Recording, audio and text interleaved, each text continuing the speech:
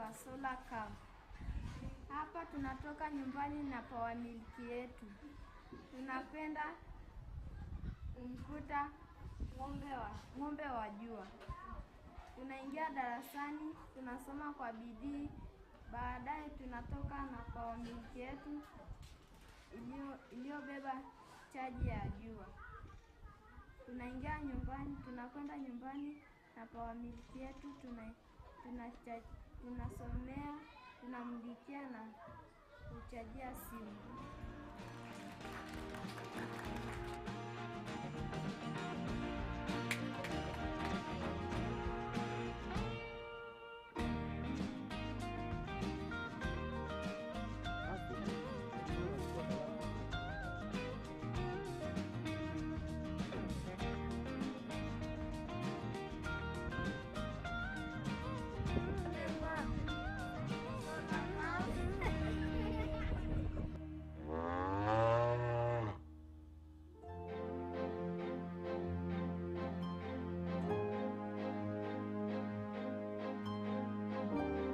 What if I tell you there's a magical way to bring my friends to school? Let me show you how solar cow works.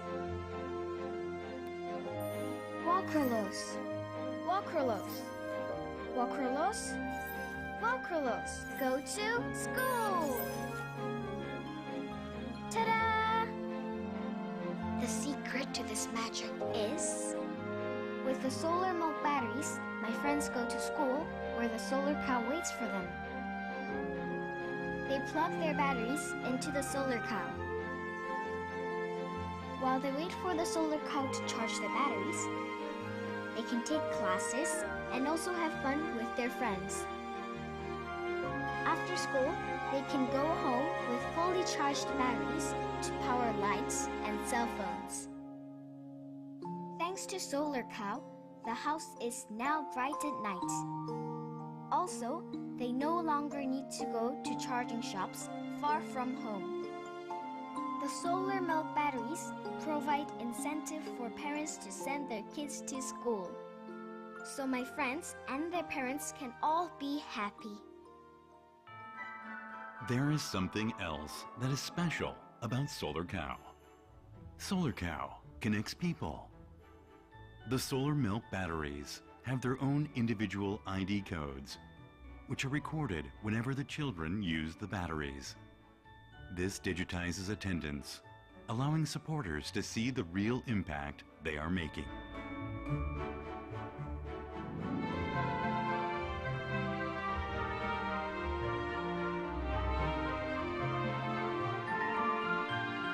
Each little light brightens up a child's future. Come, say the magic word. Walkerlos. Solar cow. School teleporter.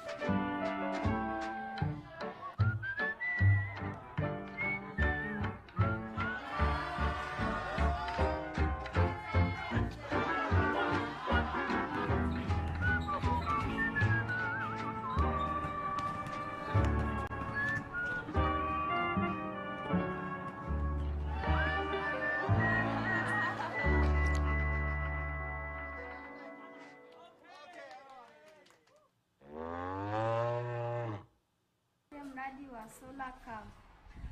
Hapa tunatoka nyumbani na power milk yetu. Tunapenda kumkuta ng'ombe wa jua. Tunaingia darasani, tunasoma kwa bidii, baadaye tunatoka na power milk yetu iliyobeba chaji ya jua. Tunaingia nyumbani, tunakwenda nyumbani na power milk yetu, tunasomea, tunamlikia na kuchajia simu.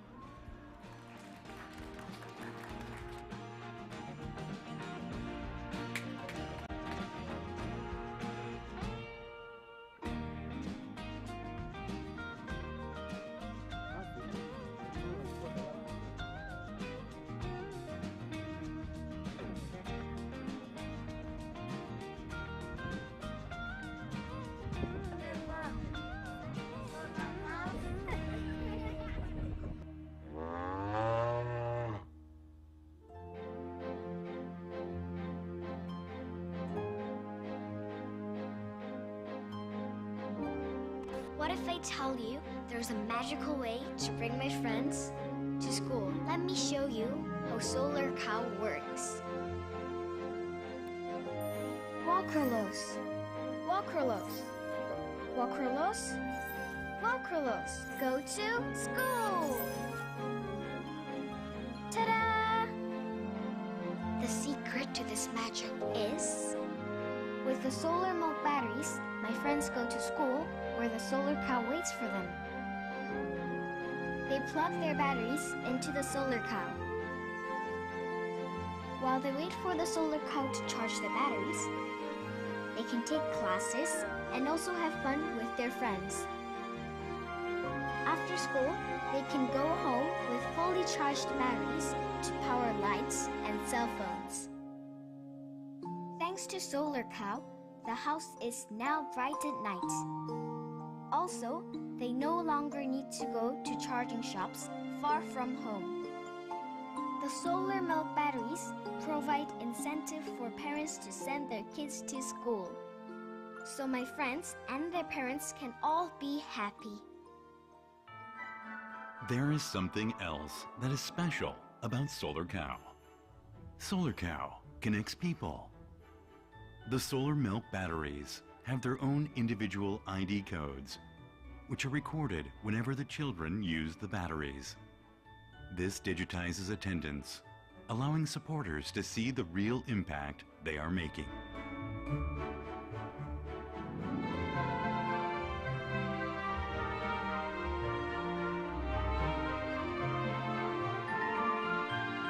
Each little light brightens up a child's future.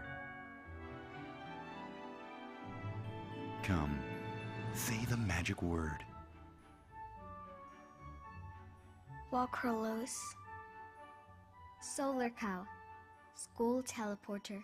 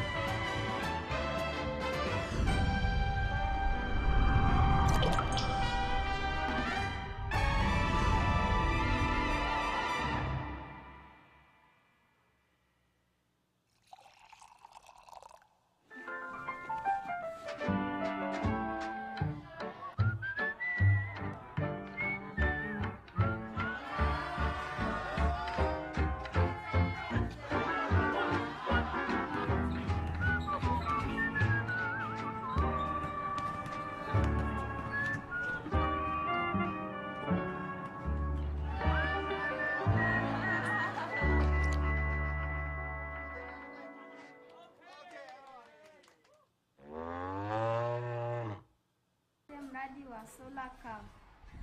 Hapa tunatoka nyumbani na power milk yetu.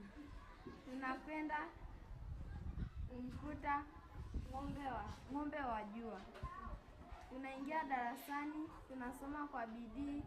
Baadaye tunatoka na power milk yetu iliyobeba chaji ya jua. Tunaingia nyumbani, tunakwenda nyumbani na power milk yetu, tunasomea, tunamlikia na kuchajia simu.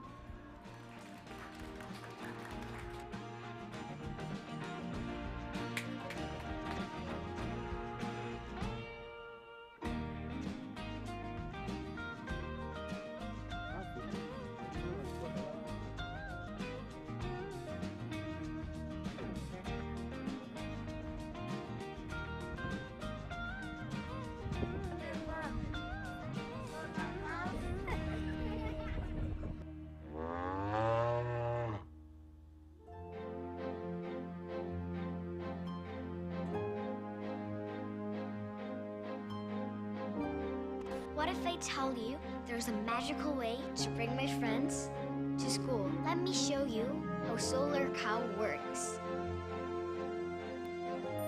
Walkerlos, Walkerlos, Walkerlos, Walkerlos. Go to school! Ta-da! The secret to this magic is, with the solar milk batteries, my friends go to school where the solar cow waits for them. They plug their batteries into the solar cow. While they wait for the solar cow to charge the batteries, they can take classes and also have fun with their friends. After school, they can go home with fully charged batteries to power lights and cell phones.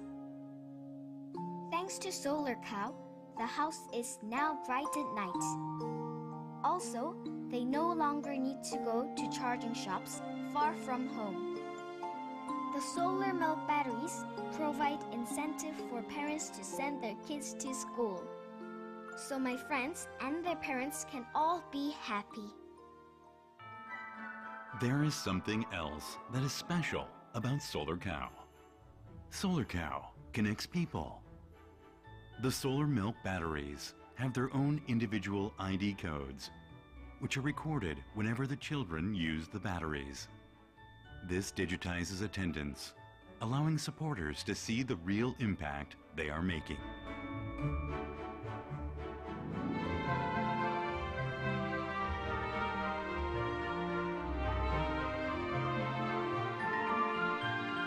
Each little light brightens up a child's future. Come, say the magic word. Walkerlos. Solar Cow. School teleporter.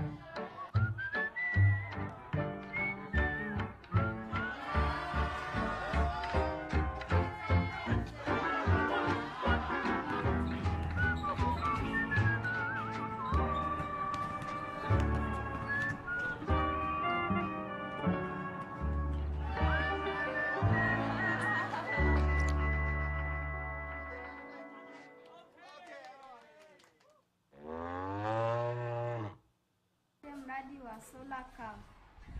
Hapa tunatoka nyumbani na power milk yetu. Tunapenda kumkuta ng'ombe wa jua. Tunaingia darasani, tunasoma kwa bidii, baadaye tunatoka na power milk yetu iliyobeba chaji ya jua. Tunakwenda nyumbani na power milk yetu, tunasomea, tunamlikia na kuchajia simu.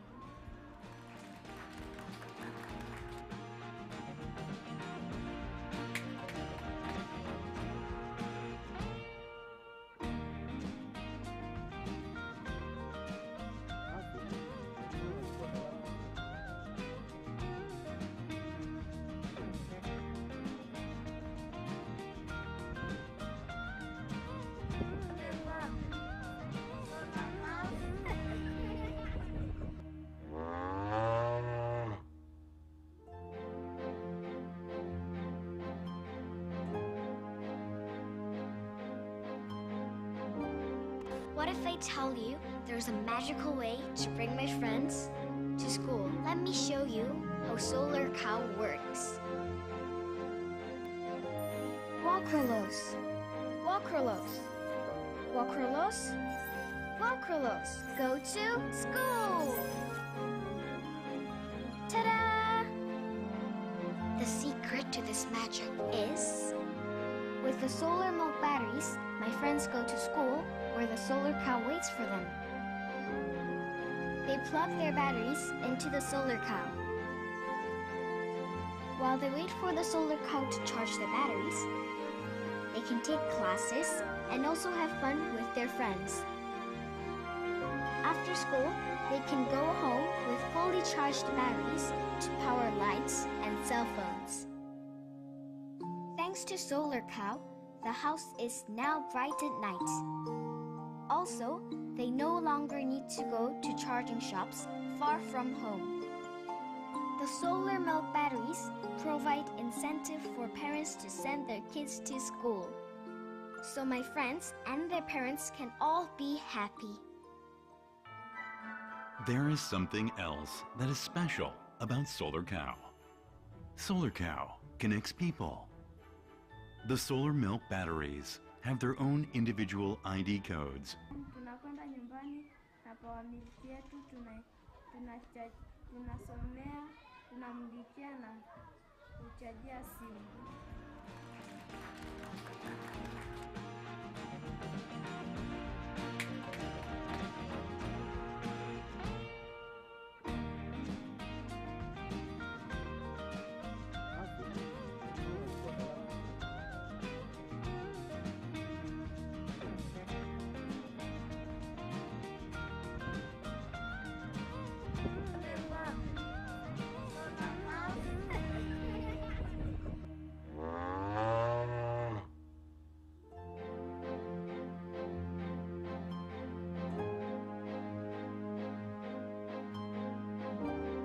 What if I tell you there's a magical way to bring my friends to school? Let me show you how solar cow works. Solar Cow connects people. The solar milk batteries have their own individual ID codes, which are recorded whenever the children use the batteries. This digitizes attendance, allowing supporters to see the real impact they are making.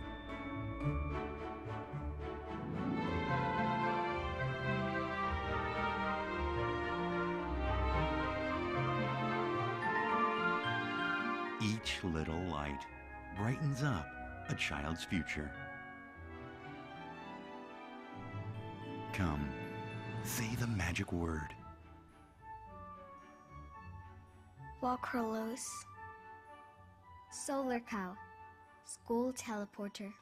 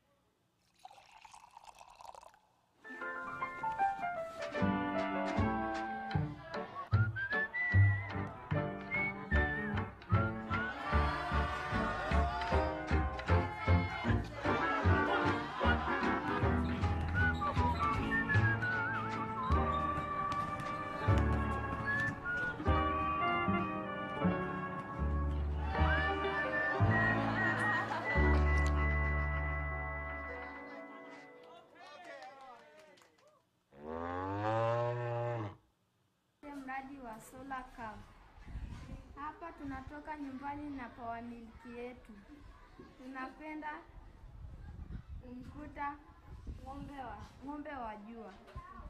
tunaingia darasani, tunasoma kwa bidii, baadaye tunatoka na kwa miliki yetu iliyobeba chaji ya jua. Tunaingia nyumbani, tunakwenda nyumbani na kwa miliki yetu tunasomea, tunamlikia na kuchajia simu.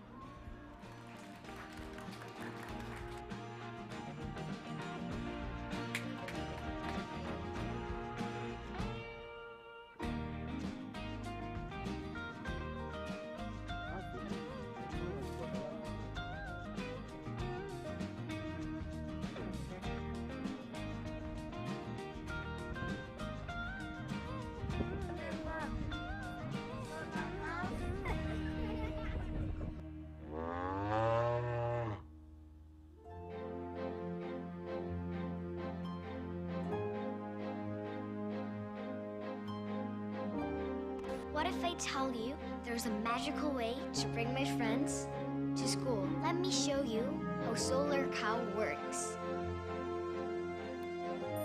Walkerlos, Walkerlos, Walkerlos, Walkerlos. Go to school! Ta-da! The secret to this magic is, with the solar milk batteries, my friends go to school where the solar cow waits for them.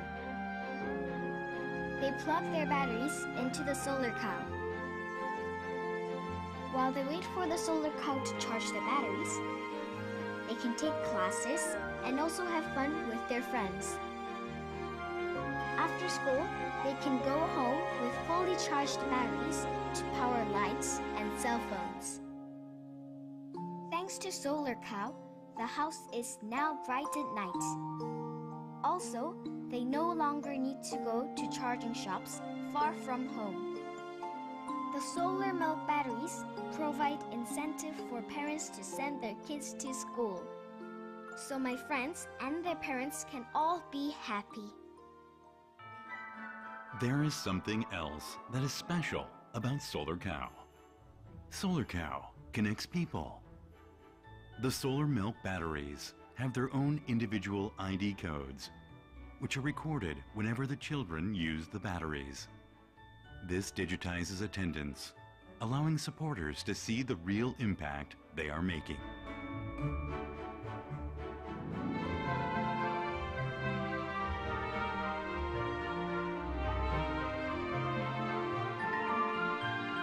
Each little light brightens up a child's future. Come, say the magic word. Walkerlos. Solar Cow. School teleporter.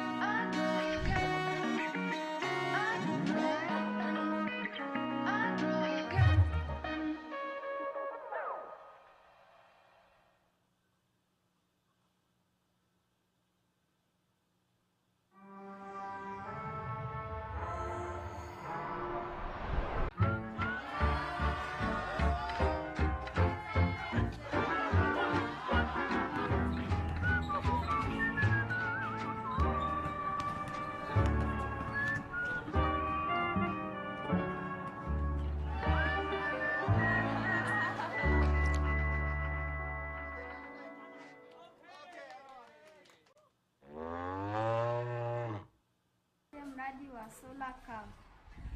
Hapa tunatoka nyumbani na power milk yetu. Tunakwenda kumkuta ng'ombe wa jua. Tunaingia darasani, tunasoma kwa bidii, baadaye tunatoka na power milk yetu iliyobeba chaji ya jua. Tunakwenda nyumbani na power milk yetu, tunasomea, tunamulikia na kuchajia simu.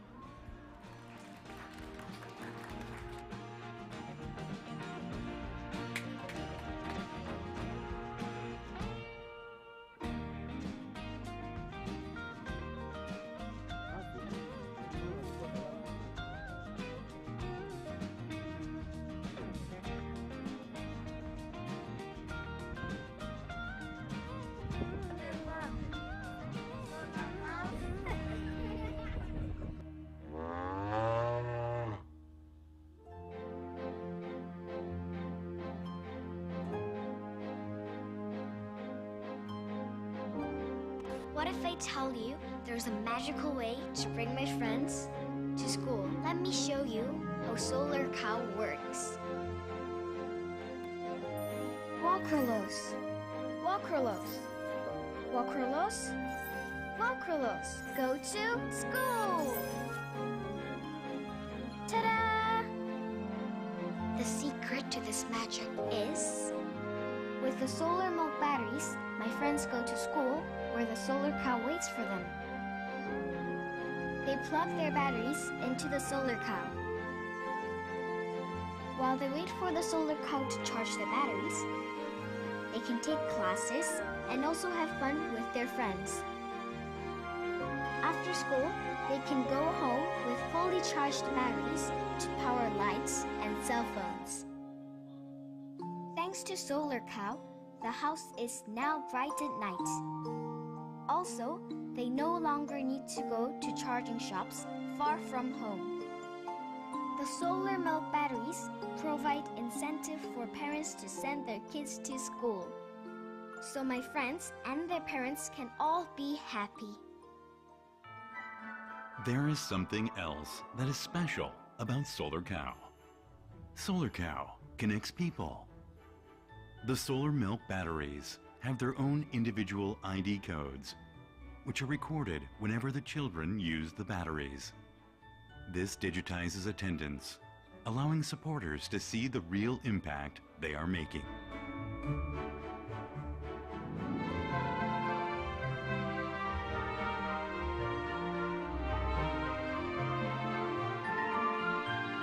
Each little light brightens up a child's future.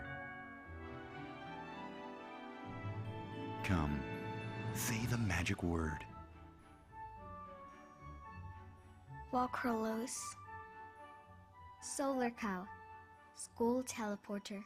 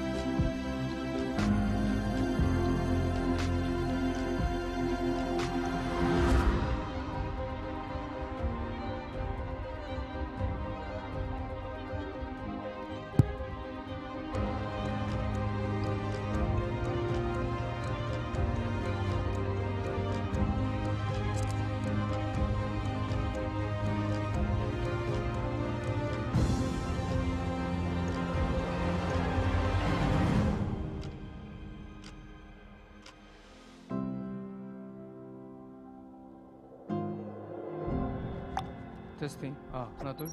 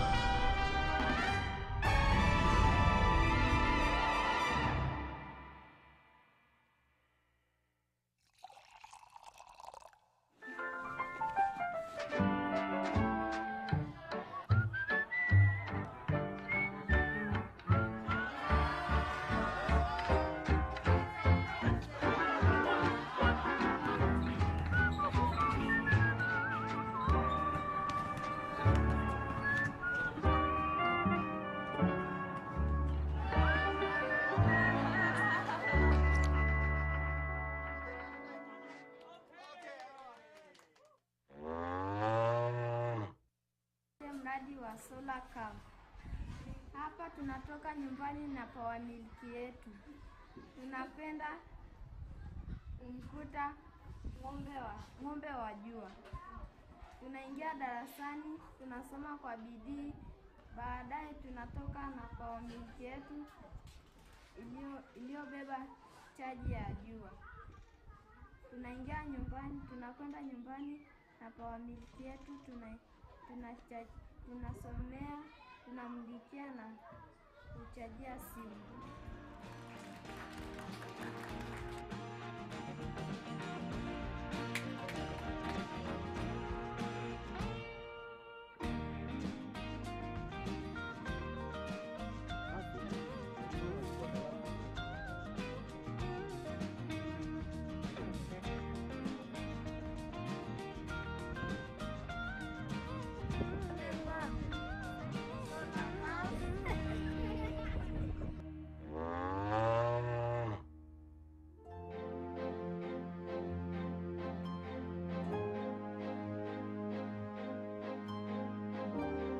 What if I tell you there's a magical way to bring my friends to school? Let me show you how Solar Cow works.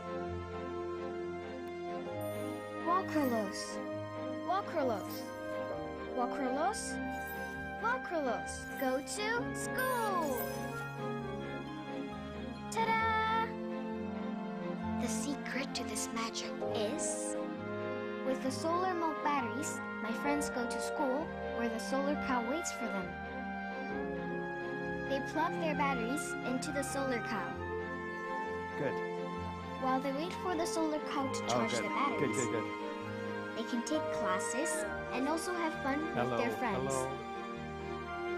after school, they can go home with fully charged batteries. 안내 말씀드리겠습니다. 오후 세션이 곧이어서 시작되겠습니다. 참석자분들께서는 행사장 안으로 입장하셔서 착석해 주십시오. 본 포럼 동시 통역 제공해 드립니다. 통역이 필요하신 분께서는 수신기의 채널 고정해 주십시오. 한국어는 1번, 영어는 2번 채널입니다. Ladies and gentlemen, the afternoon session will start very soon, so please make your way into the hall and take your seat. Also, this session will provide simultaneous interpretation service. Please note that Channel 1 is for Korean and Channel 2 is for English. 올해는 특별히 또 실시간 AI 자막 서비스로 제공됩니다. 발표자가 발표를 하실 때 그리고 또 패널 토론을 할 때에도 양측의 화면에 자막도 제공이 됩니다. 이 점 참고 부탁드립니다. This year we specially arranged AI, the real-time subtitle service, so you can both the transcripts on the both side screen.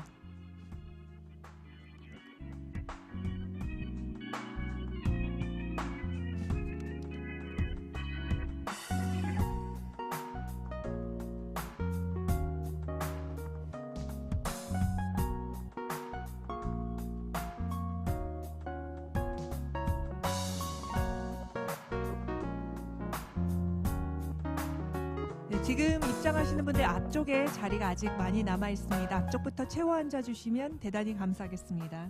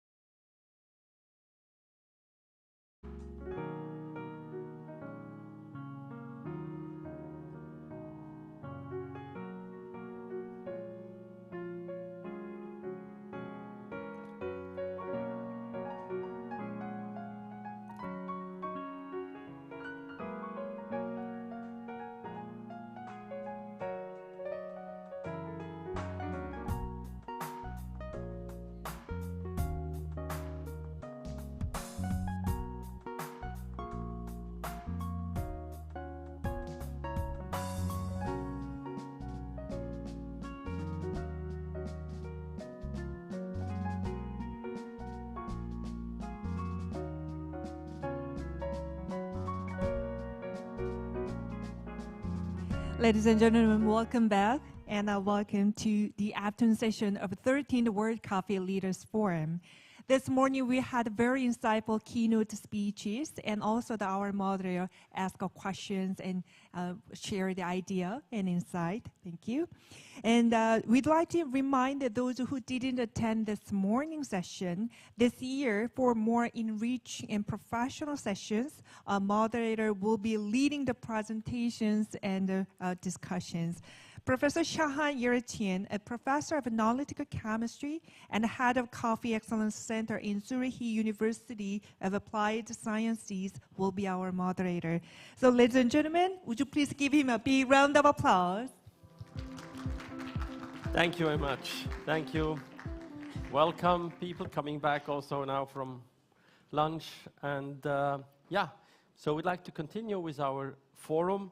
And this afternoon, I have the honor to start and introduce two, I would call, iconic people in their business. First of all, James, who is now since 10 years the CEO of one of the most traditional and iconic specialty roastery of the world, a US company, Intelligensiaa. It's really a brand that everybody knows in our community. I'm very happy that he will be here together with Luis Paulo, who is, I call him a farmer. I don't know whether he likes that word, but he's an exceptional farmer. And they have been working together as a team and brought all these fantastic coffees that we see today. So I'd like to welcome on the stage today James and Luis, and I'm curious to hear about specialty and varieties. Thank you. Thank you. Well, hello, everybody. It's nice to see you. Luis Paulo and I are delighted to be here to talk about one of our favorite topics, which is the importance of plant diversity. The kind of genesis of this talk is that plant diversity is fundamentally critical for us to thrive as an industry and also to push consumers further along in their coffee journey. We heard this morning from Pauline, and I think she actually did a lot of the work for me, which I'm pretty happy about, setting up this idea of experiences and the importance of them. To kick things off, just a little bit about Intelligensia. We were started in 1995. We're based in the US, in Chicago. Earlier this year, we had the privilege of opening our first coffee bars here in Korea. So we now have 3 coffee bars here in Seoul, and we're really excited about being part of this amazing community here. At Intelligensia, we talk about this a lot. We believe that coffee is culinary. And when you think about the value that you get when you go into a coffee bar and you pay $8 US for a black cup of coffee, it's truly phenomenal. There is no other experience where you get that kind of value out of this amazing experience, from the beautiful setting to a professionally trained barista to working with amazing partners like Luis Paulo. And so what we talk about and what we do each and every day is try to push coffee further along this journey towards culinary. So that's the vision. Everything that we do at Intelligensia ladders up to that vision. And that is the spaces themselves. They have to be beautifully designed. We want consumers to walk into a coffee bar, an Intelligensia coffee bar, and say, gosh, there's something different about this experience. And I don't know what it is yet, but just walking through the door, I know just based on the beautiful space here that something's different, something is amazing. Baristas, they're fundamental in what we do. They have to be world-class to fully execute on our vision of culinary. Every single coffee that goes across the bar has to be perfectly dialed in and look perfect. One of the things that we do at our coffee bars is we have a menu that we print each and every day. And why do we do that? Well, that's because we want consumers to realize that coffee is not just coffee. There's coffee from different countries, there's coffee from different farms, there's coffee that have been processed differently. And one way to communicate that to consumers is to have a menu that gets printed each and every day. The other thing that's really important to us at Intelligensia is roasting the coffee light. Light, medium, dark. We believe that to present coffee as culinary, we need to showcase the terroir of the land and the work of the farmer. And so the only way to do that is to roast the coffee fairly lightly and not apply a heavy hand from the roaster. And so when you pull all these things together, that's when you can start to work towards coffee as culinary. But none of that matters if the ingredient itself is not extraordinary. We can have beautiful coffee bars, world-class baristas, interesting menus, interesting drinks. If the raw material, the ingredient, the green coffee is not perfect, none of that matters. And this is what we're going to talk about today, plants, because obviously coffee comes from plants. So how does Intelligensia ensure that our ingredient is extraordinary? The first thing that we do is we work closely with all of our farmers. And so farmers like Luis Paulo, a lot of the farmers here in this photo, we have direct connections to them. And if you step back to where we were when we first started the company, that wasn't how we did things. We, like a lot of other companies, would call up an importer and say, hey, I need 20 bags for my house blend. And the importer would look at whatever they had in inventory at the time, and they'd send us the 20 bags. That is not a recipe for pushing coffee towards culinary. And so we started working directly with farmers. We started going down and traveling to origin. And we realized that farmers hold so many of the keys towards extraordinary coffee. The other thing that's really, really important to intelligentsia and that I think allows us to create a culinary experience is having long-term relationships with farmers. Why does that matter? If you think about how coffee was traditionally traded, it was a farmer would sell coffee to a local middleman who would sell coffee to an exporter who would sell coffee to an importer. And it was a very transactional relationship. That all changes when we have farmers who know for upwards of 20 years that we are going to be doing business together each and every year. It doesn't matter if the harvest is big or small, if the quality is good or bad. They know that intelligentsia is going to be there to buy coffee. Why is that important for farmers? Because that changes the mindset of farmers. Suddenly they know with pretty good predictive abilities what the prices they're going to get paid, how much we're going to buy, and that allows them to invest in their farms, in their businesses, the way most of us do here in consuming countries. The other thing that we do is we go down and we visit farmers every year. And why do we do that? We typically do it during the harvest because what we've learned is that is the most important time for producing high-quality coffee.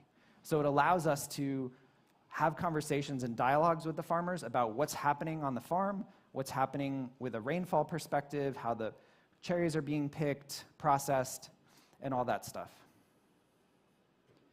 We also host what we call as our Extraordinary Coffee Workshop, where we bring all of our farmers together once a year, and we do different workshops. We've held it in Ethiopia, we've held it in Brazil, we've held it in Guatemala, we've held it in Chicago, and it's an opportunity for all these different farmers to learn from each other, and we put on seminars about quality.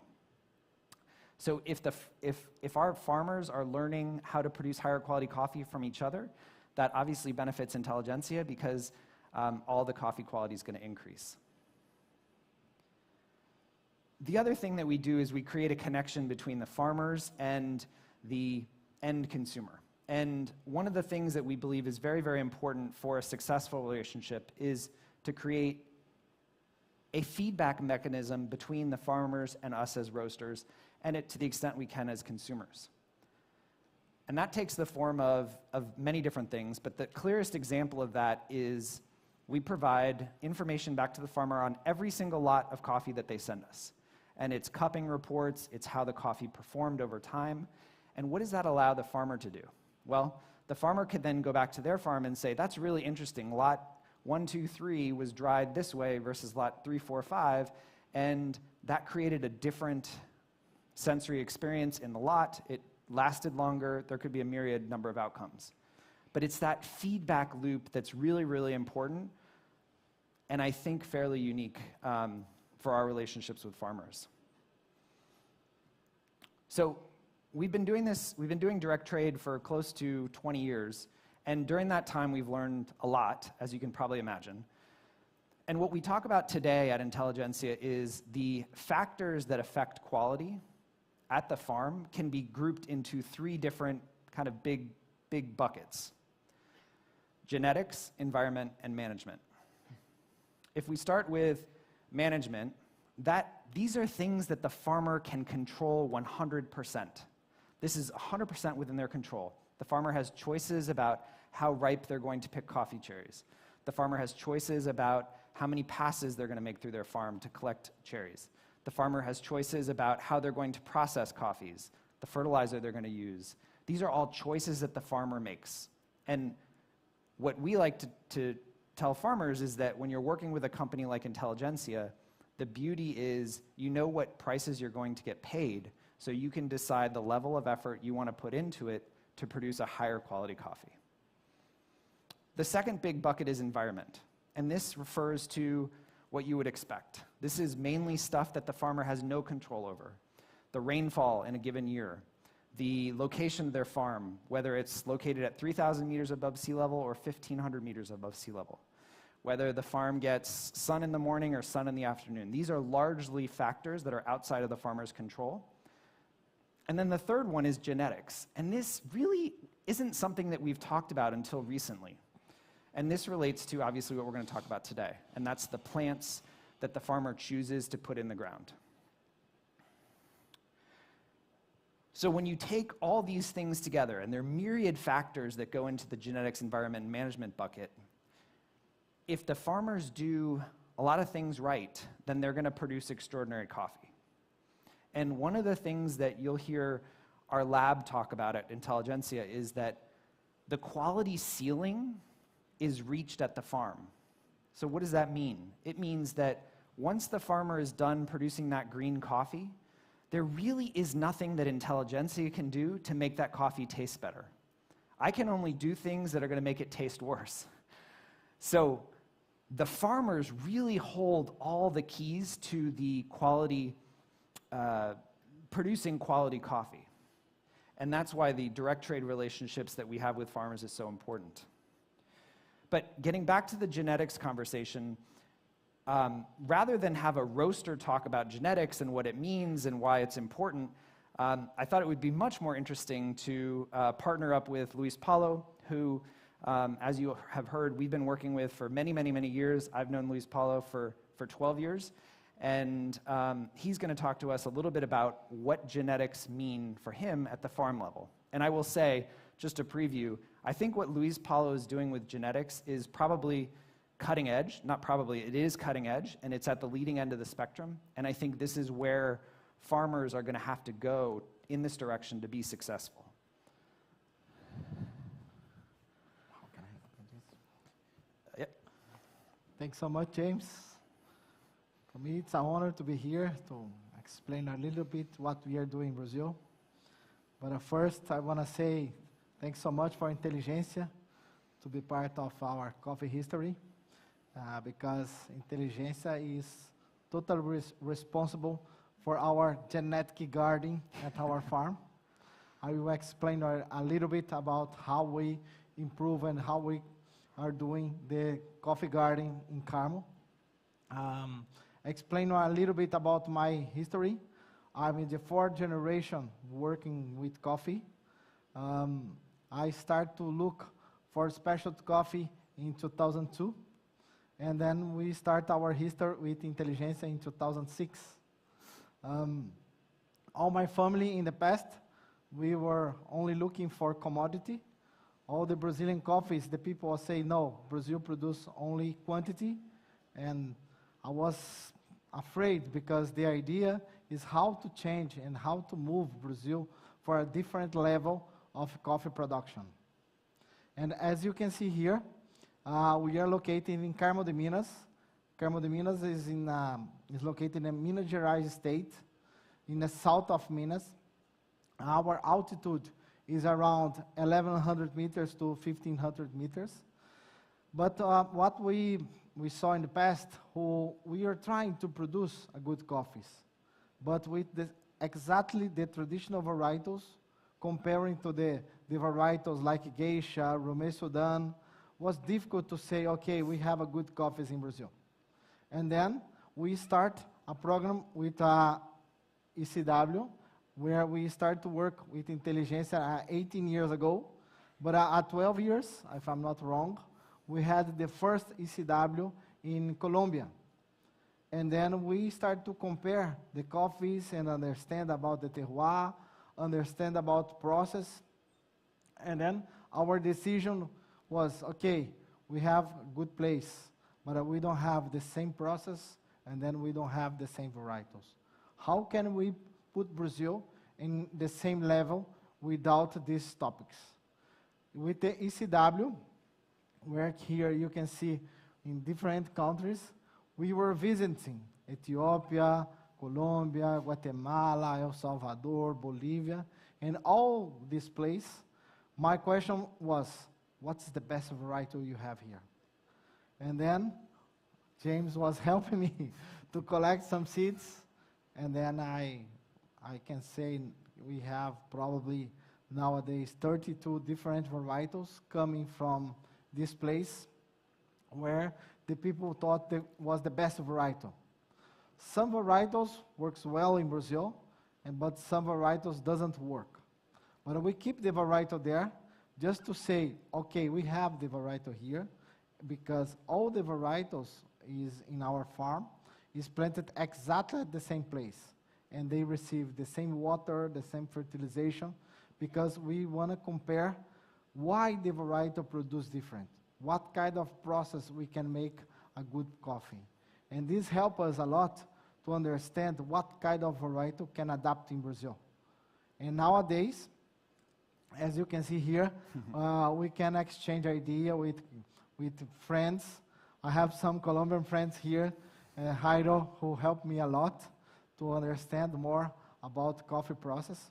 But for us, as a Brazilian producer, without this help, was impossible to say, okay, I can put Brazil in a different level of coffee production. Because nowadays, unfortunately, the majority of the producers in Brazil is still looking only for quantity, not quality.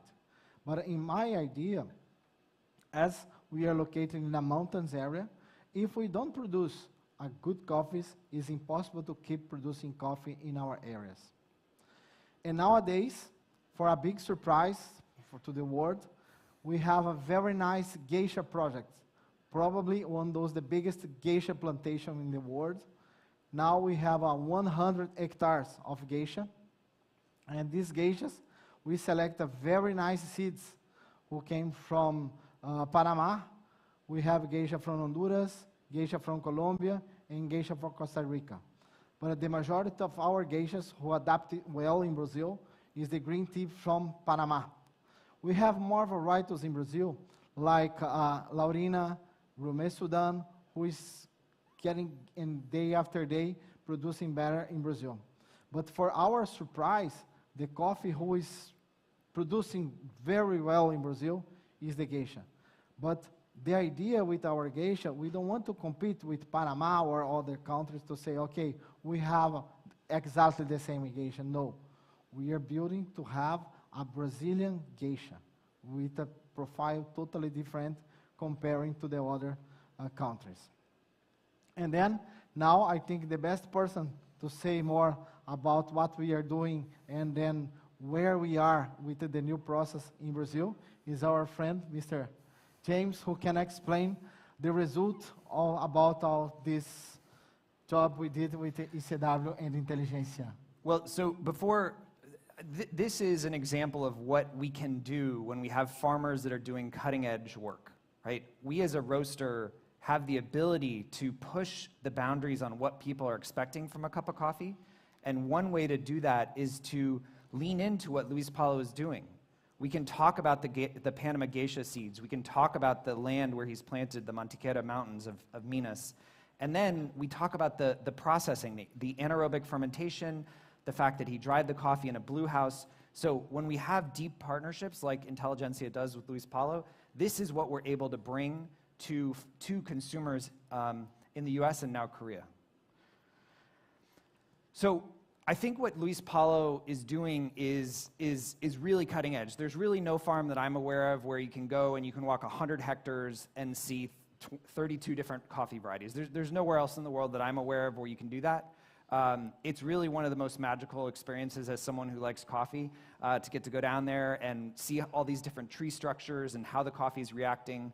And I think what Luis Paulo is doing today is about as much as we can expect from farmers, given, frankly, the lack of investment that we've made as an industry in genetic diversity. But what I also want to talk about is this really exciting new chapter, which is the work that WCR, World Coffee Research, is doing. And you all heard from Dr. Vern Long, who leads up the organization this morning. But I want to talk a little bit more about it. So you heard about WCR. It's an industry-funded group. We have 190 members all over the world.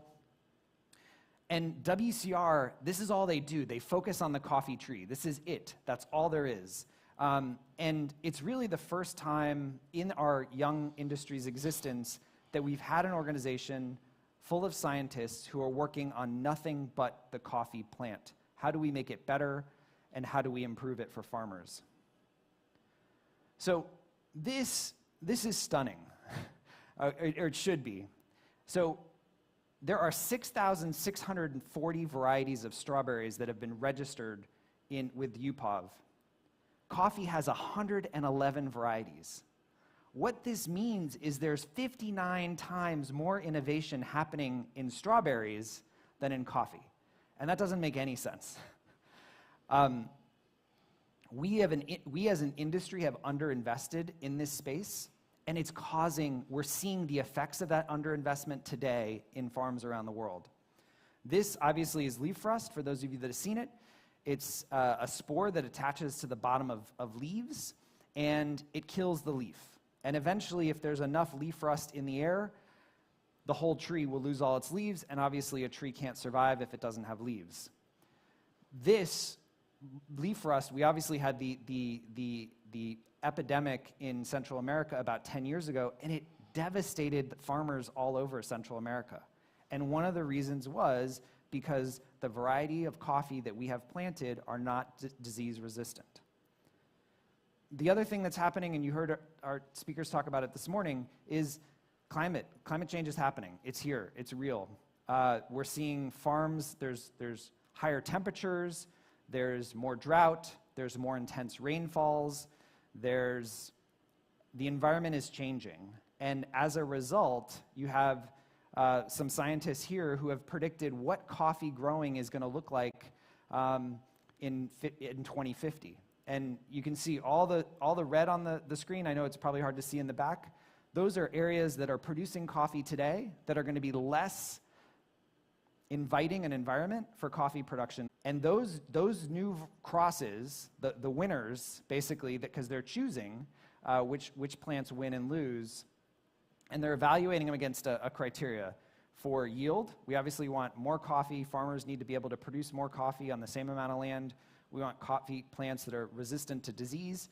And most important for me is I want them to be extraordinary. I want them to be stunning in the cup. And so when they did the 5,000 crosses, they came up with 100 varieties that will be released in 2030. So I'm going to repeat that again because it's something that's really, really, really exciting. We have 111 varieties today. In 6 years, World Coffee Research is going to be releasing 100 new Arabica varieties. That's really, really exciting when you think about the potential for what that is going to do for our industry and for farmers in terms of these three attributes. So all of this is really interesting and exciting, but I think for many of you in the room, it's, well, how does this impact coffee drinkers? Why is this important for coffee drinkers? The first thing that I want to say is that Pauline mentioned this. We're a relatively young industry, and we have moved pretty far from a purely commodity industry to something that is much more specialty and culinary focused. And there was a point in time when people just understood that there was coffee. And then people started to understand that coffee could taste different if it's roasted differently.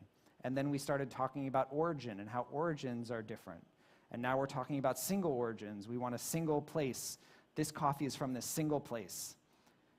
When we start talking about plant genetics with consumers, we're getting more special. We're getting more specialized. And the more specialized we get, the more value that the consumers are going to place on it, which has the benefit, as Pauline explained to us this morning, of creating more value for everybody in the industry. The other thing that's really important is that it ties back into how we present coffees and what we can talk about with consumers. When we have many, many different varieties, we have the ability to create new experiences for consumers. Coffee is a ritual. It is something that people like to do. It's not just a beverage. And when we have an experience, when we can present many different varieties to our customers, it creates new experiences and new choices. Consumers have to make choices about what varieties they want because we have multiple different varieties.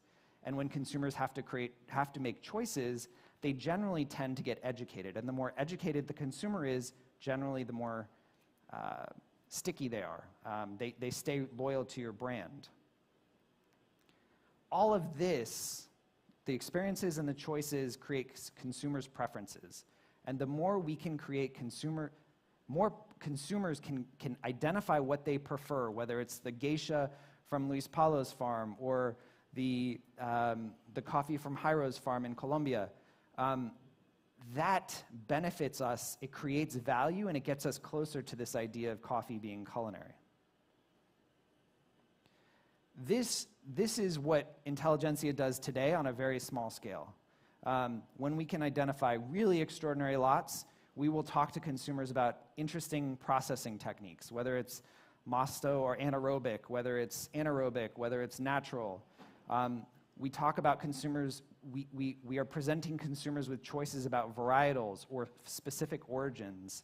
And these are coffees that I can tell you sell very, very fast, which to me is a very good indicator that there is demand for this, and we have the opportunity with more varieties coming out to do this on a much, much larger scale. So you don't have to take my word for it. You don't have to believe anything I'm saying, because there's many, many examples of other agricultural products doing this in the marketplace. And I'm going to do something that I probably shouldn't do. I'm going to try to pronounce the Korean word for grapes. This is obviously the podu, 2 examples of it. And these two grapes were developed in the grape on the purple grape was developed in the 1930s. And it was a step change in terms of what the product developed, what the grape delivered to customers, and customers paid a higher price. The grape on the right is it's a much newer grape. It was developed in the 1980s, late 80s, and it's the Chine Muscat. And for those of you that have tried it, this grape costs 10 times as much as a traditional table grape. The flavor profile that it delivers is unique. There's a interesting winey floral note. It's incredibly sweet. The skin is incredibly thin, so it's easy to enjoy. And this is an excellent example of what we have the potential to do with coffee. We have the opportunity to get closer to this with new varietal development, leaning into coffee varieties, and making customers more excited about what we're doing. So, standing here today, I think that we are closer than ever to fully realizing this statement with a wide swath of the general public. It's not just the intelligentsia customers who are going to get this, but with the work that's happening with farmers like Luis Paulo, with the farmers like Jairo, with the organizations like World Coffee Research, we have the opportunity to get them much closer to understanding that coffee truly is culinary and valuing it that way. So, thank you very much.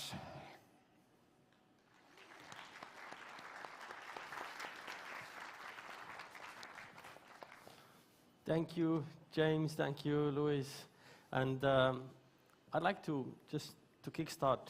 You have valued really. You have put the focus really on the craft. Really mastering the product. Then let me ask a question. How much do you believe the brand is so important? For me, the brand, it's the logo is fantastic. The brand is fantastic.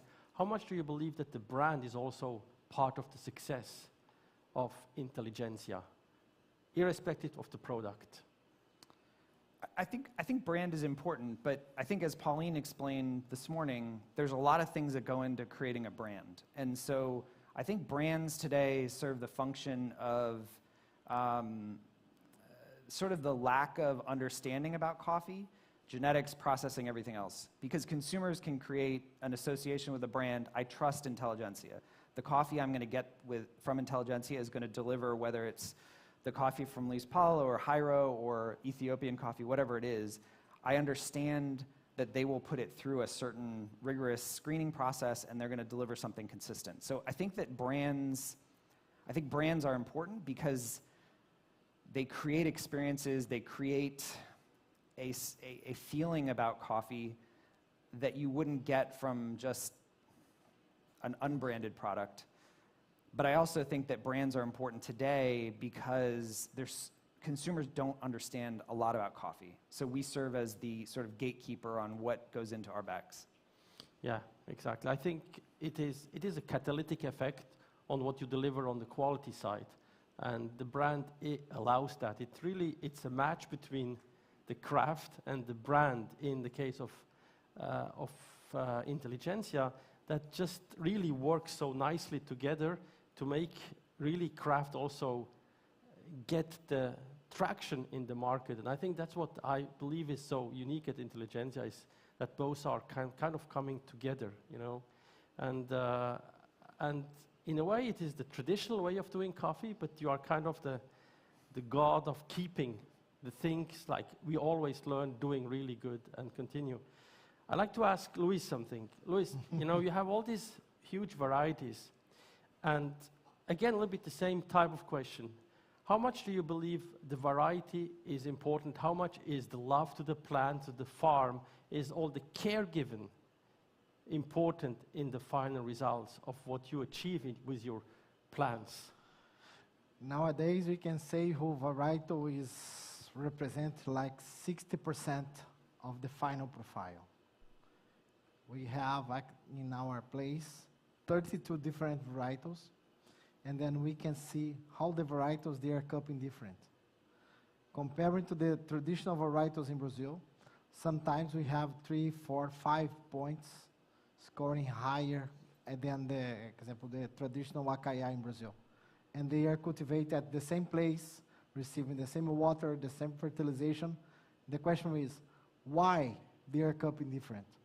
The unique reason is because the varietal has potential to improve the profile at the end. In our opinion, varietals nowadays represent 60% of the final cupping. Mm-hmm. I see. Before I give to the audience, one more question to you. You have really squeezed out everywhere where we can, you know, where human can do things to improve the quality. Where do you believe is still a big margin to make like a leap, like a major change in quality in the future? Is there something left? Yes, I think the second step, because when we start with ACW, the idea to change the varietals and improve the varietals in Brazil, and now we understand for the second step, we need to understand better about the coffee process. How to improve the profile to achieve the high levels, like 90 something, we need to understand more about the process. Anaerobic fermentations, anaerobic maceration, whatever, but we need to understand and respect in each varietal what kind of process they adopt. Because some varietals, they don't accept anaerobic fermentation, but some varietals, they develop it well doing washed or natural. I think, in my opinion, the challenge now is understand what kind of process will match for a specific varietal. I just want to jump in on this. So I think we're in the very, very, very, very early stages of coffee and what the potential is in terms of the quality and everything else. There's a ton of stuff happening at the farms. We have World Coffee Research doing varieties now. We have UC Davis that's doing work on post-harvest processing. But there's also a ton of work going on extraction, with roasting. Like, there's so many different areas of coffee, like little segments, parts that ultimately make up the coffee, the cup of coffee that we enjoy, that there's tons of innovation happening, and we're still early days. I mean, I've thought about this a lot with wine, and Pauline used 5,000 years of wine versus not that 500 years of coffee. Like, we're an infant industry that hasn't invested in sort of research and having people like you that are doing real scientific work to understand how these different things that we do. I think you started the program off with this idea that we started the industry as this passion, like it was this passion project, and there was so much love for it, and I think that's true, and what we're doing now is we're catching up on the hard research side to really unlock what is truly possible with coffee. And so I personally think that we're really just starting to scratch the surface on what an extraordinary cup of coffee could be. Yeah. So I'd like to open now to the audience also for questions from your end. Profit. Intelligensia is now opening up shops here, or really you can enjoy it here now locally. So, Yeah. Please. You asked about Just microphone, just a second. Somebody bring microphone.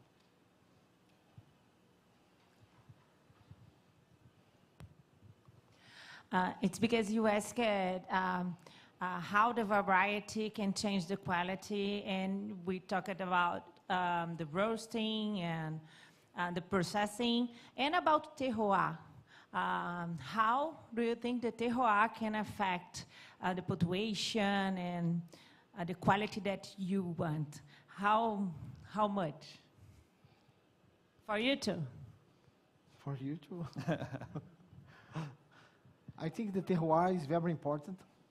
Of course, when we say we are trying to improve and using different varietals, we understand who we are having a good terroir, in our case located in Carmo de Minas. But even with the good terroir, we can improve our profile using the best varietals with the correct process. But I think James can talk more about some different countries. Yeah, I think that terroir is sort of an under-leveraged aspect of like where we can go with coffee. Like we're definitely not as far along as wine is in terms of we understand that this region of France can produce this grape and it'll taste this way. And we as a consumer know that. In coffee, we don't have that. We don't know what the geisha from Carmo de Minas is going to taste like versus the geisha from Honduras. I would say that if you think back to that genetics, environment, and management, your question is an excellent one because it is the environment piece. And we're still trying to understand why geisha from Bolivia tastes different than geisha from Honduras, that's different from geisha from Panama. And it can literally be the exact same seed that will taste very different in the cup. And the obvious answer is the environment is different. It's the different soil types, it's the rainfall, everything else. So I think what we're starting to try to unlock, and it's one of the reasons that I think Luis Paulo planted 25 different varieties, is I don't know what's going to work, and nobody really does. There's no group in the world today that can say if you plant this variety in this type of soil condition and it receives this type of rain and everything else, you're going to get this in the cup. So it's an exciting time. It's a frustrating time because farmers don't know. But I think it also is one of the reasons to be excited about what's to learn in coffee. Yes. I personally believe that coffee is respecting terroir more than wine. We are really, we're not changing the terroir, you know, we don't have barrels that are toasted, we don't add acid, we really work with the coffee, but we roast it. So terroir is a fantastic subject to think about, but beyond that, any other questions?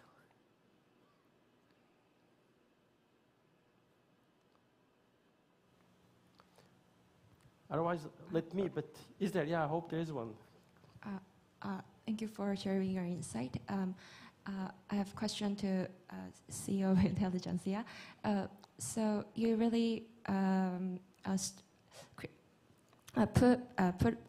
said a lot importance about the supply chain, the upstream side, but in a market like in South Korea where the market trends change really fast, like your work takes a long time to deliver to the customers. So how does Intelligensia try to like react to those fast changing trends?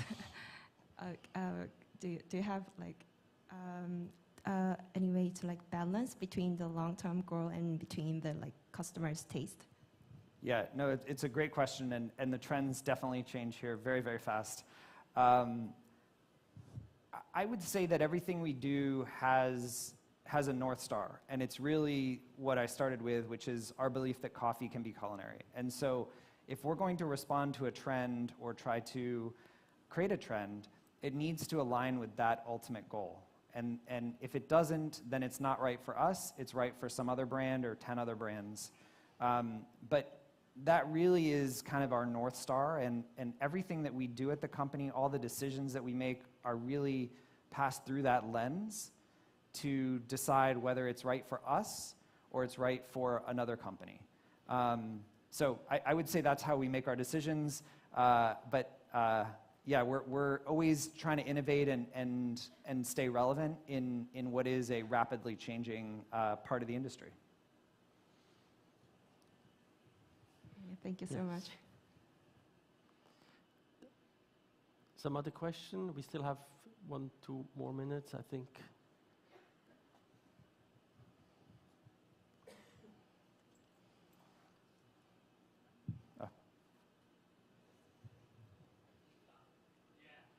You talk about coffee being culinary, and one of the ways that wine is culinary is that we're seeing it in top-end restaurants on a regular basis, and we have sommeliers who talk about it with great detail and knowledge, and that's where most of our relationship with wine comes from.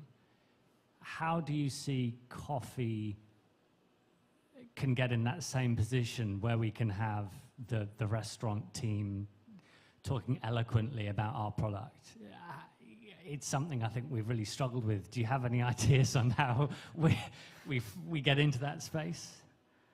Yeah, no, it's a great question, and it's one of my biggest frustrations, right? Like, you go out to an amazing restaurant, you spend all this money on just an amazing meal, every detail is thoughtfully considered, and then literally the last thing you get is the cup of coffee as you leave, and the level of care often isn't there quite yet. I think that it's an ongoing conversation that we just have to have, and I think we have found some partners in the US who have been interested and invested in learning and training their staff. At Intelligensia, we have a position called the educator, and it is the equivalent of a wine sommelier, somebody who can speak fluently about all the work that we're doing at Origin, can speak fluently about what we do on roasting and extraction and brewing. And so I think we're trying to create that type of a position, the wine sommelier position. But what we have to do as an industry is get consumers to value coffee more. $6, $7 is not enough, given the amount of work that Luis Paulo does, that Intelligensia does, the baristas do, the restaurants do. Consumers have to understand that what they're getting today is an incredible value, and I think for us to kind of continue to evolve and have the positions like the one sommelier where restaurants are taking this thing seriously, consumers have to value it more. So that's what hopefully you leave this talk with that message. Can I add? Okay, there's one more there.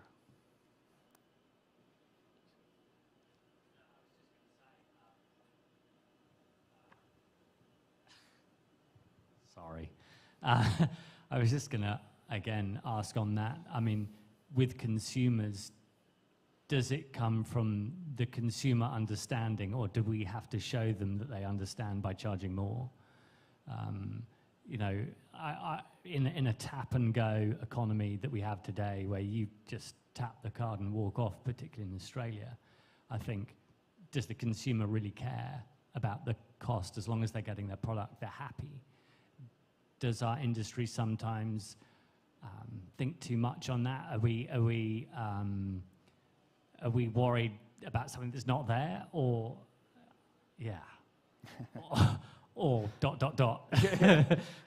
Yeah, that is the billion-dollar question. I think that, I can only speak to Intelligensia. We have found that consumers are willing to pay more for coffee. When we have the coffee from Luis Paulo, the geisha, the anaerobic processed blue, I mean, we're charging $50 US for a 7-ounce bag.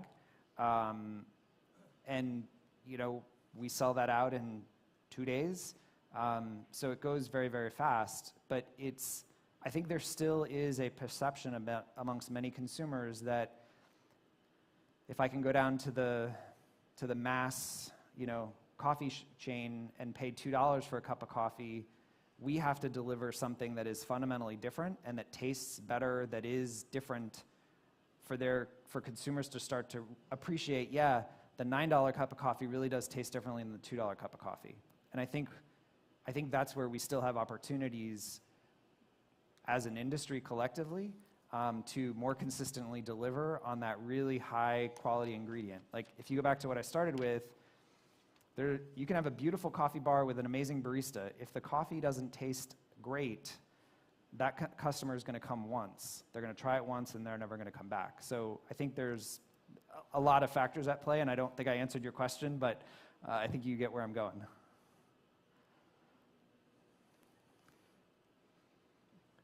Is there another question from the audience?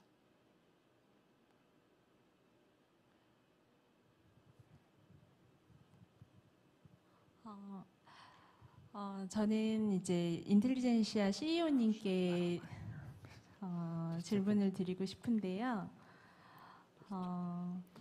네. Wait. Just a second. Like that. You have to get it. Yes, you go ahead.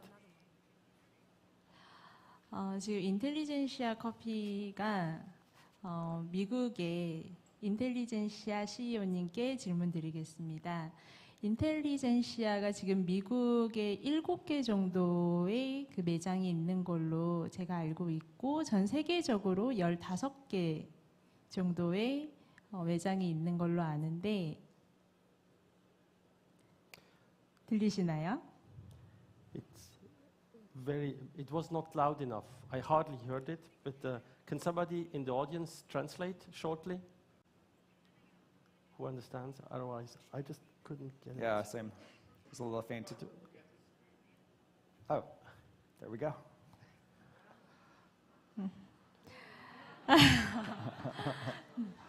네, 인텔리젠시아가 지금 미국에 한 7개 정도의 매장이 있는 걸로 알고 전 세계적으로 15개 정도의 매장이 있는 걸로 알고 있습니다. 맞나요?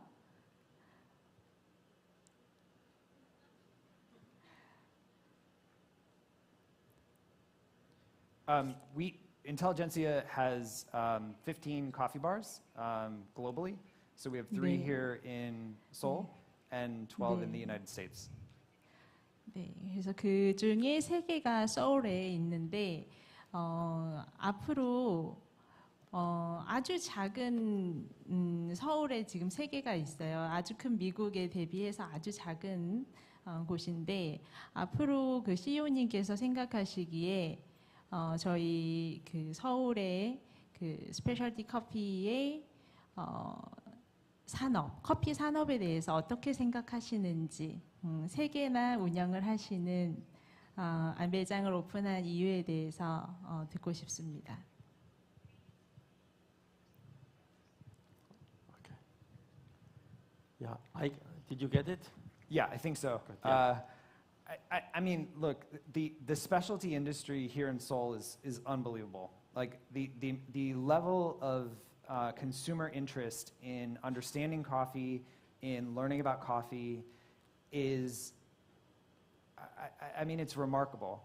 And so even though it's a smaller potential market, the level of interest is in what we do, as an example, is really, really exciting. So I think, I didn't totally get your question, but I think what we're excited about here in Seoul is just the ability to share what we do with coffee with a consumer base that is very, very interested in specialty coffee. Yes, we will have later a talk from exactly about that subject, about the importance of the coffee shop culture here. Just to finish, I'd like to have a few more seconds. This analogy with culinary. Do you think we should change the ceremony of a meal and bring coffee away from the end of the meal and bring somehow in the middle? Because it's how, wine comes early, soft drinks come early, water, coffee comes always to the end. Could we imagine a way to serve coffee that brings it into the middle of the meal or early in the meal so that you have a totally different integration into the meal? Then you can talk about culinary, but right now it's just at the end, and perhaps you should reimagine coffee as part earlier in the culinary process. I don't know if you have reflected on that. I really believe this is the new trend because as we are developing different kinds of fermentation, some kinds of coffee we can use to complement the food. We can have some fermented coffee at the beginning, some washed coffee at the end of different positions. But I really believe coffee can be part of the show in some restaurants. If the people start to understand okay, I can present the food, but as a wine, okay, you can have some wine to fish, to steak. We can do exactly the same with coffee. I have this specific food, and to combine, we can use this kind of coffee. I think for the people doesn't want to drink alcohol, coffee can be a very good opportunity to complement in some restaurants. Thank you. Yeah. You. I would just say I would love to see that evolution in sort of the dining experience.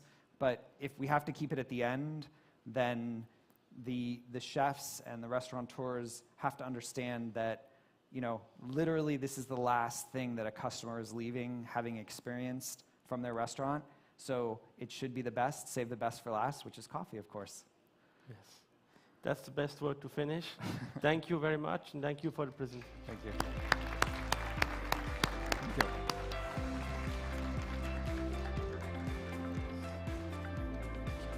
So, and that makes the transition to our next speaker for me very nicely. Franz Zaismetz. He's Austrian originally, but he doesn't speak German. I just tried before, so. But he is an artist. I call this, you know, it's like the new breed of artists who are really dwelling into the science of fermentation. He is part of this new breed of entrepreneur for me. You know, it's a new type of farmer who are very innovative but also highly educated.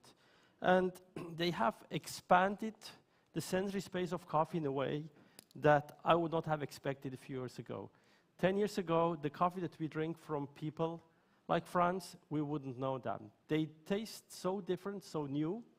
And perhaps he's the opening of the door to make it more culinary, also bring it earlier. So I'd like to welcome Franz and talk us about fermentation and about the expansion of flavory spectrum of coffee.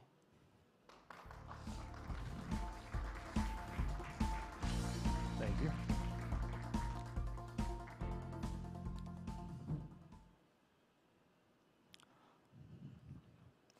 Hello, everyone. My name is Franz, and I am the founder of Lost Origin Coffee Lab. We are a coffee processing facility located in Panama City. After 10 years of experience in the world of craft brewing, we decided to apply our know-how of processing and fermentation into the world of specialty coffee. Today, I'll guide you on a fermentation journey, from craft beer to specialty coffee, from the beginnings in Casa Bruja all the way up to producing the coffee that Martin used to win the 2024 World Brewers Cup. So the origin of Lost Origin. In this picture, you can see me at 18 years old, just graduated from high school. This was an event in which we were serving Casa Bruja for the first time. To my left, you can see Jonathan, who's the owner of the brewery, and to my right, you can see Richo, which is the creative mind behind Casa Bruja and Lost Origin. So when we started Casa Bruja, we only had 2 employees. It was me and Jonathan. So this was a crash course into the world of producing beer, following standard operating procedures, following recipes, understanding the importance of creating the right fermentation environment so that the yeast can produce delicious beer, learning all about the importance of cleaning, sterilizing, and eventually we expanded into a group of 20 people. We created a barrel aging program. We started developing new products such as ready-to-drink seltzers. Casa Bruja is now one of the best breweries in Latin America. We were probably the first brewery to win an award at the World Beer Cup, which is the world's most prestigious beer competition. So during that time, 2019, we were thinking about all this ready-to-drink products, seltzers, and we were thinking of us more than a beer company. We were a flavor company, and we were an innovation company.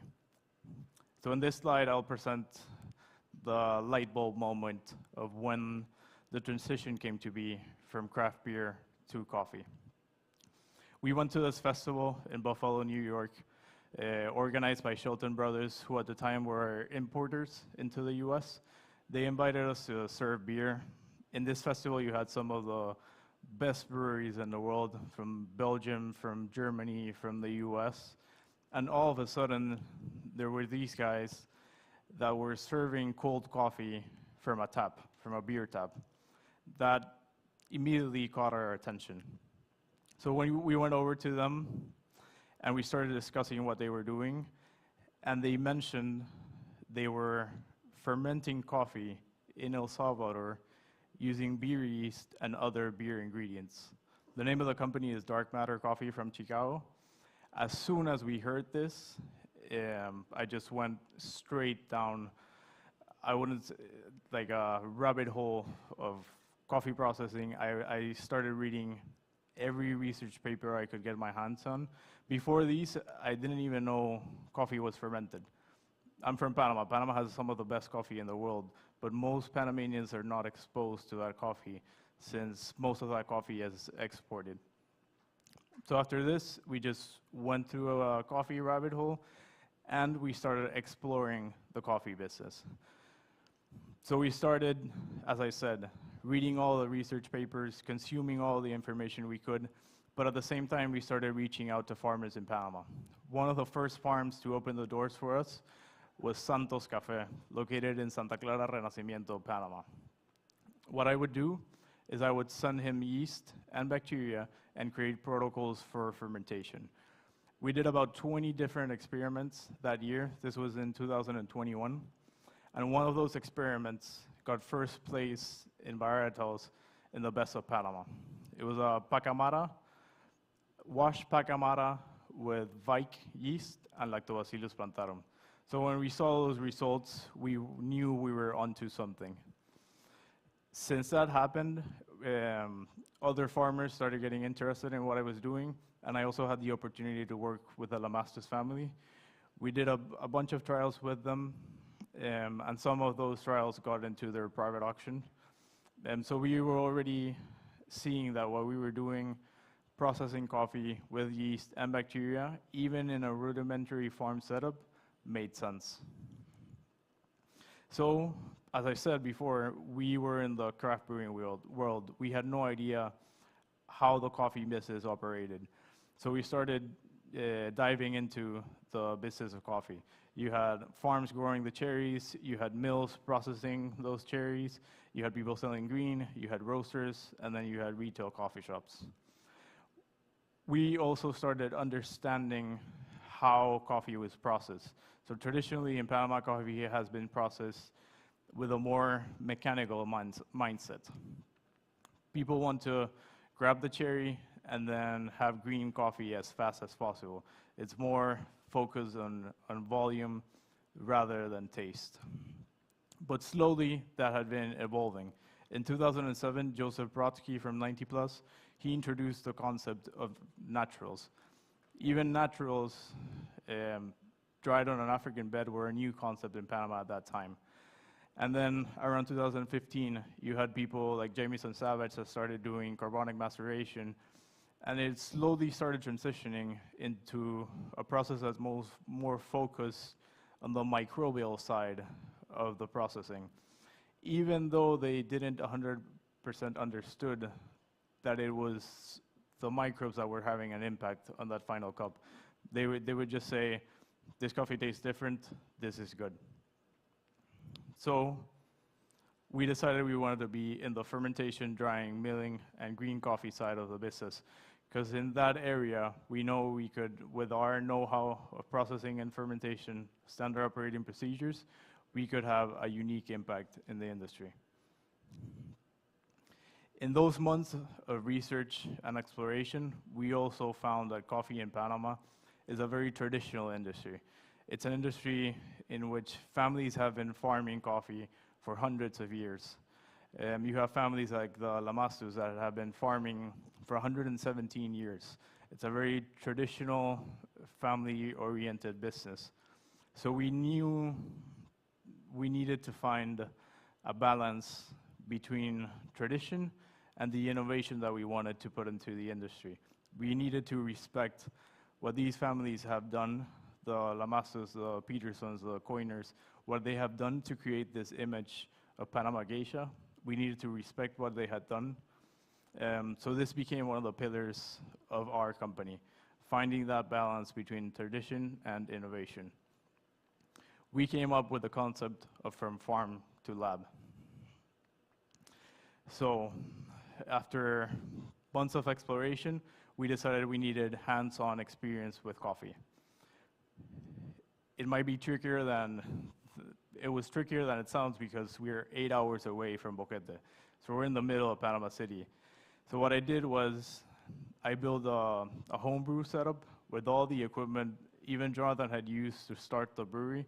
So small fermenters, pretty rudimentary equipment, but we had fermenters in which we could control the temperature. We were drying indoors with air conditioning, with dehumidifiers. So it was a rudimentary setup, but at least we had control of the variables. So after my day-to-day job at the brewery from 8 to 5, at night I would go up to this basic lab that we installed, and I would process small batches of coffee, 20 to 30 kilo batches of coffee. I had a small hand-cranked depulper, and I would spend all night just processing coffee, understanding how it worked, how different yeasts, how different bacteria, how different temperatures, how different fermentation times, how different drying methods, drying times would have an impact on the coffee. As you can see, this is a picture of me at the lab at that time. This was 3 years ago. I was dosing yeast into one of the fermenters. So with this, we had a minimum viable product. We did about 60 lots. So we had a minimum viable product. Now we needed a name for the company. At this point, Lost Origin didn't exist. So we started thinking about who we were, where do we come from as a group, who we are, and discussing that our partners are from, as I said, Austria. We have partners from Greece, partners from the UK, that we all converged in Panama. Thinking about that, we thought about coffee's migrant journey from Ethiopia, and then through a unique set of circumstances, it landed in Panama, where it now thrived. So in that meeting, we came up with the concept of, with the name of Lost Origin. So we had a minimum viable product, we had a name, now we needed a brand. This was us launching our brand for the first time. We grabbed some of the best lots that I had produced. Of those 60 lots, most tasted really bad. It's not coffee that you would want to drink today, but we found around 10 lots that we thought were really good. We also wanted to do something bold, something unique, something that connected our craft brewing mindset and that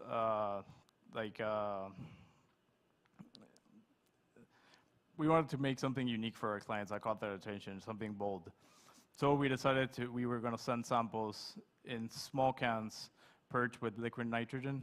So inside each can, you had 100 grams of green coffee, and we sent those samples to some of the best coffee roasters in the world. Now we had a minimum viable product, we had a name, we had a brand. It was finally time to execute the project. We had the opportunity to design this from the ground up. So we had a small space, and we used basically all the things that we had done wrong in the brewery, what we learned after 10 years, to create a lab that would be any brewer's dream. Custom drains, epoxy floors, everything is beautiful. Layout, super efficient layout. We basically used all the experience we had gotten in those 10 years to create this lab. tanks. So when we started looking at fermenters, it's not like you can Google coffee fermentation tanks and you can just add to cart and buy one. We started seeing there were a couple options in the market, but none of them satisfied what we wanted.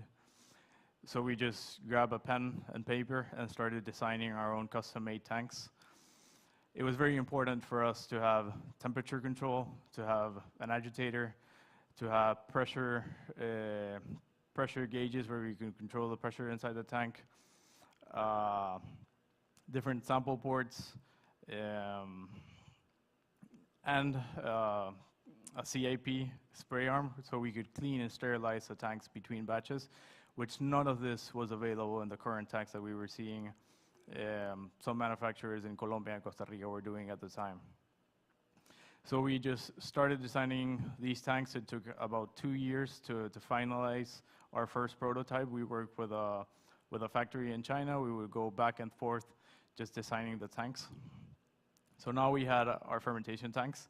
Then we needed to think about drying. We're 8 hours away from Boquete, the coffee growing region. We're in the middle of the city in an industrial area. So we couldn't just put the coffee outside and dry it in the sun. So then we started thinking, we started doing research on other industries that need to dry their product. We came across these drying racks in the middle. They're used for medical marijuana drying. So they're completely optimized for airflow. You're able to clean them, sterilize them, and they have worked perfectly for us. What we did was we built rooms that have air conditioning, dehumidifiers, they have HEPA filters to remove any of the excess microbes in the air, humidity control, ventilation systems. So that's how we dry now. This is a picture of the finalized lab. You can see all the fermenters. We have 3 small fermenters, 150 liters. You get about 20 kilos of green coffee from that fermenter. From the big one, you get around 120 kilos. So now I think this is the part everyone's most excited to think about, to hear about. This is a basic diagram of the process that we do. So I'll guide you through that process. As I said, 8 hours away from the farms. So what we do is we have a guy in Boquete, the coffee growing region, that goes to the different farms. We work with around 16 different farms. He picks up the cherries in the different farms. I don't know if you've seen them, but they give you a huge bag with cherries. It's like 100 pounds of cherries. We grab all those bags and then send them to a logistical center. Inside that logistical center, we empty the bags in individual 40-pound agricultural crates that have a plastic lining, so we protect the cherries. Those crates go into a refrigerated truck, and that refrigerated truck leaves Boquete around 6 p.m. and arrives at Panama City at around 2 a.m., and that's when we start processing. In this video, you'll see a little bit about the process. So the first step, when cherries come into the lab, we float them with cold water and 2% citric acid. This step is done to remove some of the excess microbes that are coming from the farms. Not only from the farms, but from the transport to the hands of everybody. So they get to the lab, float them, and then we depulp, I would say, 80% of our coffees. Then they go inside the tanks, and in the tanks we inoculate them with different strains of yeast and bacteria. Most of the times we're using a combination of yeast and bacteria. In coffee, you have a more diverse group of microorganisms that are working in that fermentation. It's not like beer. In beer, you only inoculate one organism, and that organism will digest the sugars from the starches from the grains and then create alcohol. In coffee, it's way more complex. So you need to create an environment in which the yeast and bacteria are working together. Some of them are lowering the pH, some of them are generating a little bit of ethanol, some of them have high enzymatic activity and they're breaking down the pectin, which is a large sugar molecule, they're breaking it into smaller pieces so that the yeast and bacteria can actually digest them. So after fermentation, most of our fermentations are only 24 to 48 hours. What we want from that fermentation is to decompose the mucilage so that when the parchment goes into drying, there's no extra sugar available for any other microbes, for any other fungi, so the coffee is just as clean as possible. After fermentation, coffee goes into individual 5-kilogram trays, and then we send them into our drying rooms. We have a 3-stage drying process, which we copied from pasta drying. So if you dry the coffee too fast, it's going to become brittle, and you're going to have water in the middle of the grain. So what we do is we do an initial phase in which we have the humidity as low as possible, temperature a bit higher. We stabilize the coffee, dry it to the touch for 24 hours.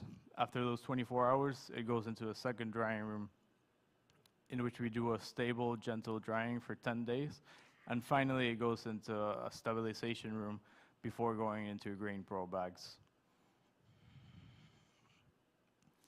So most people don't know that we've only been doing this for 1.5 years. And in those 1.5 years, we have accomplished a lot more than we would have ever dreamed of.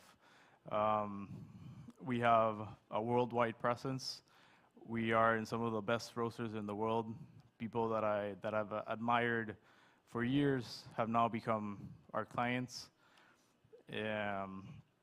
And also, last year, we got 10th place in BOP, the Best of Panama, which is one of the most prestigious coffee competitions in the world, with a washed geisha from Don Benji. And then finally, this year, we had Martin using Lot 67 from Finca Maya, a natural geisha fermented with piquia and lactobacillus that he used to win the 2024 World Brewers Cup. So as I said, we've accomplished things that we never thought were possible in such a short time.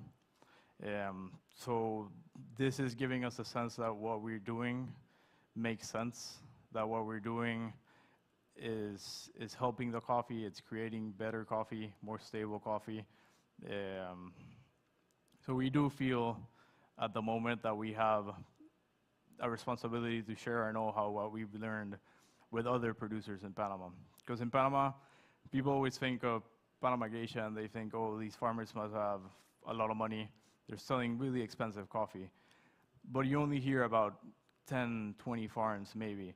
But in Panama, we have over 2,000 different farms that barely have access to the international market. They only sell cherries to local big mills that are producing the coffee that people drink on a daily basis. But if we can share our know-how, as we did with Finca Maya, we can empower these small farms to get the attention of the international market. It's a way in which we can impact the lives of thousands of producers in Panama. Finally, I'll present a small video in which you'll be able to get to know the team, know some of the people behind Lost Origin.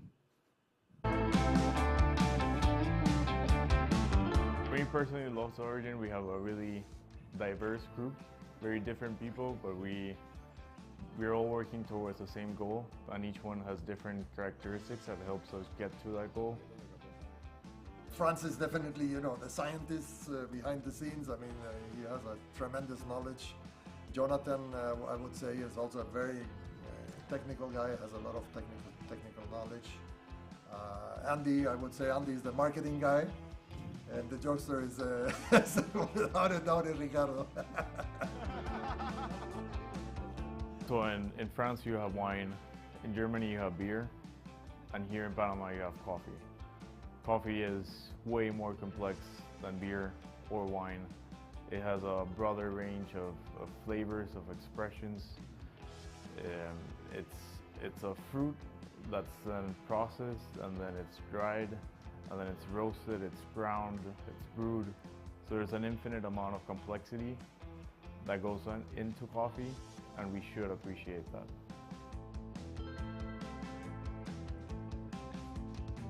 Our mission in Lost Origin is to see where coffee can go, especially here in Panama, but even just in every producing country. Our first experience with coffee, we visited farms and we saw that there was a lack of know-how in processing, a lack of understanding in the impacts that microbes can have on the final cup.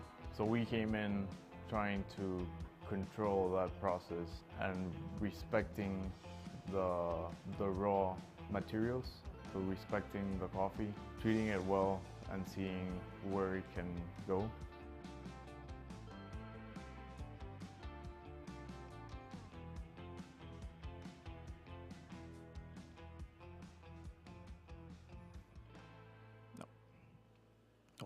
Thank you guys, and now I think we'll have a couple of minutes to answer any questions you guys might have. Thank you very much, Franz. Thank you.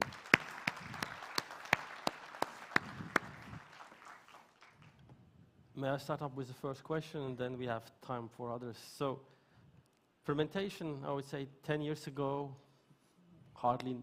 nobody knew about. What is it that makes fermentation so unique? Flavor-wise, for example, what is it that it's adding in terms of flavor spectrum to the coffee world? So to be completely honest, most people think we have a flavor mindset. Our mindset is more based on how to produce coffee in a systematic and standard way. So for us, the main thing about fermentation, about using different yeast and different bacteria cultures, is we want to produce coffee that's as clean as possible. So you're using the yeast and the bacteria to decompose that mucilage, and then coffee goes into drying as clean as possible. So we're trying to present the cleanest and the most pure coffee, so that when we would go to farms, you would see all of these experiments, putting coffee inside a barrel for, I don't know, 3, 5, 7 days, and you would create this different expression of the coffee. But you didn't necessarily understand why this coffee was different, and then you would see farmers that were playing with the coffee, and that's also a risk for them, because some of those lots may be an incredible 90-point coffee that you're selling for a bunch of money, but then in the same cupping table, you have other experiments that didn't go that well. So it's also a risk for the producer. For us, we do see the benefits in flavor, especially in texture, in mouthfeel, but for us it's I would say 80% of our coffees is just trying to produce coffee as clean as possible, and then 20% of that other side is that more experimentation side of us that comes from the brewing background. In beer, you have your traditional ales or lagers, but you also have smoothie sours that have a bunch of different fruits and flavors. So I would say we don't focus that much on the we're not thinking about creating a flavor. We're thinking about how to process this coffee in the most standard way possible, so that we have an even playing field, how we can basically not screw up the raw materials. Yes. Yeah. Perhaps question from the audience to Franz.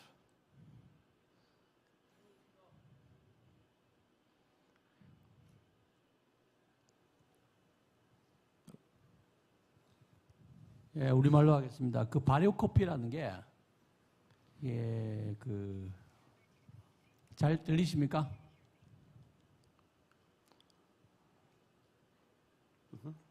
오케이. 예, 발효 커피가 갖는 어떤 그 장점랄까, 또 어떤 고객가치 측면에서 이게 어떤 장점이 있을지 이제 뚜렷이 이해가 좀 안 되고요. 그래서 이게 발효 커피가 과연 고객들 측면에서는 어떤 베네핏이 있을까? 그런 부분이 좀 궁금하고요. 그다음에 이제 이게 발효 커피를 통해서 어떤 연구를 좀 많이 하신 것 같은데 어떤 그거를 좀 백업할 수 있는 리서치 레포트라든가 뭐 저널에 발표한 그런 내용이라 그런 부분이 좀 더 있을까 좀 더 궁금합니다. 그 마지막으로 국내에서 제가 뭐 좀 컨택을 해보려면 국내에 그 에이전시가 있는지 그런 부분도 좀 궁금하고요. So rewriting the research reports, there's a lot of information online, especially around 2014, 2015. A lot of studies started coming up from Brazil, and they have done a lot of work doing controls versus adding yeast or bacteria, and you can see the differences from the cupping scores and also from chromatography results.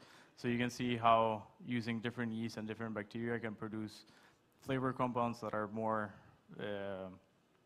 positive for coffee drinkers, that people like more.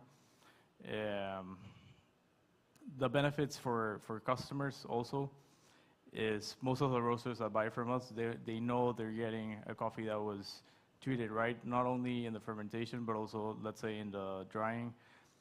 Our drying phases don't reach a higher temperature than 22 degrees Celsius versus a traditional coffee mill, which is drying coffee at 40, 60 degrees Celsius. You preserve more of the volatile compounds.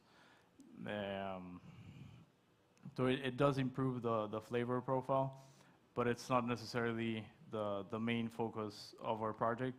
Our project is based on understanding the impact that microbes have on the final cup. We know they have an impact. I think most people are not at a point in which they understand exactly what X or Y microbe have on the final cup. It's not like you add pica clueri and then you get a cup that tastes like strawberries. We still haven't figured that out, and that's what's so exciting for us.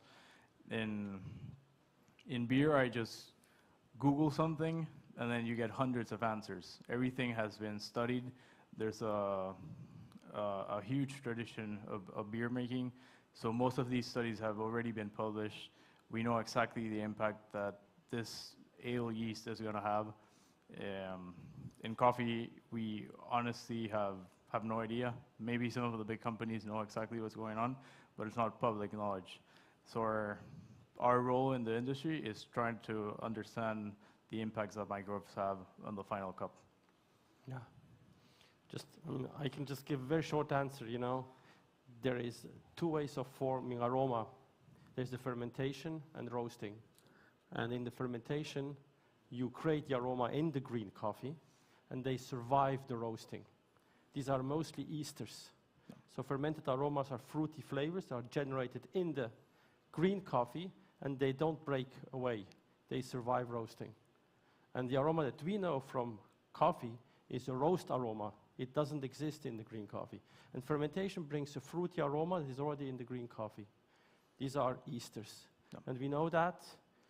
But really what you're doing is, from your talk, is that you bring consistency to the fermentation, because fermentation is a very wild process. What we're doing is you bring a consistent scientific process, and whatever you produce, you are able to reproduce it consistently. So whatever it is, you can do it tomorrow and in a year also. And so that's what the customer wants. They want consistency. And I guess that's what you're doing. So fermented flavors are fruity flavors, esters, that are changed in the green coffee. Yeah, the idea is just controlling as many variables as possible. So we built a lab in which we can control air quality. All the tanks are sterile. The drying facilities are sterile. You control temperature, humidity, all that. So after many, many years of experience and all the data that you've gathered, you can start seeing, if I inoculate this coffee from this farm, from this variety, and do a fermentation at 18 degrees Celsius for 2 days, and then dry the coffee at 20 degrees Celsius for 15 days, I'm starting to get this flavors. And then when you do the chromatography, you get the different esters and other flavor compounds. And that way you understand, if I do this, I'll get this. That's what we're trying to understand. Any other questions?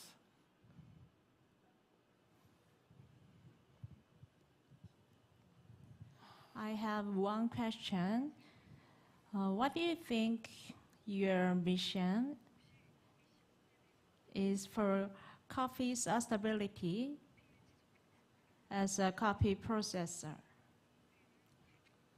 So in terms of sustainability, I think it would be, what we're doing is trying to understand how to process coffee in a standardized way. So as I mentioned, you have a bunch of farmers that are just doing experiments with their harvest, a small harvest, and then they might be gambling in processing, because they have roasters that are telling them, do this process, do this. Most of the times you have one of those coffees that is incredible, but then you have a bunch of different coffees that you're not going to be able to sell. So for us, it's creating a standard way of processing coffee so that farmers are able to produce the most out of their harvest.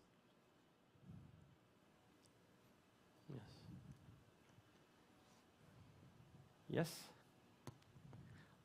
강의 잘 들었습니다. 저의 질문은 이것인데요.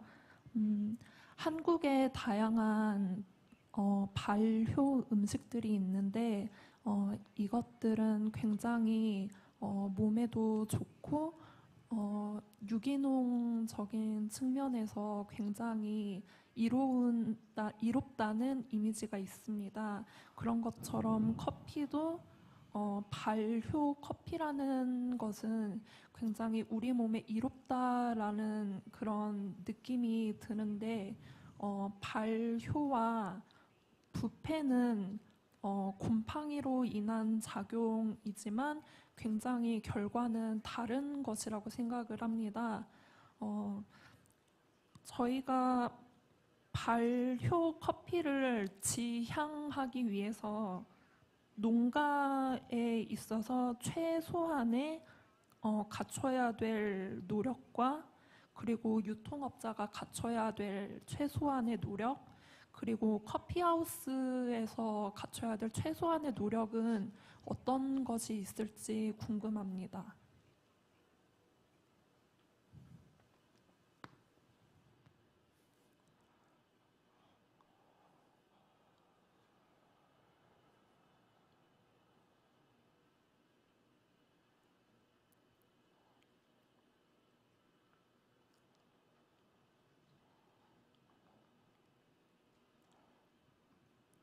Did you? Yeah, just to translate in a way. So yeah, fermented in this country there are a lot of fermented products and they have all kind of a health connotation. And the question is, does fermented coffee also have health benefits that we could use? And what would you know about the health side of fermented coffee? I've seen people marketing fermented coffee as cultured coffee and other marketing terms, but I wouldn't be sure if you're getting any health benefits because you're roasting those green beans, so there's no microbe that's gonna withstand the roasting process. That would be my take on that. Yeah, I wouldn't have to add it. In coffee we extract, so we don't eat the whole food. No. And that's why it's probably less functional, but otherwise I wouldn't say, I don't know. No. Any other questions? There. 네, 저는 제가 하고 싶은 질문은 일반적인 이스트나 바이러스를 이용한 발효를 제외하고 한국에서는 과일을 같이 넣어서 발효를 시키는 가양 커피가 어느 정도는 인기가 있는 편인데 이 가양 커피에 대해서 어떻게 생각하는지가 궁금하고요. 또 이 가양 커피, 가양과 발효가 같이 섞여 있는 커피의 발전 가능성에 대해서 묻고 싶습니다.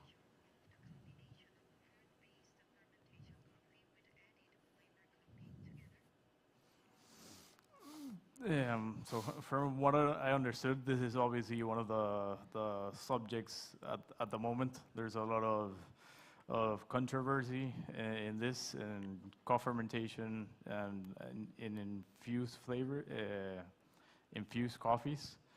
I don't want to say we're completely against that. For us, the main thing is just being transparent with the process. I do think the idea of adding fruits to a fermentation tank, it's not that you're adding the flavor of the fruit, you're just adding a different culture of microorganisms. So if you're adding mango and you're placing it in a tank with coffee, you're not infusing that flavor into the coffee, you're just introducing another microbiome into that fermentation. But again, that's a very spontaneous fermentation. You're not controlling the inoculation of the microbes that you're putting inside. So you could be using just a combination of hundreds and thousands of different microbes, so you won't be able to replicate that. And I don't think you will get the flavors from the fruit into the coffee. And that's a whole other subject of infusions and things that are going on in the industry. Yes. Any other questions? Yeah, infusion is a big subject right now, so it's good. Yeah. We stay away from that. Any other question?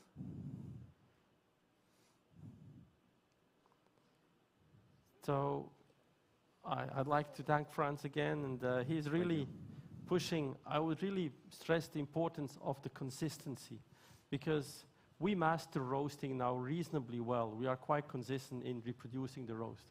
But since we are working with microorganisms, we have to establish new protocols which allow us to have a stable and consistent fermentation. So I guess that's where I would say you have really pioneered the industry, is to go from a wild fermentation to a controlled fermentation. Exactly. And that's where really the industry needs. Today, a customer, if they like a coffee, they want to see it again. And that's what you're providing. And so bringing rationally into the fermentation process is so important right now. Thank you very much, and continue. Thank you. Thank you. So,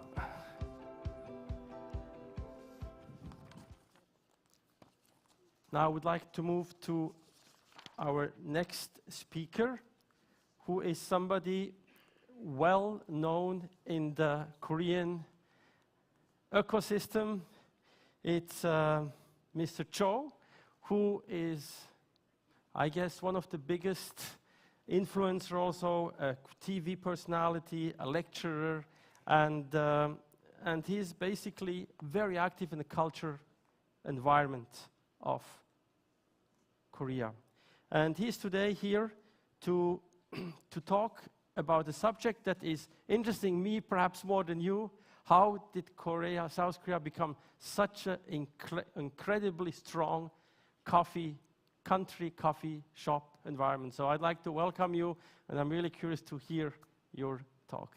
Thank you, Mr. Cho.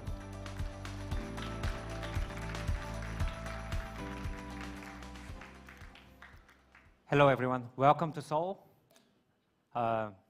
I see that more than half of you are from Seoul, but welcome to Seoul anyways.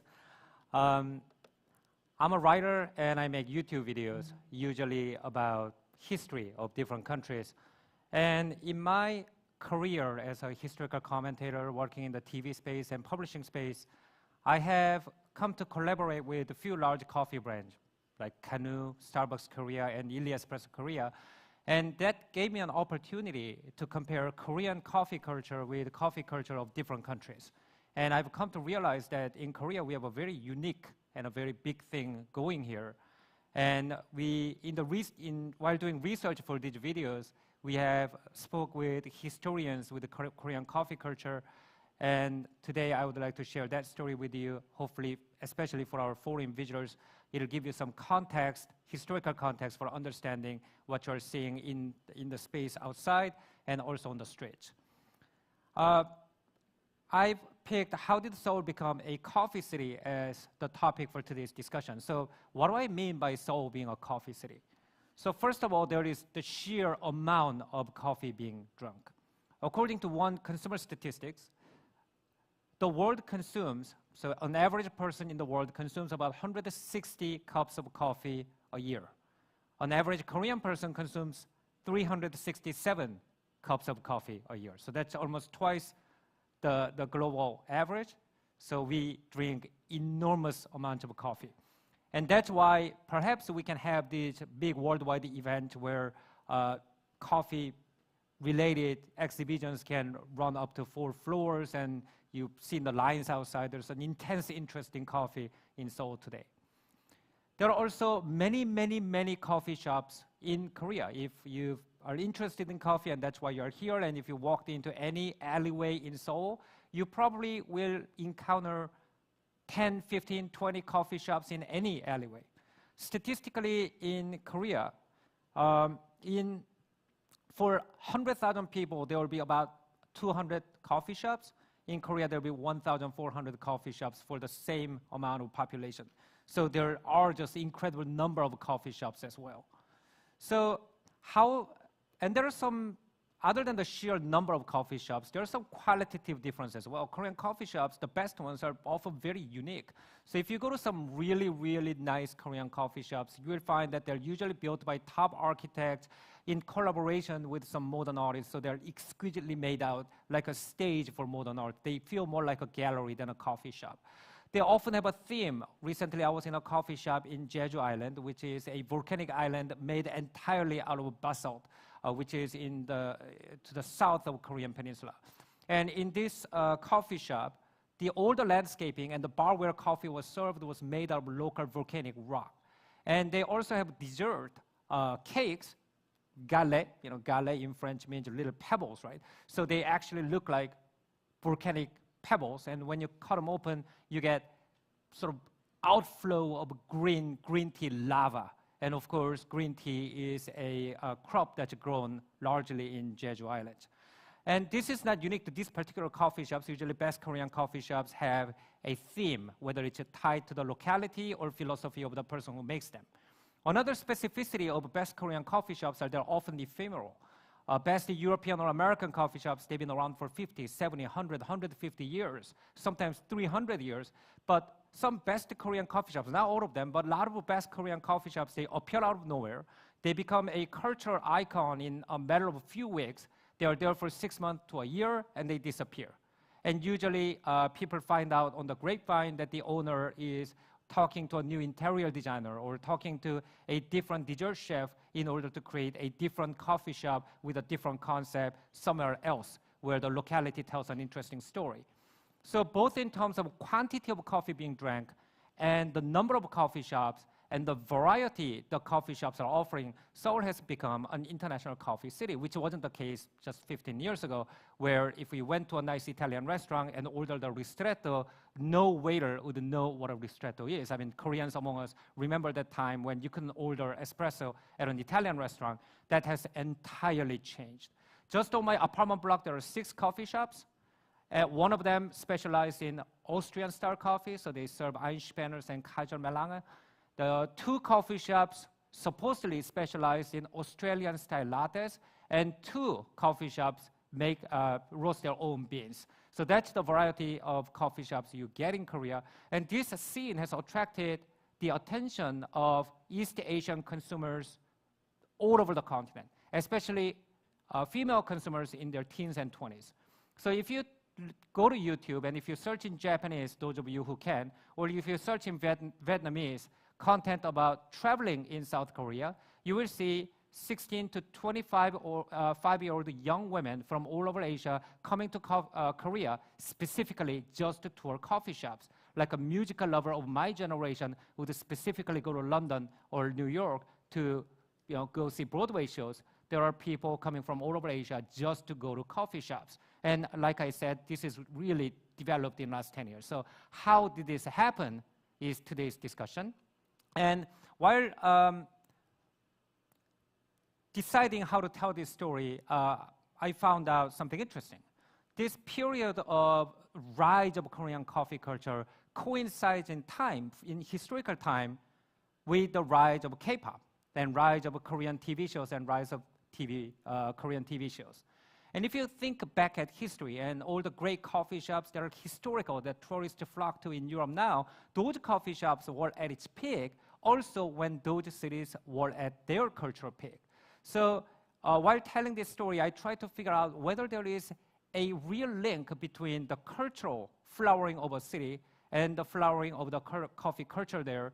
And if so, it could tell us a very interesting story about why people here do what you do, right? Most of you here grow coffee, harvest coffee, select coffee, right? Roast coffee, serve coffee, market and brand coffee, and the reason that this is such a big industry that all of you are working in it, it's because there is some innate human need for a place called coffee shop.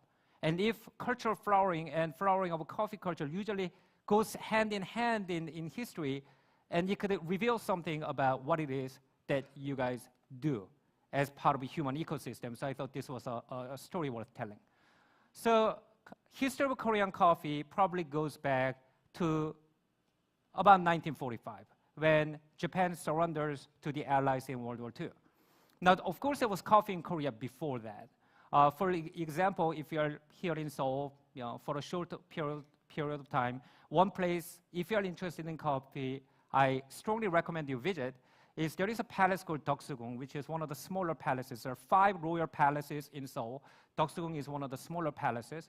The last king, one of the last kings of Korea, one of 2 last kings of Korea, Gojong, lived there. And he was trying to westernize his court at the time, because this was at the age of the peak of European imperial powers. And he had some advisors, and he asked them, what do they drink in Europe? And they said, well, sir, in Europe they drink coffee. So he had a pavilion built to drink and serve coffee with and to Western delegates. So that's one of the first places where coffee was served in Korea according to historical records. Starbucks sometimes holds events there where they still serve coffee there because this was the first place where coffee was served, supposedly. I'm sure there were people who drank coffee before that, but that was the first historical record in Korea of coffee being served. But most people in Korea didn't drink coffee. Well, the first Koreans who drank coffee called it 양탕국, which means something like medicinal elixir from overseas, right? Because it was bitter and it reminded them of herbal treatment that Korean people used to take when they were sick. So they figured that it was some kind of a medicinal elixir. It came from the West, so it came across the ocean. So the taste probably took a little getting used to. And most Korean people probably couldn't even get it, right? Because it was being imported. It was something precious. It was something expensive. So most Korean people usually boiled barley, boiled tree root, boiled tree barks in the traditional way, and they drank that. But in 1945, Japan surrenders to the Allies. Korea, which was occupied by Japan, gains its independence. And southern part of Korea, the Americans come in the northern part of Korea, the Soviets come in, and we still have North and South Korea for that region. So Americans were present in Korean history from the very beginning. As Korea was constructing itself as a modern nation, the American influence was there. And one of the things that Americans brought, along with their music, their political system, their education system, and their language, one of the things they brought is coffee. And what kind of coffee they brought is extremely important in understanding what kind of coffee that Korean people drink today. Now, US Army brought coffee wherever it went, right? Because Americans had invented ingenious ways of transporting coffee very early on. So already at the era of Civil War, so in the 1860s, Americans had this canned coffee elixir called essence of coffee that they would sell at different camps that the Union Army travels to. And you could basically pour out this very strong coffee from this can, maybe into 10 different cups, and you pour hot water over it. So it's like a primitive Americano, and a platoon could share a hot cup of coffee before going into battle. So this effort to sort of make coffee portable and make coffee last on the battlefield has been a constant research in the US Army. And by the time the Americans came to Korea in 1945, and more massively to fight in the Korean War in the early 1950s, they brought with them not this kind of concentrated canned coffee, but this kind of coffee, instant dry freeze coffee. So if you ask any Korean person over age of 40, what does coffee look like? That person will say coffee looks like this. So you have to understand this generation gap. In order to understand coffee culture in Korea, there is 2 coffee generations in Korea. There are people over 50, probably now people over 50 now, because we age, for whom coffee means this kind of coffee, the kind of coffee that they bought from US military bases when coffee wasn't really available in Korea. And why did this coffee become so popular? If you look at Korean history, I think we can find a hint. Korean War was one of the most destructive wars in world history. There were more bombs dropped in Korean Peninsula during the Korean War than all the bombs dropped in the Pacific Theater during the entire World War II on this small piece of land. So you can imagine there was nothing left standing. So you can imagine the people who went through the war, they are not going to move back into houses with stoves and heat, right? They had nothing. But they were used to drinking because Korea had this tea and infusion culture, something warm. And the advantage of this kind of instant coffee was that you didn't need a stove, right? You could go to a place where there was a stove, like a kitchen or a restaurant that you knew, and you could ask them for hot water, put it in a thermo that you could also get from the American soldiers, and then if you have it in your corner, whenever guests come in, you just pour some instant freeze-dried coffee, you pour water over it, and then, bam, you have a little tea house, right? And this was instrumental in how Korean sort of culture survived as well. So in the case of the US, when World War II ended and better coffee became available, when donut shops started serving drip coffees, or when Starbucks started building their franchises, the Americans basically abandoned this type of coffee. This was a relic of World War II. We are at the peacetime, we have good coffee, we don't need to drink this coffee anymore.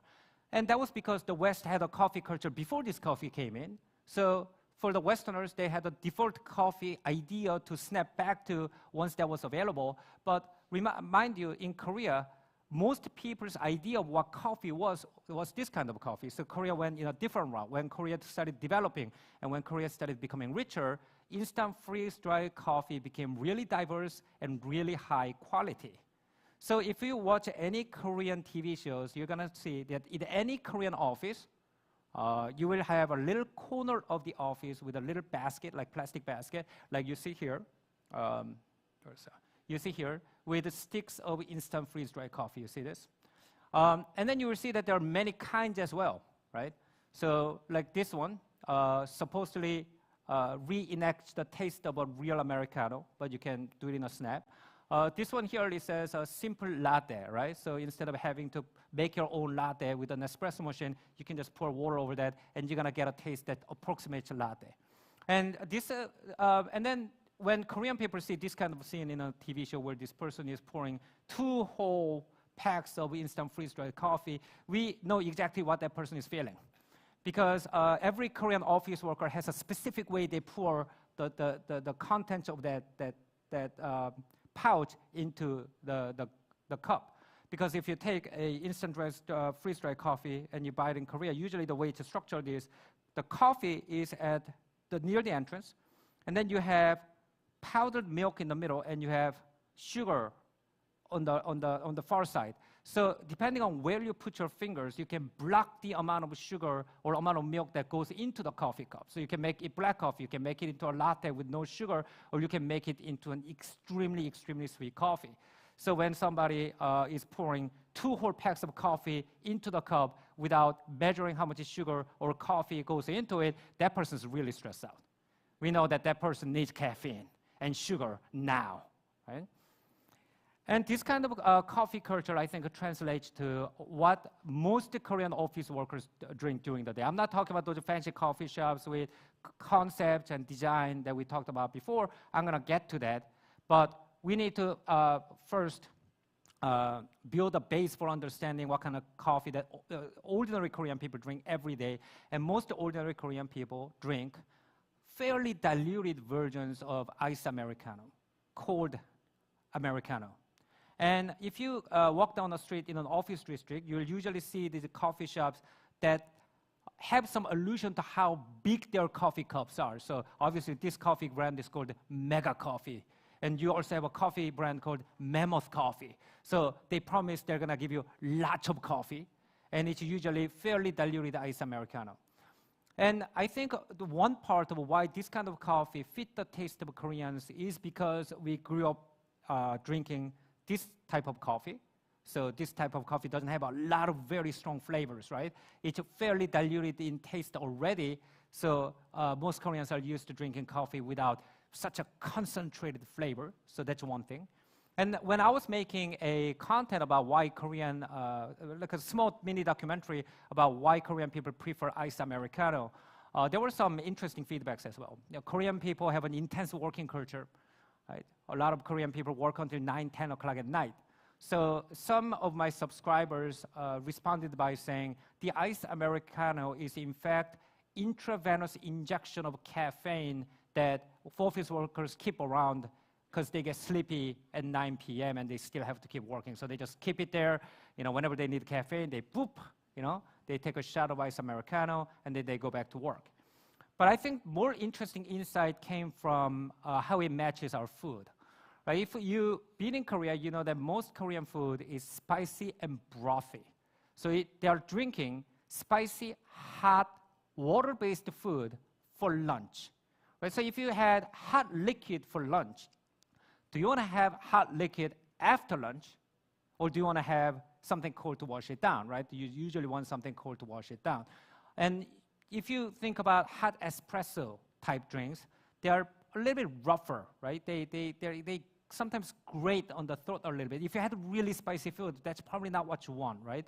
So I think one reason that Korean people love iced Americano is first they were trained on this type of coffee all their lives. And second, they usually, and they're really stressed out at work. So they want something cold with a lot of caffeine to wake them up. But also because our food is usually hot and watery, very brothy, so you usually want something cold and not something not so strong to wash that down. Now the latest development of this coffee trend is this trend. So this is kind of an interesting experience that a lot of especially teens and people in their teens and 20s come to do when they come to Korea. So in Korea, what you can do is you can walk into a convenience store and you can buy a cup with ice in it, which is very cheap. And you can also get this pre-packed pouch of iced Americano.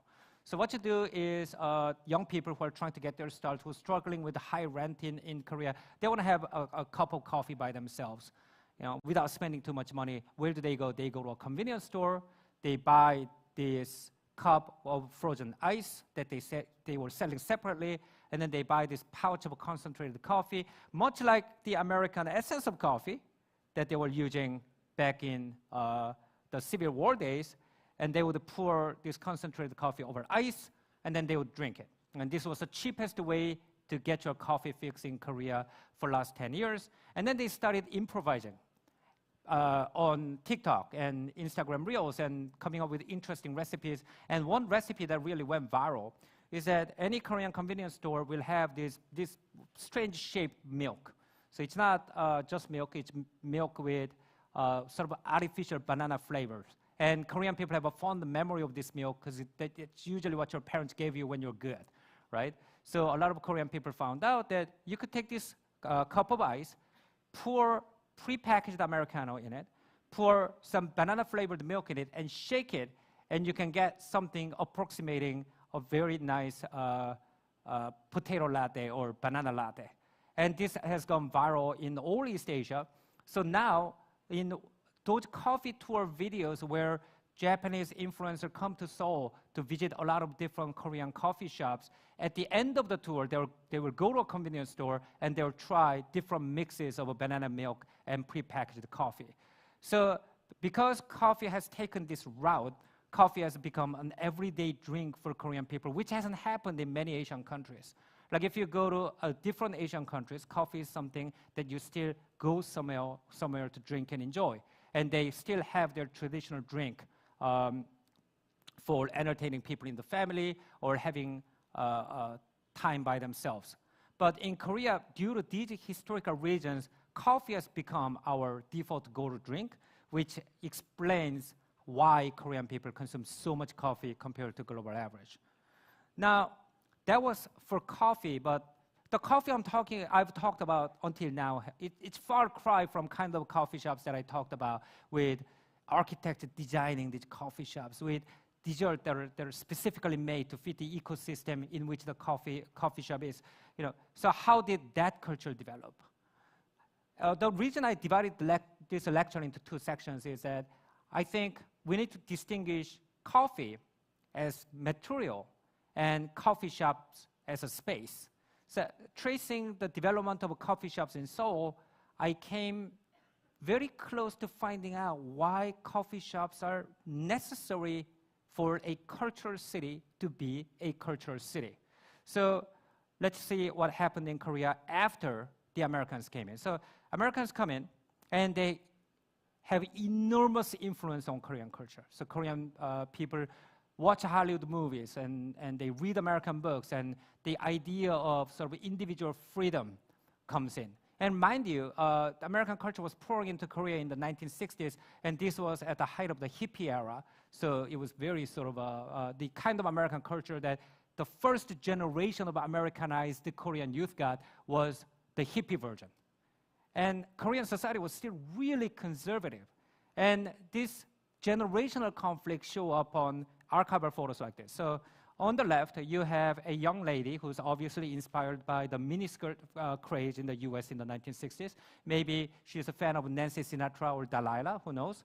And there's a police officer who has pulled her over, and they're measuring the length of the exposure of the thigh. I kid you not, there was a law in South Korea stipulating how short you could wear your skirt. I believe it was 15 centimeters above the knee. So you could get pulled over if you're wearing something too risque. The policeman will take out a ruler, and if the distance between your knee and the bottom hem of your skirt was more than 15 centimeters, I think it was fine, and you were sent home. On the male side, the older craze was long hair, right? This was the age of Beatles, right? So men like to grow out their hair, imitate American fashion, and the conservative Korean older generation didn't like it. So there was a law forbidding the American long-haired fashion. The American hippie hair was forbidden. So if you had long hair, police could stop you. They could take you to a police station. They would call a barber, usually not a very good one, and cut your hair off, right? In a style yet you certainly didn't like. So this is the period in which Korean coffee culture develops and why. Now you imagine a country that's rapidly westernizing. So the gap, the cultural gap between the older generation and younger generation is huge, right? But in Korea, real estate was already fairly expensive. And in Korea, usually you didn't leave your parents' home until you got married, which meant that you were living with your parents who think very differently than you do until you are 22, 25, 30 years of age, which is more common in the world today, but at the time, it was something very specific to Confucian cultures.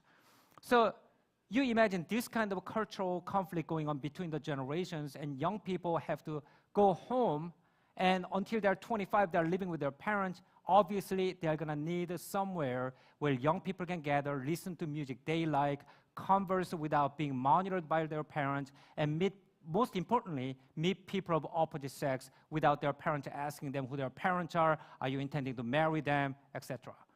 So the first coffee shop in Korea, the first modern coffee shop in Korea is considered this coffee shop here, called Hangnim Coffee Shop. And if you see the date here, it was founded in 1946, right? if you remember what I said in the previous section of the lecture, Korea became independent from Japan in 1945, and the Americans came in immediately after. So you can see that this coffee shop's history has been there since the very beginning of westernization of Korea. And this is kind of interesting because on the bottom, right underneath the coffee shop, there is a record store. And if you look at the record store, it says imported record, right? So you can see that people who gather here, they might go to a record store, they pick up a record, a CD, a LP of people, of musicians that their parents don't approve of. You know, this coffee shop being sort of the gathering place for younger generation of Koreans who needed a place for them to interact without being watched by the older generation. I think this is what gave spread of coffee shops in Korea a very strong impetus. So even in today's Korean TV shows, you can see Hangnim coffee shop appear over and over. So Hangnim coffee shop, much like Café de Flore in France, or Café du Magot, was in a university neighborhood. Seoul National University was at a different place then. And Hangnim coffee shop was right across from one of the best universities in Korea. So a lot of literary types or people who are into art, they would hang out here, discuss art, discuss literature, discuss risky politics that they might not be able to discuss at home if their parents are around, and also, you know, to meet people of opposite sex. Now, in Korea, what happened was that this generation conflict ended with young people just overwhelming the older generation. So in Korea, there were a lot of, in Korea, in my parent generation, like my father had 6 brothers and sisters. So numerically, the younger generation, so many more people from the younger generation from the older generation. That was one thing. And second factor was that Koreans were very, very adamant about educating their children. So now today, Korea has the highest college attendance rate of any country in the world. That's 75% of people having gone to college. So you have young people who are more in terms of number and more educated, and they are the ones who are holding the pen. They're the ones writing articles. They're the ones writing music. They're the ones planning concerts. There was no way that older generation could stand up to them. And by the late 1980s, the youth culture completely sweeps away the older generation's culture, and you have birth of what's called the Korean Gen X. And in order to understand Korean culture, whether coffee culture or any other culture or K-pop, you need to understand this particular generation who spent their teens and 20s in the late 1980s and early 1990s. Before 1987 or 88, a Korean person couldn't travel overseas without a good reason approved by the government. The first regular travel passport was given out in 1989 after Seoul Olympics in 1988. And then in 1989 or so, a lot of strictures involving which books you could import or which record you could import or which movies you could watch, a lot of the strictures just evaporate. So what happens is you have an entire generation of youth who's confronting about 60 or 70 years of European and American cultural development all at once, right? Because it was all forbidden. So existentialism and surrealism came in at the same time as German techno and Japanese anime. And this swarm of culture that's flooding into Korea are being filtered and rearranged and being reimagined by this generation of people. So you get something like K-pop. Right? If you look at the most famous K-pop directors, they were icons of this generation. So for example, one of the first quote-unquote K-pop female idol groups are considered the Wonder Girls, who were the first Korean musical group to make it to Billboard 100 in 2012. And the person who produced it was this artist named JYP, who caused a stir by wearing on public broadcast a pair of transparent vinyl pants. Now, if you're from the US, you're like, hey, what's the big deal? In Korea, there was still censorship, so he said he had to change the pants right before he went on the stage so the stage director couldn't shut off the lights, right? For example, one of the icon of this generation was this group named the Sotteji and Kids, and you can see their sort of Western and Japanese and European inspiration from the way they dress. And this gentleman on the right, Yang Hyung-suk, who was a dancer, whose fashion is obviously inspired by reggae music and the Caribbean culture, has gone on to become one of the biggest K-pop producers in the world, and he produced the Blackpink, which is the biggest K-pop band in the world right now, pretty much. So you can see the enormous influence of this generation, and this generation drank coffee. Why? Right? They hung out in coffee shops a lot. They dated in coffee shops. They listened to music in coffee shops. And this is one of the reasons that Korean people love coffee shops was because these people turned coffee into something young and hip and new. And why was that? I found a hint while reading a book called Weird by Professor Joseph Henrich of Harvard University. So Professor Joseph Henrich wrote this book called Weird, which explores the culture of what he calls the Western educated, industrialized, rich democratic people. And he says that there's a reason that beginning about 1500, creativity, whether artistic or industrial, exploded in the Western cities. That these weird people, these Western industrialized people, began to have a mindset about social relationship that was a little different from people of other countries, and that's what gave impetus to this Renaissance and this Industrial Revolution. And what are those two characteristics? One is a characteristic that Professor Joseph Henrich calls impersonal prosociality. So what does that mean? It means that if things are right, you could potentially be friends with anybody. Right? If you think about more traditional societies, there was a definite line on who you can hang out with, right? You hang out with people you know, your bloodline, and then you hang out with people who are in your same social class or people who are from the same area because you could trust them and you knew about them and you knew their back history. But because of urbanization that starts in medieval Europe around 1300, a lot of Europeans and Americans have shifted culture where you could easily just introduce yourself to somebody who's next to you and start sharing about your ideas, your life, and potentially get a new project going. The second aspect of Western culture that he points out that contributed to flowering of culture and art in the West is what he calls voluntary association. So if you're in the Middle Ages, of course, if you're born in the royal family, you are a member of that organization. You don't choose which organization you're going to belong to. But in Europe, beginning with the religious organizations, people started saying, okay, I was born in this city, but I'm going to move to another city and join that city. So I was born into a family that does this, I'm going to join that guild and learn different trade. So in a way, impersonal prosociality and voluntary organization goes together, and this opens up enormous possibility, right? So instead of talking to only people that grew up the same way as you do, if you can strike up a conversation with somebody you don't know, and maybe you have a more interesting conversation because you have experience that you don't share already, and something new can flower, right? And if those people can say, okay, let's form a guild, let's form a corporation, let's form a corporate of artists, and if they can work together, and obviously they can do something much more original, much more interesting. And I come to think, in studying the history of Korean coffee shops, that there is a specific physical space that allowed this to happen, both in the West and in Korea. There was a physical stage in which impersonal prosociality happened, where you could sit down and speak to somebody next to you, even if you didn't know them. And that space was coffee shop.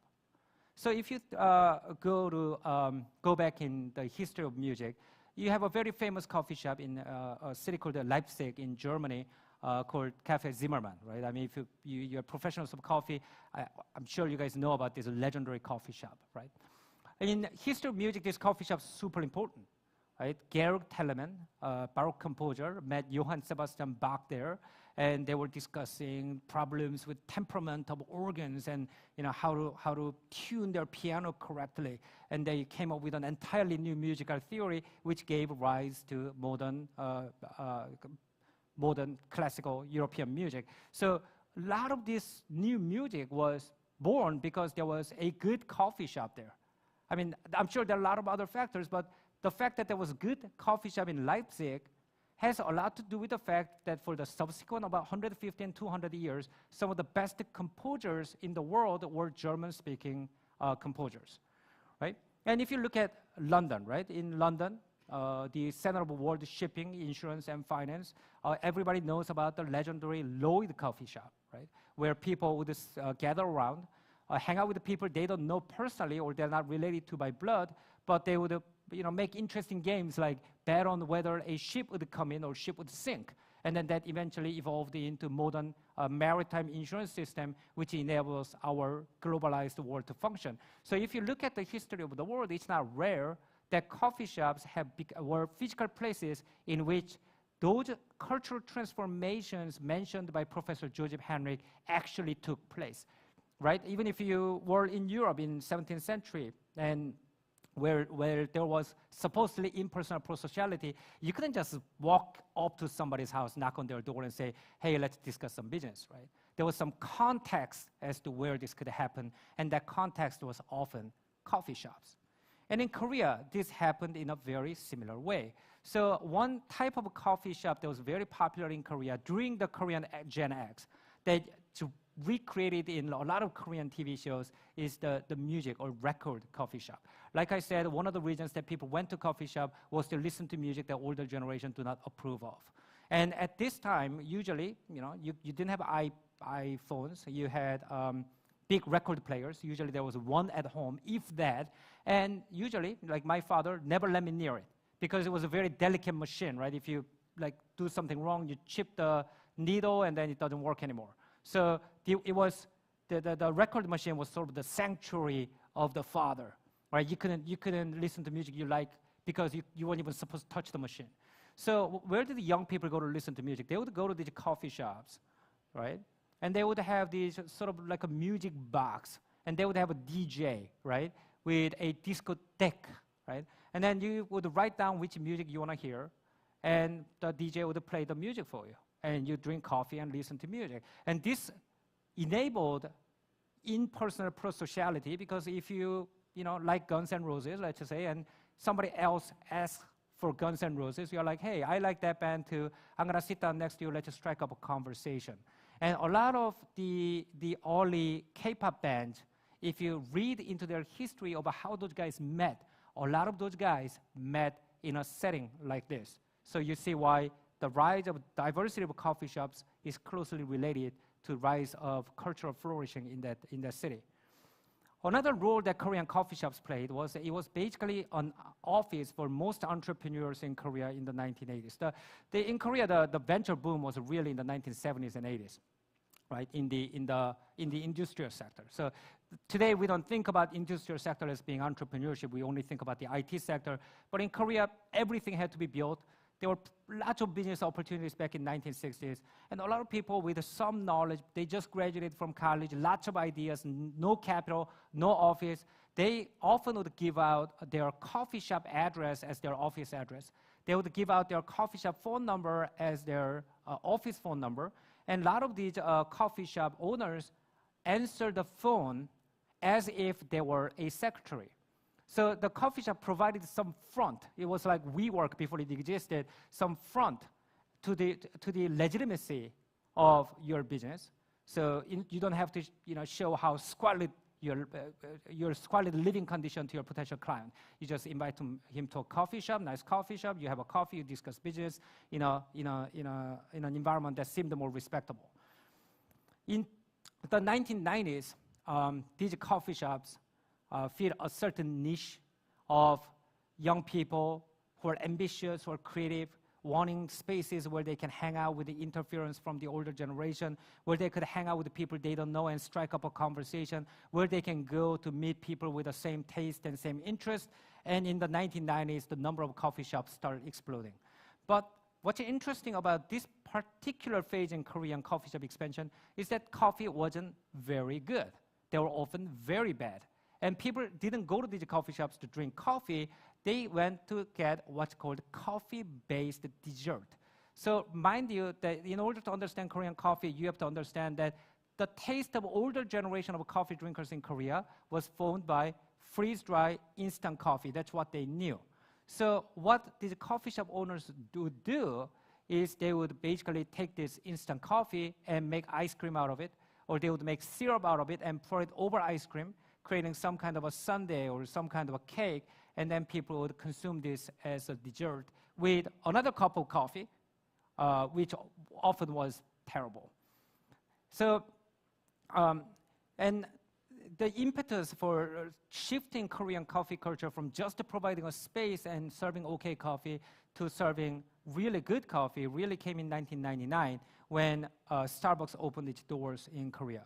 So after Starbucks came to Korea, there was another generation shift. So you had older generation who are very culturally conservative. You have the Korean Gen X who are hanging out in coffee shops, listening to music. And then you have people who are going to coffee shops who grew up with Starbucks, who's more used to sort of American-style chain coffee shops where everybody sort of sit there with their laptop and they work on their homework and assignment.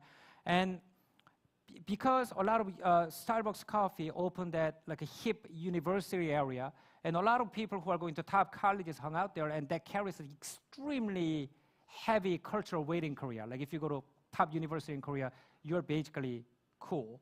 So a lot of people thought, okay, hanging out at coffee shops is cool.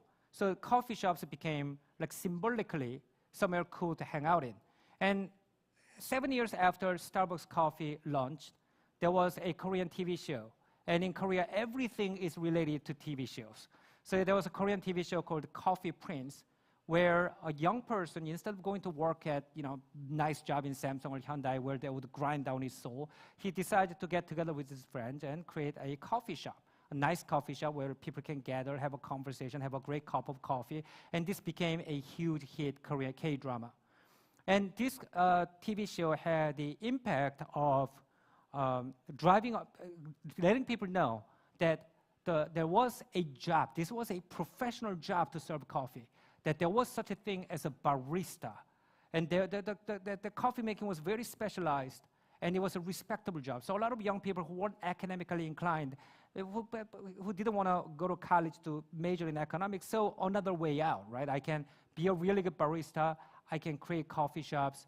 And about at the same time, Illy Espresso makes their first chain coffee shops in Korea. That came in about 2006. And then a lot of Korean people began to realize that there are more than one kind of coffee. So there's the traditional Korean coffee dessert made from freeze-dried coffee. But there's also the American specialty store type of coffee. But there's also the traditional Italian espresso. And a lot of Korean people who are inspired by this type of drama, K-drama, to go study coffee, went over to Australia, went over to Austria, they went over to France, to Italy, to learn different coffee techniques. And when they came back to start all the different coffee shops was around the time that I started this lecture with, which was about 2015. So to illustrate how far this has come, let me tell you an anecdote from my personal life. So I spent a year or so in Italy in 2011. And I came back to Korea, and I became one of these insufferable snobs who spent a few months in Italy and thinks he knows everything about coffee, right? One of these insufferable guys who spend a few months in Italy, come back and constantly complain about how you can't get real coffee in Korea, right? So at that time, my publisher took me out to a fancy Italian restaurant in Gangnam, which is like a very swanky area of Seoul. And the chef was Italian. So I'm like, okay, I'm going to, this gives me two opportunities. One is to get my Italian coffee fix. And two is to be a douchebag by ordering something that my publisher doesn't know. So I asked them, can you make me a ristretto? And the waiter didn't know what it was. So I said, can you make me an espresso? The waiter still didn't know what it was. He said, we only have coffee. This was not that long ago. And this was at a fancy Italian restaurant, and this was not that long ago. This was just 12 years ago. And then we went from that in 12 years through the cultural development, a city where in an ordinary apartment block, you have 6 different coffee shops serving 6 different national styles of coffee. So I think the exploration of a Korean coffee culture is, I think, a fascinating one, because the Korean coffee industry is really young but really robust at the same time. And because it's not so tied down by tradition, it has more room to explore. But I think exploring this story and comparing it to flourishing of a coffee culture in Paris when Café de Flo and Café du Magot and Café Payette was at its peak, or you compare it to coffee shops like Café Zimmermann in Austria, you find interesting parallels. When a city, a country industrializes and urbanizes, a lot of the old personal connection gets broken, right? You don't live with your parents anymore, right? Your relatives don't speak to each other as often, right? You don't know all the people living in your neighborhood anymore, and a person gets lonely. And that person who's living in a city either by himself or with a close group of 2 or 3 friends needs a home. Home in the sense not as a physical structure, but home in the place where you can walk into a place and feel that you're welcome, that you know people, and you can speak to people next to you, right? And I think if you look at history, most of the best coffee shops were in a city at the time that city was industrializing and urbanizing the fastest. And it was in this space called coffee shop that a lot of the unique culture of that city fermented, ripened, and exploded. And I think that's what essentially coffee shops are for. In a society where you don't talk to your neighbors, where you don't speak to your cousins, you need a place that you can call home. And for a lot of people in 1960s, 70s, 80s, 90s in Korea, as well as 1920s and 1930s in Paris, coffee shop was sort of a substitute home. So I think people who are creating good coffee shops are doing something really important, because what you're doing is you are providing a sense of home to people who live in your neighborhood. Thank you very much.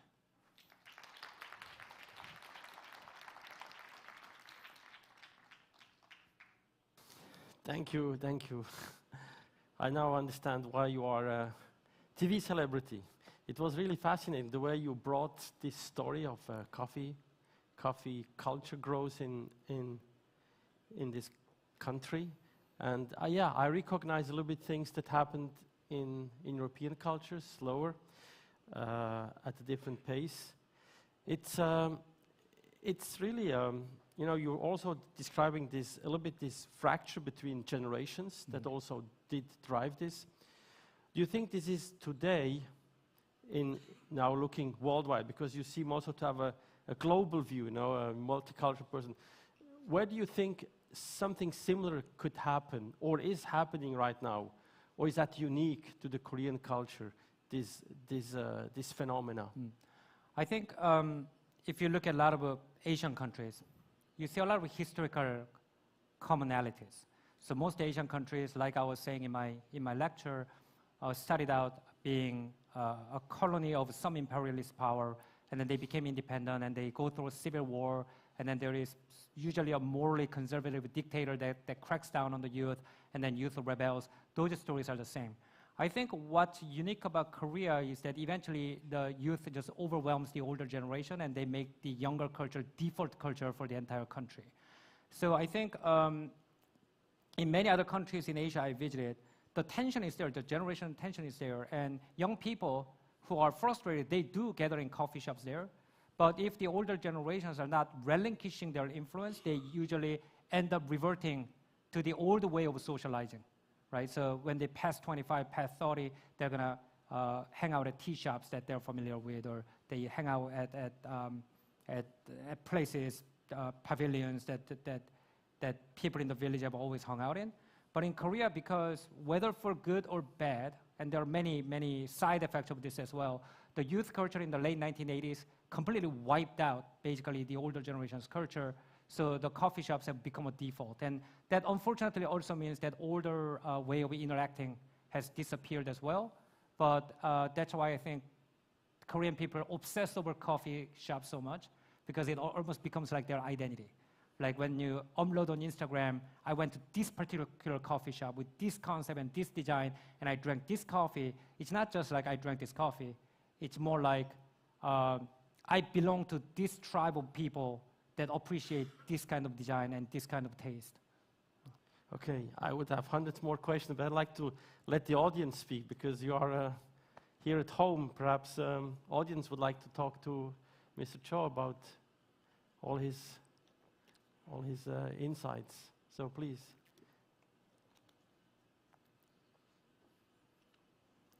I don't see. You can also talk in Korean, yeah. Yes, I speak Korean. That's my mother 예. language. 우리말로 하겠습니다. 예. 이제 뭐 한국이 커피 공화국이라고 다들 이야기하는데 이게 이제 뭐 글로벌하게 사실은 어떤 그 핵가족화되고 사람들의 어떤 그런 그 만남의 장을 요구하고 그런 트렌드는 다 동조화되고 비슷할 것 같은데 유독히 이제 대한민국만 이렇게 커피가 많이 마시고 커피 문화가 이렇게 아주 붐을 이루는 게 지금 그 부분이 조금 궁금하거든요. 우리나라 뭐 이렇게 커피를 많이 마시게 되었을까? 뭐 강의 중에 여러 가지 설명을 하셨는데 그 중에 가장 영향을 좀 미쳤던 이렇게 커피가 붐을 이룬 역할을 했던 것이 가장 좀 중요한 팩터가 무엇인지 그게 좀 궁금합니다.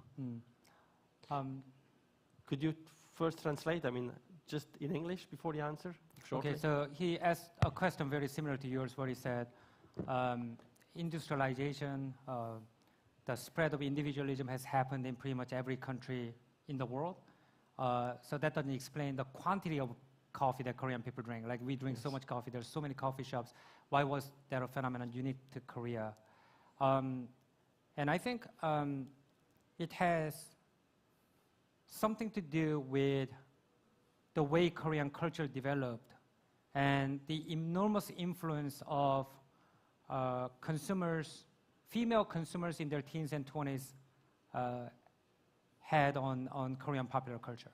So I didn't get to that part of my speech, which I had prepared, but what happened in Korea was during the process of Korean industrialization, Koreans had some of the longest working hours in the world. And you know, Korean people grew up until then in sort of like a extended family sort of setting, but they were moving into apartments.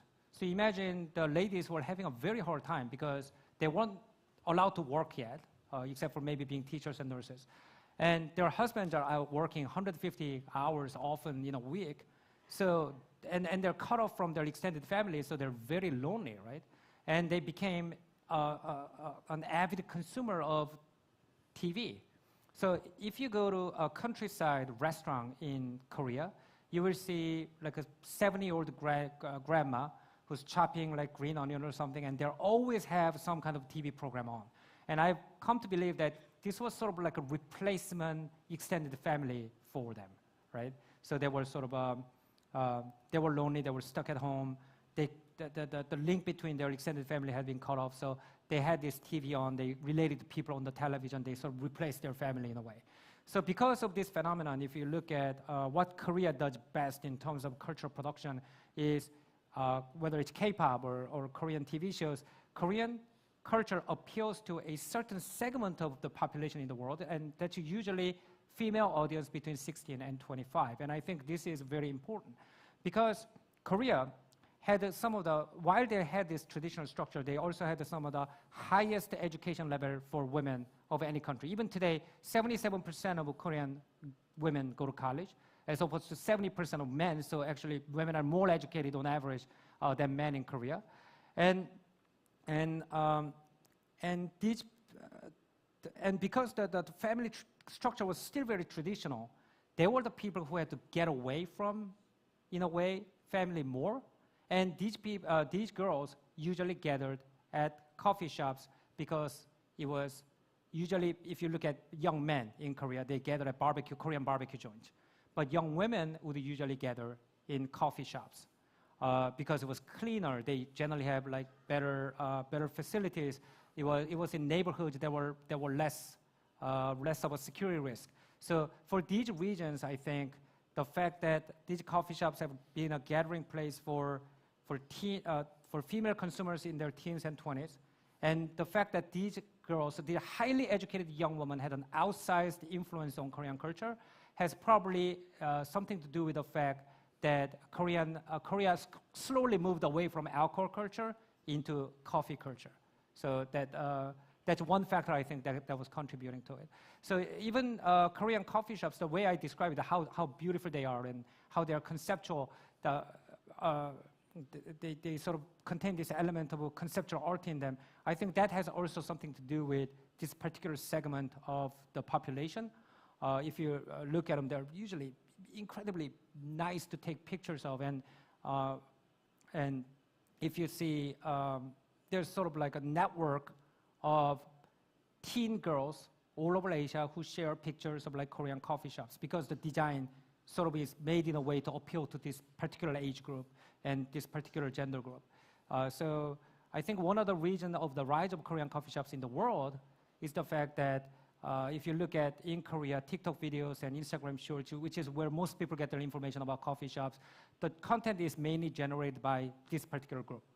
And this particular group is what Korean coffee shop owners have always been focused on.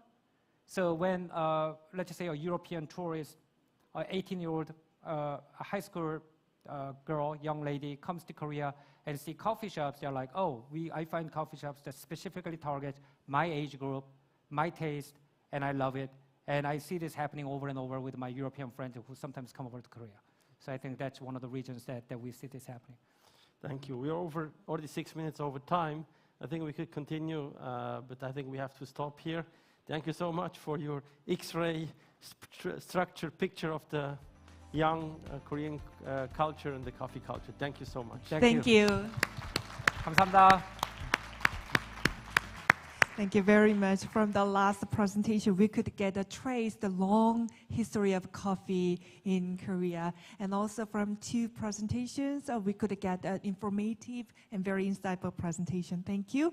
And to our moderator, please give another round of applause. Thank you, Professor. Thank you. So now we will have the coffee break. Yeah. So today's coffee has been prepared by Ayantu, so specialty Ethiopian coffee brand. So as your cup empties, the message will appear and sharing how each cup of coffee can make a difference in the lives of coffee farmers and their children and their families. So please enjoy the coffee break, and the next session will start at 3:50 p.m. Thank you. I will see you soon.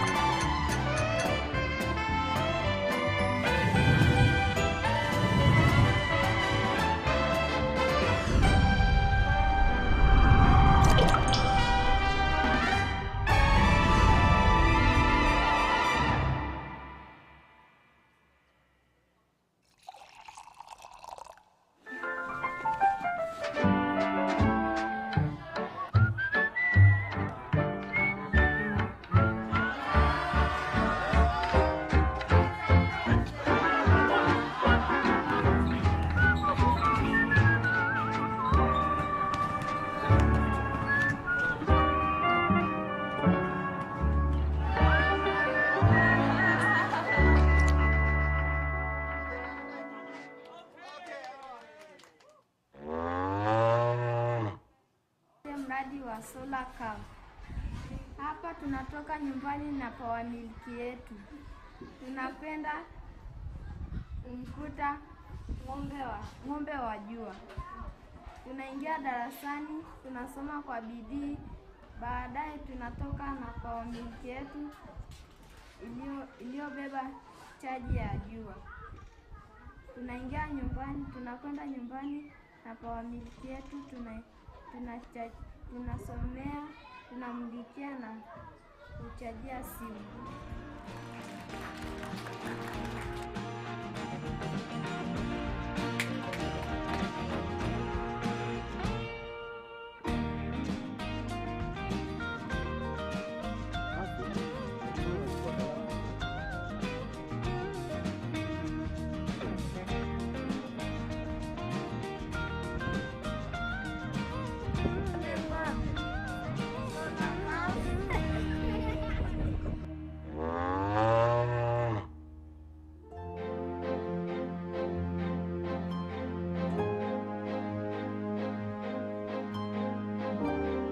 What if I tell you there's a magical way to bring my friends to school? Let me show you how solar cow works. Walkerlos, Walkerlos, Walkerlos, Walkerlos. Go to school. Ta-da! The secret to this magic is, with the solar milk batteries, my friends go to school where the solar cow waits for them. They plug their batteries into the solar cow. While they wait for the solar cow to charge their batteries, they can take classes and also have fun with their friends. After school, they can go home with fully charged batteries to power lights and cell phones. Thanks to Solar Cow, the house is now bright at night. Also, they no longer need to go to charging shops far from home. The solar milk batteries provide incentive for parents to send their kids to school. So my friends and their parents can all be happy. There is something else that is special about Solar Cow. Solar Cow connects people. The solar milk batteries have their own individual ID codes, which are recorded whenever the children use the batteries. This digitizes attendance, allowing supporters to see the real impact they are making.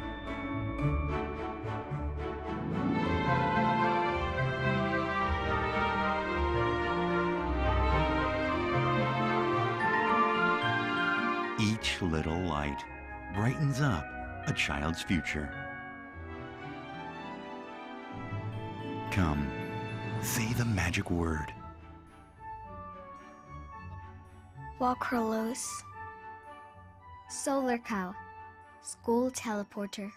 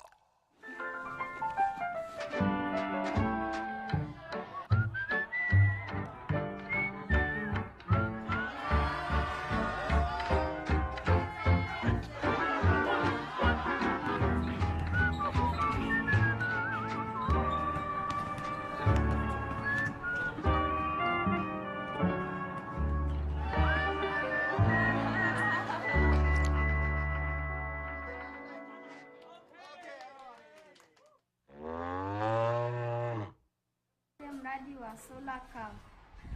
Hapa tunatoka nyumbani na power milk yetu. Tunapenda kumkuta ng'ombe wa jua. Tunaingia darasani, tunasoma kwa bidii, baadaye tunatoka na power milk yetu iliyobeba chaji ya jua. Tunakwenda nyumbani na power milk yetu, tunasomea, tunamulikia na kuchajia simu.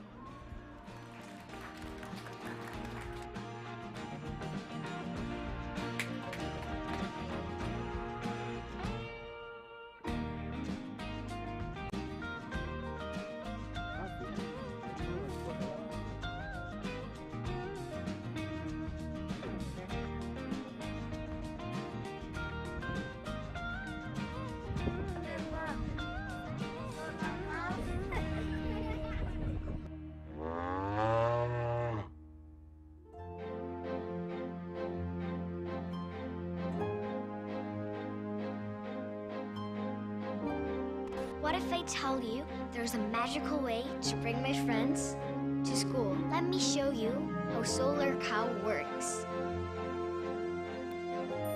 Walkerlos, Walkerlos, Walkerlos, Walkerlos. Go to school! Ta-da! The secret to this magic is, with the solar milk batteries, my friends go to school where the solar cow waits for them. They plug their batteries into the solar cow. While they wait for the solar cow to charge the batteries, they can take classes and also have fun with their friends. After school, they can go home with fully charged batteries to power lights and cell phones. Thanks to Solar Cow, the house is now bright at night. Also, they no longer need to go to charging shops far from home. The solar milk batteries provide incentive for parents to send their kids to school. So my friends and their parents can all be happy. There is something else that is special about Solar Cow. Solar Cow connects people.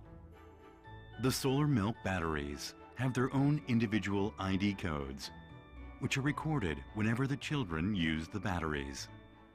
This digitizes attendance, allowing supporters to see the real impact they are making.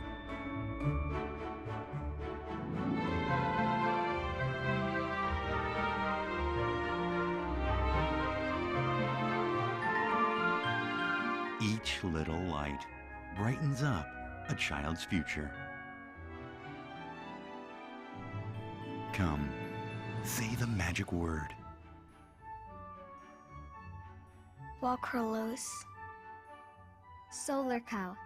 School teleporter.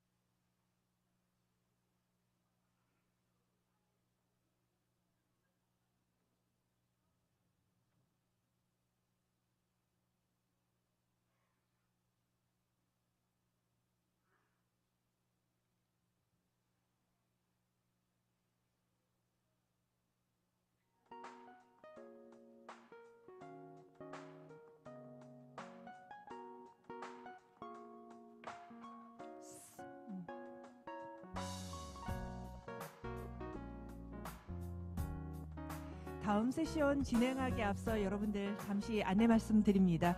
오늘 이제 마지막 발표자분이 계시고요. 그리고 패널 토론이 있습니다. 패널 토론 이후에 저희가 오늘 시상식이 있습니다. 60개의 기업 중에서 굉장히 뛰어난 기업에게 수여되는 서울 카페쇼 엑셀런스 어워드인데요. 총 10개 기업이 오늘 상을 받습니다. 그래서 5시에 시작이 되는데 여기 계신 분들도 함께 하셔서 우리 시상식에서 또 수여받으신 기업들, 브랜드들 어떤 기업이 이번에 수상을 하는지 보시고 함께 축하를 해주시면 대단히 감사하겠습니다. 지금 이후에 바로 발표자 한 분, 그리고 패널 토론 이후 바로 시상식이 있습니다. 여러분들 바로 나가지 마시고 우리 시상식에도 함께 해주시면 대단히 감사하겠습니다.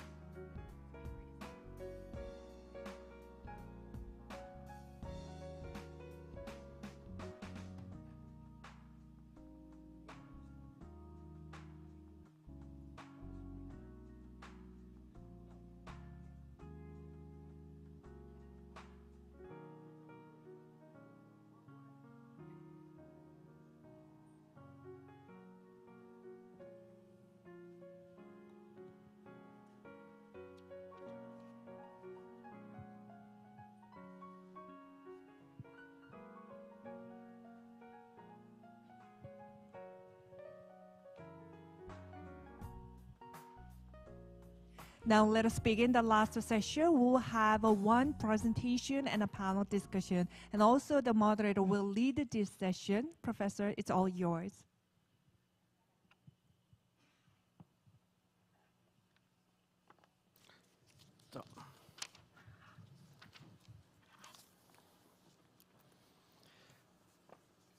So, welcome to our final session today with somebody who wrote history for Asia. I'm sure some of you know who I'm talking about.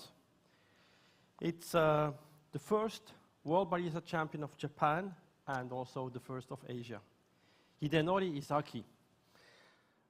World Champ 2014 in Rimini. And I would like to say I was personally there. I watched him. I was amazed, and he was a young boy at the time. Young boy 10 years ago, and I admired how he did it as an Asian. There were not so many at the time. Today, when you go to barista championships, you see so many more Asian competing, not just for Asian countries, for European countries. So Hide, since then, has really driven his dream to produce the highest quality cup. Not necessarily from the green coffee side also, but all the way to the final point of serving and the whole ceremony of coffee. And I'm so happy to see him today on stage and to welcome Hide on the World Coffee Forum. Thank you. Thank you, Chahan.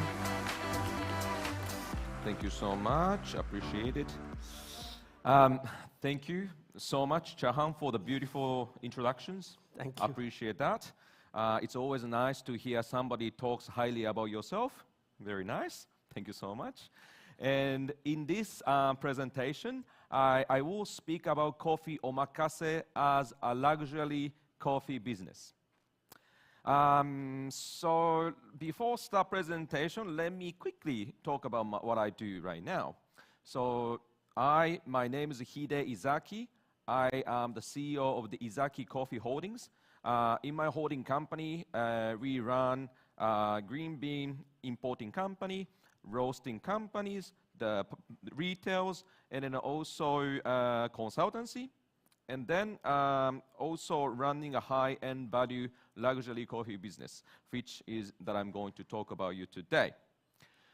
So as a barista, as Mr. Chahan already explained to me, maybe some of you know, I used to be competing in World Barista Championship, and then I won the WBC back in 2014, which is ages ago.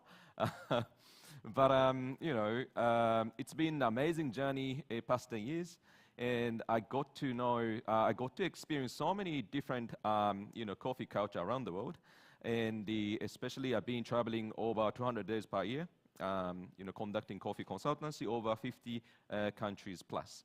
And as a barista, after the winning a championship, so I have one specific experience. So when I won WBC back in 2014, so I attended to one of the biggest coffee kind of festival in Japan.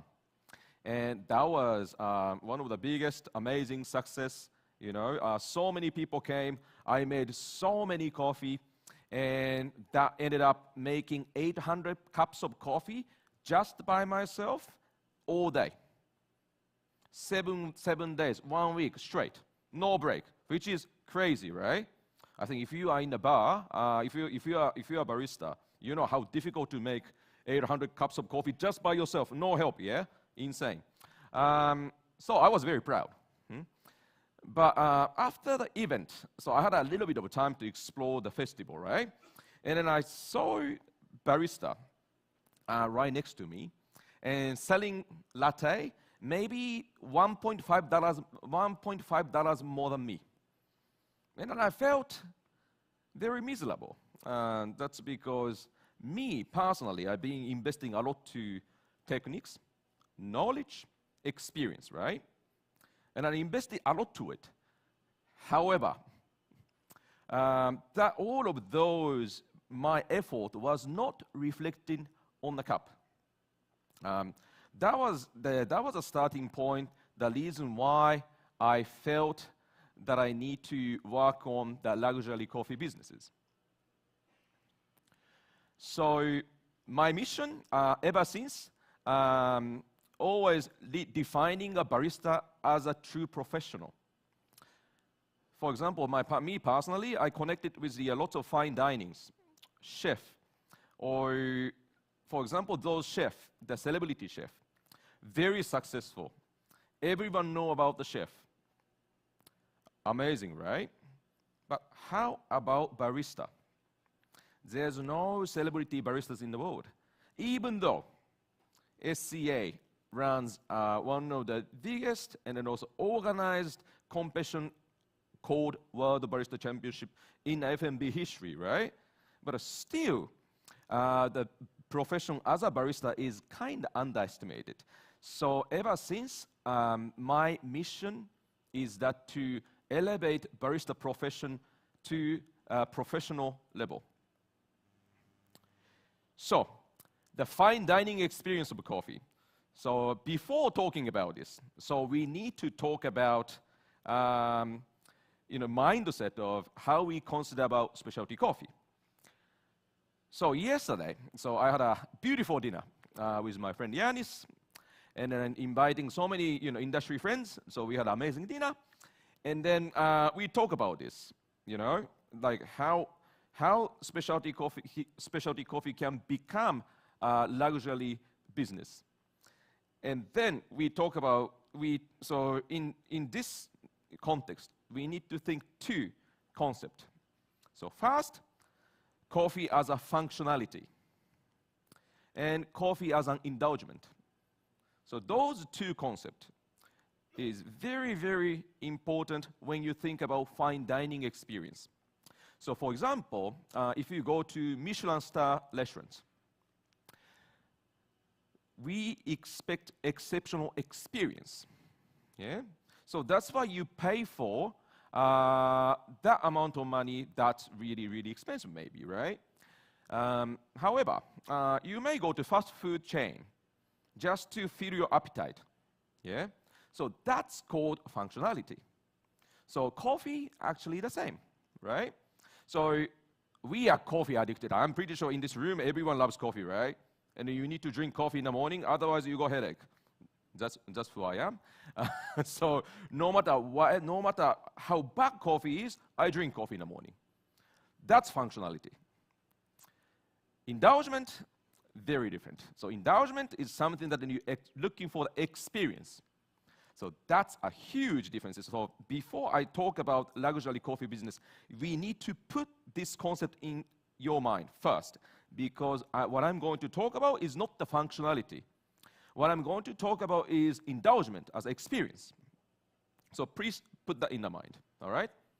So in the typical, a typical example of mixing up, mixing up a functionality and then also indulgence, for me, paper cup. To me, personally, I work with so many, fine dining chefs, and then I love to go to experience those fine dinings everywhere in the world. I never, ever seen a best ingredients being served as paper dishes in a fine dining restaurant. No, right? But in the specialty coffee industry, yes, it happens quite often. Even though they claim this is the best coffee in the world, yeah? But it's being served by the paper cups. And I don't understand that, because it's a typical example of the mixture of the concept of indulgence and also the functionality. So before we're talking about this, we need to define what the indulgence is all about. So in the current problem right now for specialty coffee industry, to me, there are the three factors that we need to consider. So in the first one is the people. Second one, product. Third one, the place. All right? So in the first one, people, which is barista. So unfortunately, when you run coffee businesses, right? So the most important part you need to control, unfortunately, barista, the labor cost. Yeah? If you want to run successful coffee shop, you need to definitely control labor, which is most important, which is barista.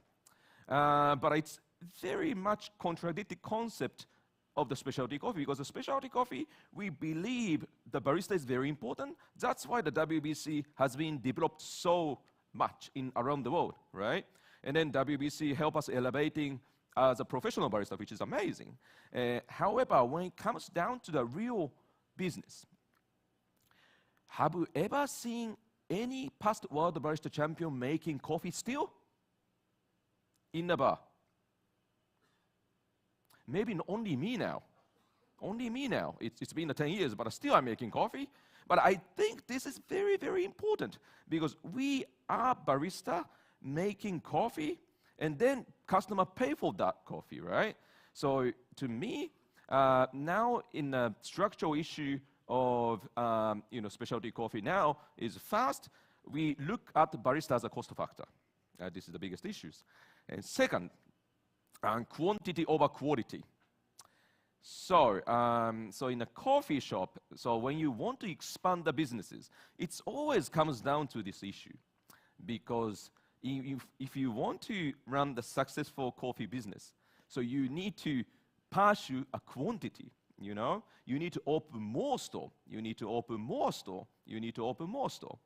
However, if you keep doing that, and then also the quality that you're supposed to deliver probably decrease. So this is also the dilemma that I quote often. So this is also a second issue. And third issue is that the standardization of design and service. So the standardized design is very important in order to efficiently open the coffee shop.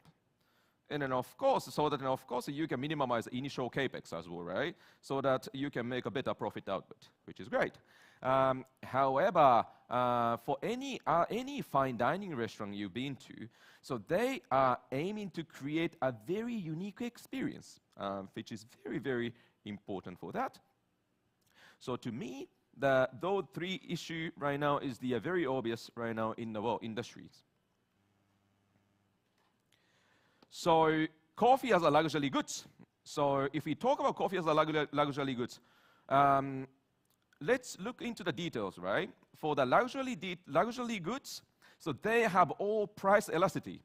So which means that they have a very cheap, product all the way to expensive product. So best example is a wine. So you can get very nice, affordable wines, all the way to the wine that costs maybe $10,000, maybe DLC, beautiful wines.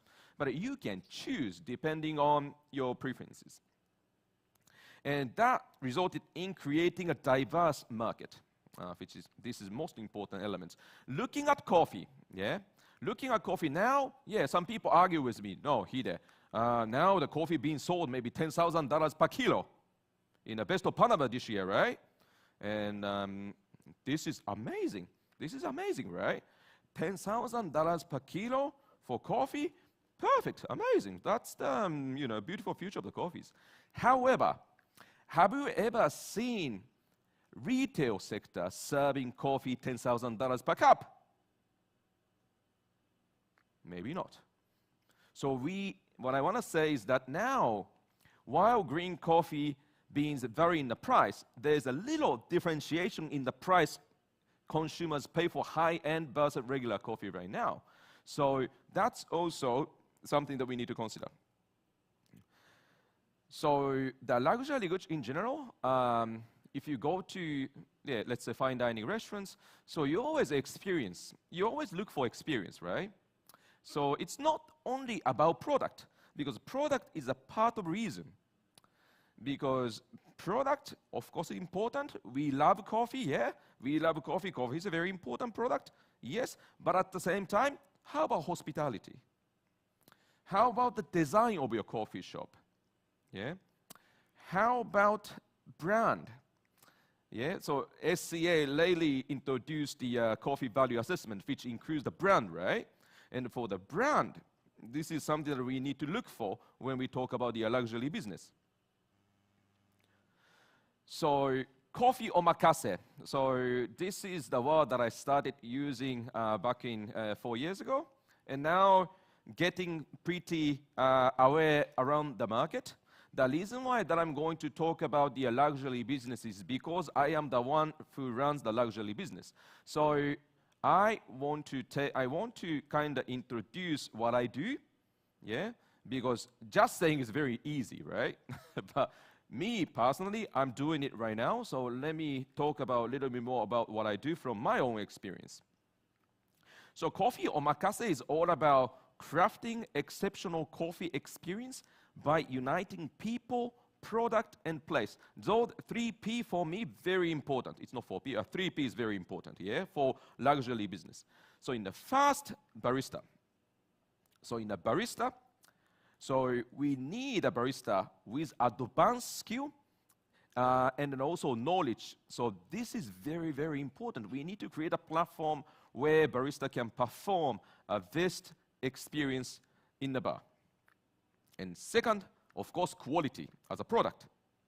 So specialty coffee, to me, is exceptional product, because specialty coffee is only a few % of total production in the world, which is almost impossible to get it in the world, right? It's very, very small. And then maybe the coffee that above maybe 90 plus, maybe even less, right? So we need to pay maximum respect to the coffee. And we, as a retailer, need to think how to maximize the value of coffee. Because I think what we all learned from COVID times is that if retail dies, entire supply chain dies in the coffee. As a retailer, we need to make a massive effort to build a strong brand that everyone willing to pay for those 90 plus coffees. To do that, what I'm saying right now is it's not only enough just serving coffee. We need to talk about business. We need to talk about brand. We need to talk about how to build experience. So for the place, for example, we need to ensure that the design and service are more matched with the exceptional product of specialty coffee. So I took the example of the paper cup, right? So in a paper cup is something very common in coffee. Everybody use paper cups serving coffee, right? But it doesn't really, do we really need, do we really need a paper cup for those 90 plus coffees? Maybe to me, I don't think so. Because I think there's so much way that we can add value to it. So now, in my coffee omakase venue, it's called a Cocoon. So in the Cocoon, Cocoon founded 2020. So ever since now, we explore luxury business in the coffee industries, and now 90% of the customer is coming from overseas. And then we release the reservation 2 months ahead, but reservation is always full, and lots of VIPs, lots of celebrities coming from all over the world just to experience coffee omakase. To me, this is something that I've been working on for past few years. So I wanted to kind of showcase what the luxury business is all about, and then also what we do in Cocoon. So this is kind of introduction video of the Cocoon, so maybe we can have a look first.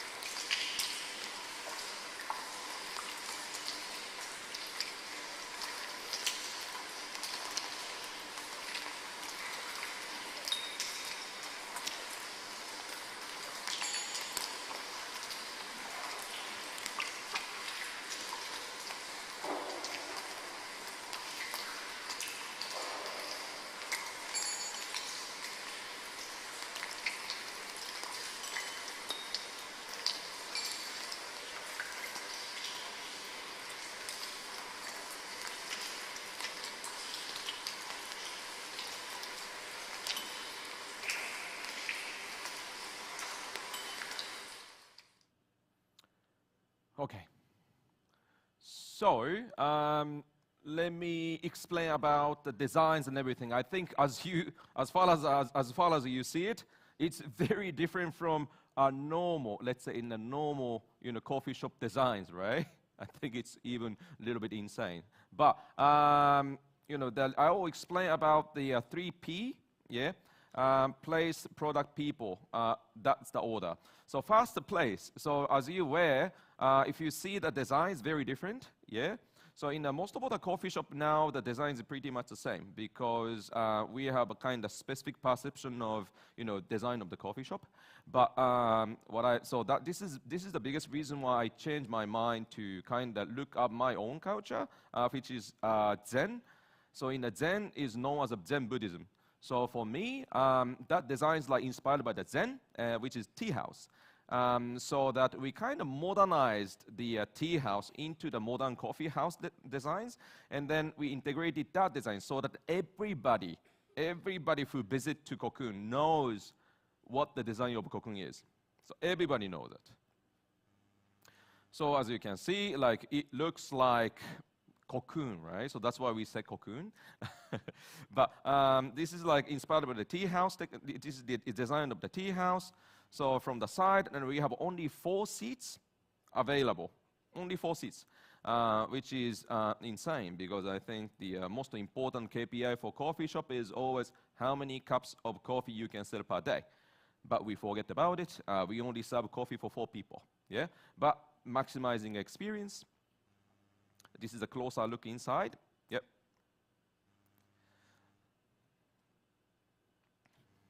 All right. So people. So to me, I always talk about barista, that we need to consider barista as an asset, not the cost.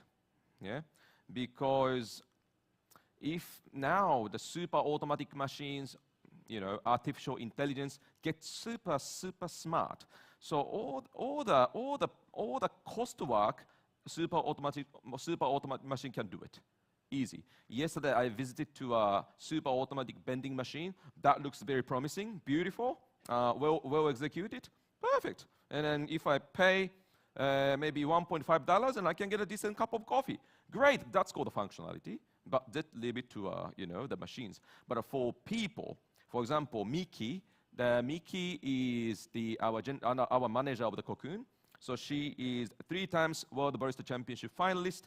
She became 2nd place in the WBC back in 2017. She's one of the best barista in the world. To me, barista like Miki is definitely asset. So we consider Miki as an asset. So to me, when you run the luxury coffee business, we need to think barista as an asset. So, and we need to think how we can leverage that asset to produce the revenues. And product. So in Cocoon, we call our style as the culinary beverage. So in a few months ago, I had the privilege to have a Felan Adoria from LVMH. So in LVMH is now known as the one of the best restaurant back in few years ago. But now they closed, and now Felan Adoria runs the foundation right now. But lots of chefs who used to work at Felan Adoria, including Rene Redzepi from Noma, Massimo Bottura from the Francesca Oscana as well. They all come from the LVMH. So in LVMH, the Felan Adoria came to Cocoon and experienced our coffee omakase. But he told me that this is a culinary beverage, which makes me very proud, because I think for me, in order to maximize the value of coffee, it's not enough to serve only black coffee, but also you need to kind of consider coffee as a part of ingredients as well, and then create completely unique coffee experience. So it's a bit hard to explain what it looks like, so I will show you photos. For example, this is the mocktail that uses Honduras coffee. That has a beautiful acidity, so that we focus on the acidity, and we make the mocktails by using lots of fresh Japanese ingredients. So in Cocoon, we pay very heavy attention to the ingredients as well as the coffee. So there's a beautiful Japanese citrus inside, and also the sugars, and then also the tomatoes, and lots of different unique ingredients inside. And this is also milk beverage that we served. On the center, it's a mango from south part of Japan, beautiful, organic, and the passion fruit, and also lots of shiitake, katsuobushi. That's lots of umami in it. So you know this is the drinks. And this is also a apple. We use the green apple, red apples, and also we went to the mountains to harvest the herbs and stuff, and then create a very unique sparkling coffee. And this one on the center is the shine muscat. It's a beautiful muscat from Japan, and then also fig leaf to kind of enhance the flavors. So as you can see, it's the coffee beverage, but heavily kind of tailored into culinary experience. So Cocoon as a coffee omakase. So for us, elevating coffee experience is always the key, because to serve coffee what it is, that's also very important because we want customer to understand, beautiful characteristics of the filter coffee, for example. So our course always start from sparkling coffee, filter coffee, mocktails, one or two mocktails, and a milk beverage, and also the dessert. So that's kind of course that you can experience entire coffee journey.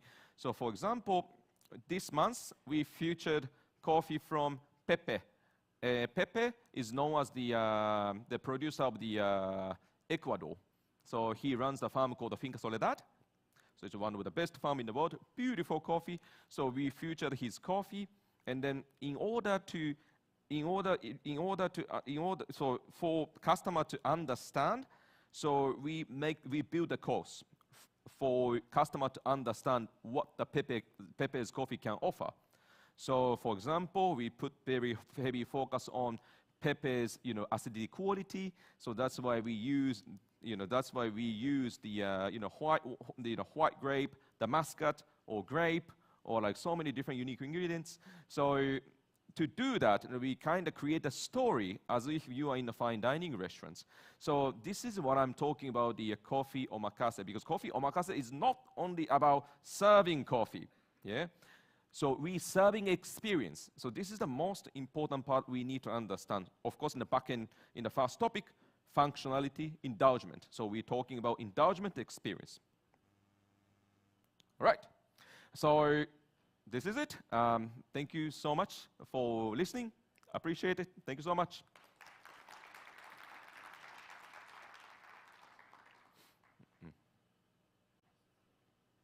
Thank you so much, Hide, for this. Thank you. Thank you, celebrating the coffee experience. Thank you. And you were saying, you discussed yesterday, what's happening with the barista, once they don't do it. But they create the rest. They create experience. And you have others like you who have innovated beyond just the craft of doing the coffee. But there's the whole world around coffee that needs to be discovered and developed. So I think there are not so many who do that, but I think people who already master the craft can add to the craft and really master the experience. I think this is unique. I think it's unique for in the way it is executed. And I think that's what people also pay for, I don't want to say how much it costs, but I know. I can tell you later. Yeah, for customers. And so people who come, they really want that. And I think who will go to Tokyo should at least try to get in to this experience. I'd like now to open up to the audience a little bit to discuss really this question of, and we had that yesterday, in fact, with polling, this discussion between luxury, aesthetics, and development of which is going way beyond just the product you're selling. It's really, true. And we discussed that yesterday, so perhaps the audience wants to talk to Hide. He's here. Any questions? Welcome. I know the Asian is very shy, so... But I just wanted to add a little bit. I just wanted to add one more thing for the presentation. But I think the reason why I'm very much focused on the luxury business is because we need to create the price elasticity in the market, especially in the retails. Because now coffee, we don't really have much price elasticity in the market. Yeah. So even if maybe in the most expensive coffee available in the market, maybe in the retail side, I don't know, maybe I don't really see $100 cup of coffee. Have you ever seen it? Maybe not. Yeah. I see coffee traded $10,000 per kilo. Great, but where that coffee gone? Is that going to the consumers, or is that going to the competitions, or is that going to somewhere else? Yeah. So to me, to create the price elasticity is very important. That's why I encourage people to start luxury business. So many people think, oh, you can do it because you are Hide. Yes, it's partly true because I built my brand, no doubt. However, my customer, surprisingly, they are not coffee geeks. They are the people who looks for a luxury experience. Yeah. So with that regards, we have so much opportunities open, right? So it's amazing to see even Korea as well, and even other US, because our customers mainly from US surprisingly. So in the US, Europe, and Asia, everywhere there's lots of opportunities.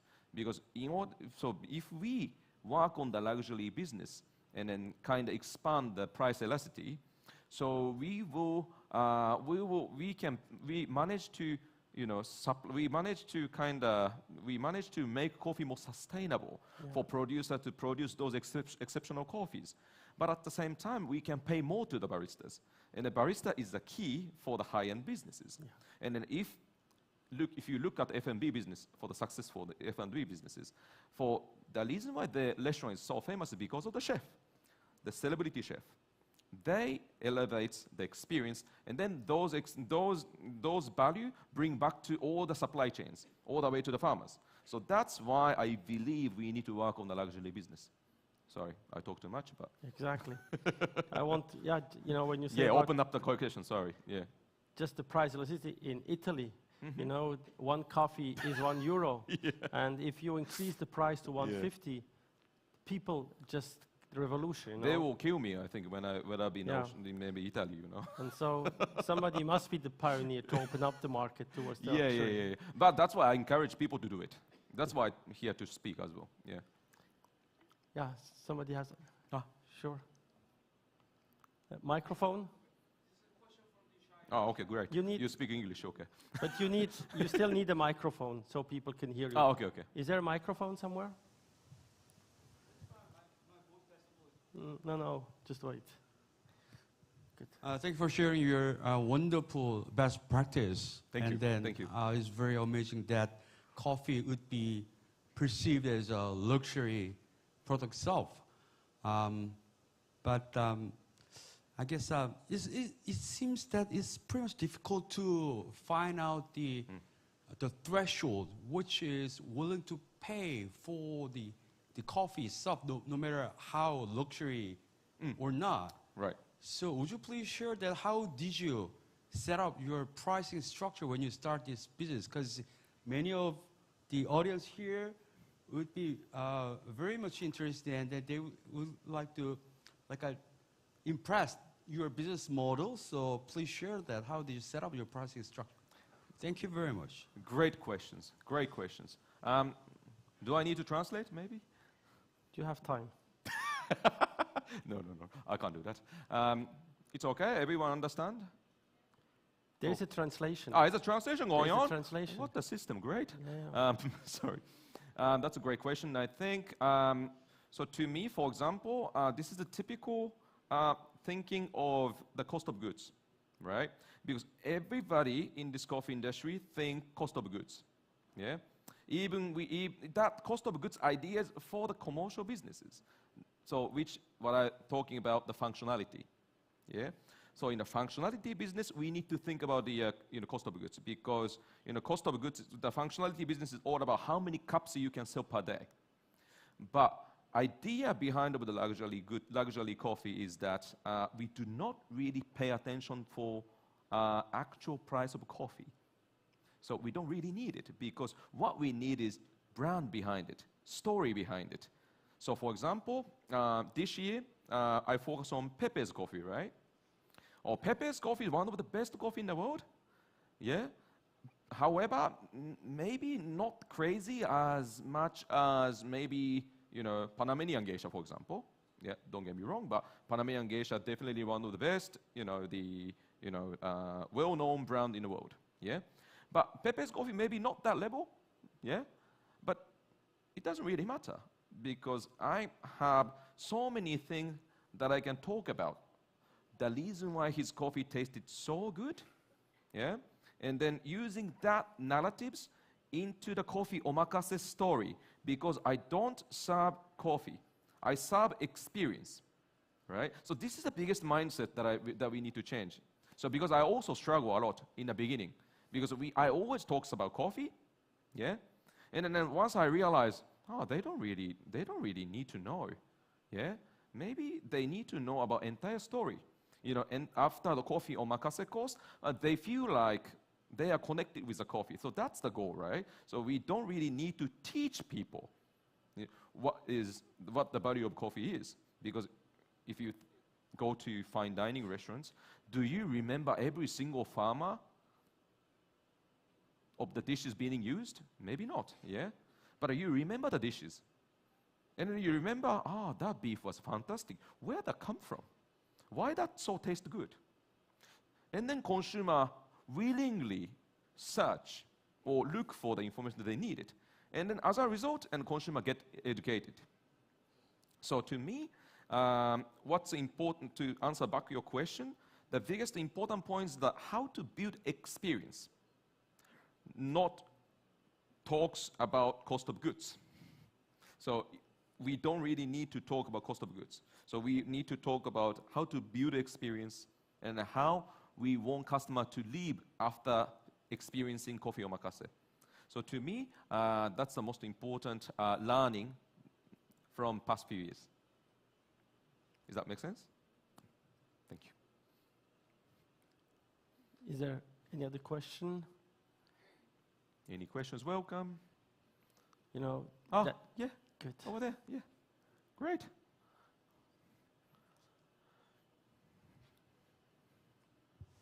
네, 강의 잘 들었습니다.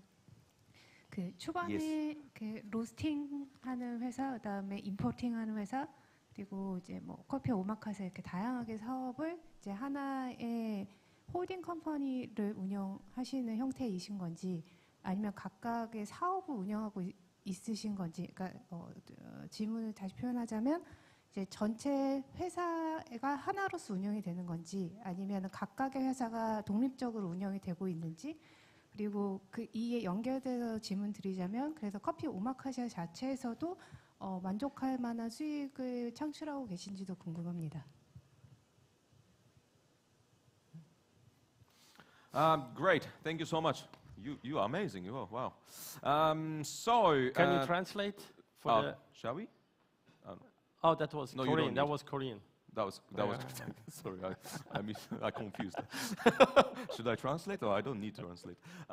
So yeah, to answer back your questions, it's a different entity under the one holding company, because entrepreneur likes to make lots of small companies. That's always a business. That's always the issues. So that's why I put the holding company. So that's the first questions. Answer back to your first question. Yes, it's run all different. They're different entities, but run by my holding company. If it's making sense.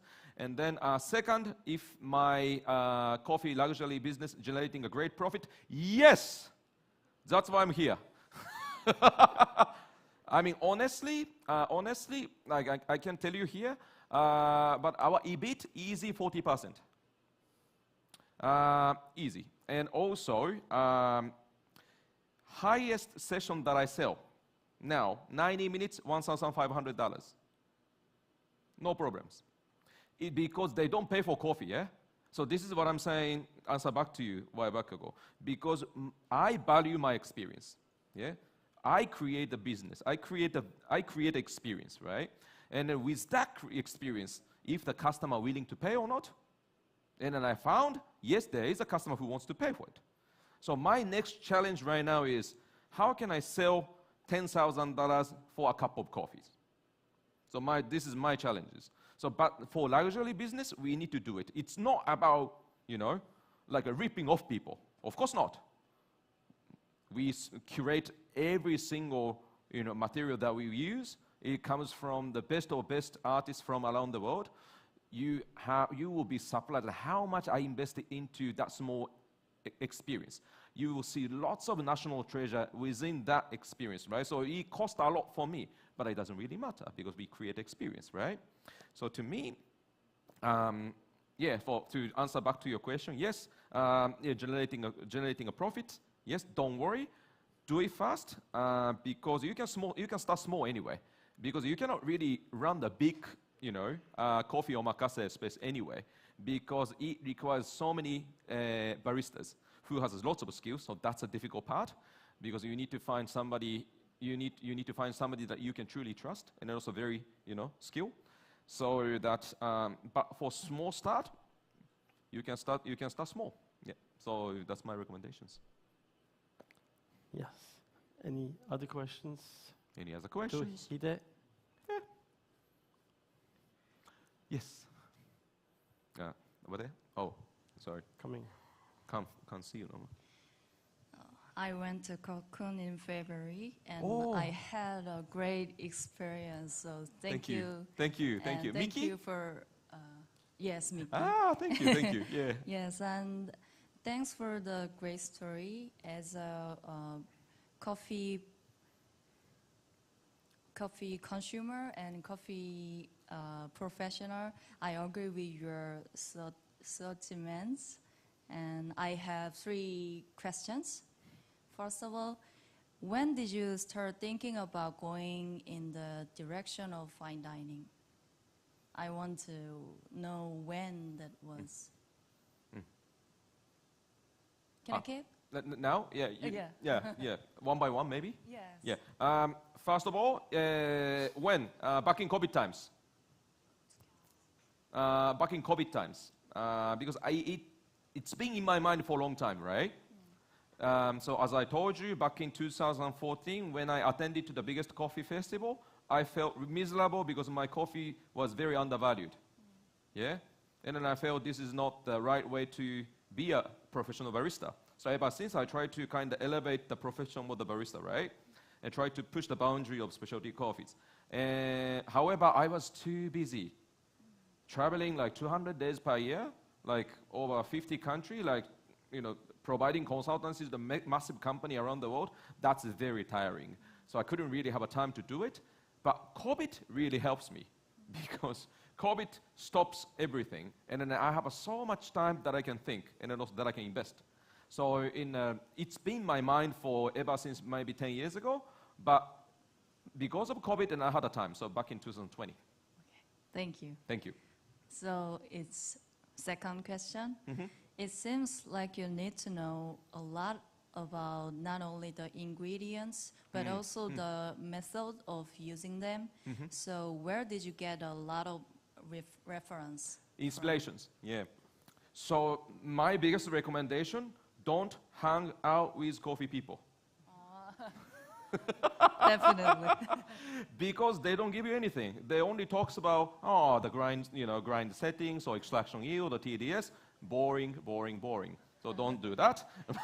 My recommendation is to hang out with F&B people, food and beverage, like people who's really into maybe chef or maybe professional, maybe even the tailor, for example, tailor or watches, or even if you like a vintage car, that those, luxury goods that, those professional who runs a really successful business in luxury goods, hang out with them, yeah?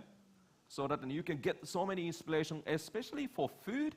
For my beverage in Cocoon, for example, I'm getting inspiration not only from the cuisine, but also lots of even from the art, for example, right? So it's like so many, inspiration out there if you don't talk to coffee people, which is great.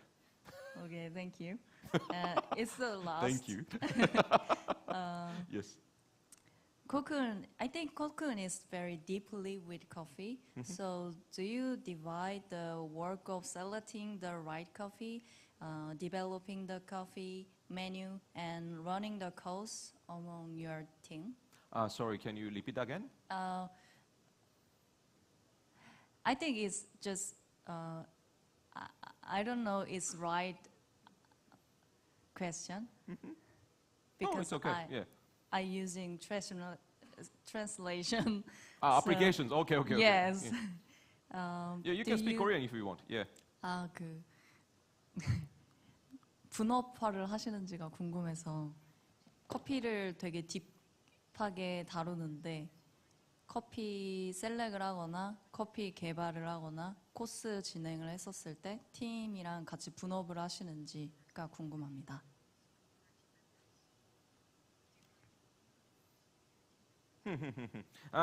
No.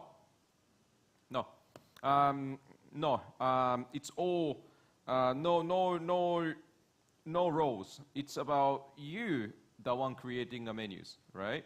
Of course, me and Miki discuss a lot, but Miki has ability to create omakase experience from her point of view. I don't want to disturb with that. And my session, I do it by myself as well. But of course, I talk to Miki, yeah? But it's about the team effort. Like, we got like multiple professional, not only for coffee, but also for the dessert, and then also the art, and then also the fashions and everything. But we all talk as a team. But for when it comes down to the menus, like, just like a chef, you're the boss. You think about it, yeah? And so, no, it's not like corporate functional role. It's more like you as an artist, what you want to express about. So that's why we don't really divide any work. Thank you. Thank you. By the way, my name is Heji. Thanks. Heji, thank you. Thank you. 감사합니다. Hide, we have to stop here because we thank you so much. Thank for you. this Sorry, talk. talk too much maybe? And, no. I think we would come, but it's the end. Thank you. I hope everybody starts saving money to go and have once this big experience. It's really No. I don't charge you much. Don't worry, man. Good. Thank you. Thank you. Thank you. Thank you. Please give another round of applause. Thank you. Thank you, Professor Yarsian. So now we will arrange the panel discussion with all the speakers and our moderators. So we will arrange the stage. So please remain seated and wait for a moment.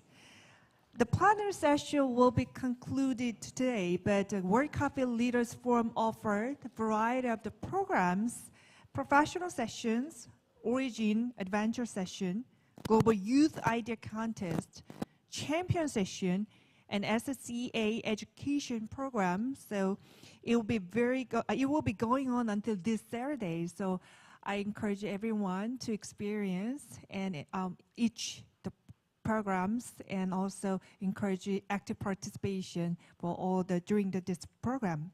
And after panel discussion, there will be the Cafe Show Excellence Award ceremony. The Cafe Show Excellence Award is the official award of Seoul Cafe Show, recognizing outstanding brands in various categories. So 10 outstanding brands and products from 60 selections featured in the Cherry's Choice. So we have 5 categories of awards: Creative Design Award, Outstanding Innovation Award, Superior Sustainability Award, Made in Korea Award, and Savory Leader Award. So after panel discussion, please join us and to celebrate together and to congratulate the awardees of this year's Seoul Cafe Show, the Excellence Award. So now the stage is ready. I'd like to invite our speakers and moderator for the panel discussion.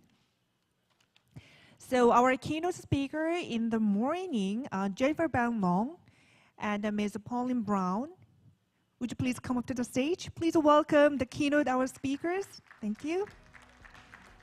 And James McLaughlin, Luis Paulo, and Mr. Franz Zaimez, and Mr. Cho Seung-yeon, and Mr. Izaki, our last speaker, and also our moderator, Shan Yer-tien. Please proceed. So during the panel discussion, you can ask a question to each speakers, and for those of you who didn't attend this morning session, you can ask a question to our keynote speakers as well. I sit here? No, come from France. No, Yes. isn't it? Yeah. Thank you. Good. So Professor, it's all yours. Okay. Thank you very much. I'd like to start with basically the last subject that a little bit because it's fresh and it really connects the beginning with the end, is how much can we really ask for coffee today?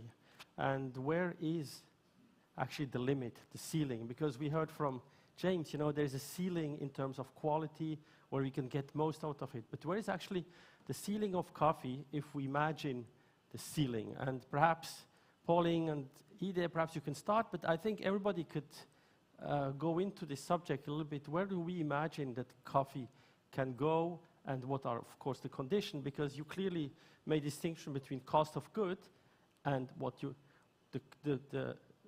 give to the customer. The value to the customer versus the cost of good is something very different. It's not what do the people get for what you're offering. And so we have to be able to speak to the people is you pay for what you get, not what what the cost of goods are and stop talking always about the cost of goods. So I'm not sure, perhaps Hide or Pauline, you could start, and then I think the others can pitch in a little bit. Okay. Do I need this, or is that working? Oh, perfect, okay. All right, so ceiling. I don't, honestly, like I'm working on this luxury coffee market right now, but now it's very hard to kind of say only talks about cup of coffee, because now what we do in Cocoon, we provide coffee omakase, which is the course, tasting menus, like consist of the 4 to 5 different drinks. So we provide experience, and we do not really talk about, we do not really kind of price and how much the cost would be for a cup of coffee. So because we always talks about experience. So for me, so for example, we have a, the Wilford here, right? So his coffee was sold like $10,000 per kilo, which is amazing, yeah. But with that mind, and I always think, what can I do with this coffee, for example? Because I think, it's the adding value, like talking about only cost of goods is not really suitable. This luxury business to me. Be honest. Of course, you need to control a certain amount of cost of goods for sure. However, for the luxury business, it's all about how to build experience and a brand around it. Yeah. So to do that, and I think for kind of limiting, ceiling of a price, just a cup of coffee, it's very hard to define. But if it's like consist of the coffee omakase or like a tasting menu experience, maybe like there's the hundreds of opportunity for more than me currently. The maximum charge is $1,500 per 90 minutes. But to me, I feel like I can do that more. Yes. Yeah. If I have more, the great coffee or great experience. So yeah. Exactly. Pauline, what do you think? Yeah, I'm dubious. Meaning, I actually don't think you're selling coffee. I think you're selling something akin to a spa treatment, a very pleasurable one, but not one that is scalable.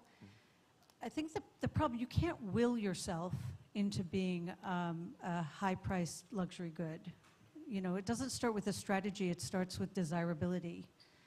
And I think as long as the concept of coffee hasn't been redefined as something that starts with a bean that is brewed and that is served in a certain way, I think that there's a clear limit as to how high you can go. Which is not to say, we already know you can extend it somewhat upward, but with everything I've heard today, I don't think you could get to $50 at retail.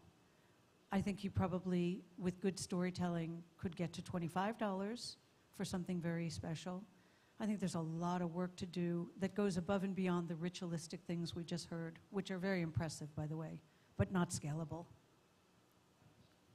So is that general opinion? Because the reason there are some barriers that we have to overcome in order to go into that direction. And the barriers we're throwing ourselves into the way. Probably by talking too much about extraction yield and grind size distribution and about the top way of doing. We have to talk more about the dream, perhaps. But I guess you don't see the path there. I think it's not about what we talk about, it's how we make people feel. And I don't think we've created demand. Mm-hmm. I think that's the problem. It sort of starts with desirability. I don't think we've made a case that you can't have a really enjoyable experience for more than $25. Okay. I guess that's a challenge for the industry, because we are kind of have the vision to become like wine, where people pay differently, where we can go there. Another point that I'd like to address, and perhaps start with you, the coffee business today is a very, I call that expert-driven business. Experts are defining quality, and sometimes the people who drink the coffee do not at all adhere to the same concept of quality that an expert is defining, and so they don't really buy that coffee? Do we have to have more consumers who define quality or what is for them the big experience, and not necessarily Hide has the capability to speak with the consumer, but perhaps you are too much expert talking and believing the consumer likes what we believe. But we don't talk enough to the consumer to understand what they are ready to pay for. I don't know. Perhaps you can, or what do you think? Are we too much expert-driven in the coffee business in order to make this experience-driven? Do we have to have more consumer-driven business? Yeah, so some of the content that I made with coffee industry for my YouTube channels, mini documentaries on history of coffee, when I was making them, I was thinking more in terms of what my viewers would be interested in, who are more general public, people who don't work in the coffee industry, and people who work for the brands. Obviously, they are coffee people, like say, don't hang out with them. The coffee people for whom the origin is super important. Like the way it's farmed is super important. The way it's harvested is super important. Like everything has a meaning to them because they can tell the difference. But one of the things that I found out is in Korea, at least, and this is the only culture I grew up in, so I'll speak for Korea and nowhere else, is that often what's considered good luxury coffee was defined by when it came to Korea. So like I said in my speech, for my parents' generation, coffee was the dry freeze instant coffee that were brought with the American Army in the 1950s. And when American specialty coffee came in 1999, Starbucks was charging probably 5 times as much as the traditional Korean coffee shops, and they could do it because it was new and it was from the US.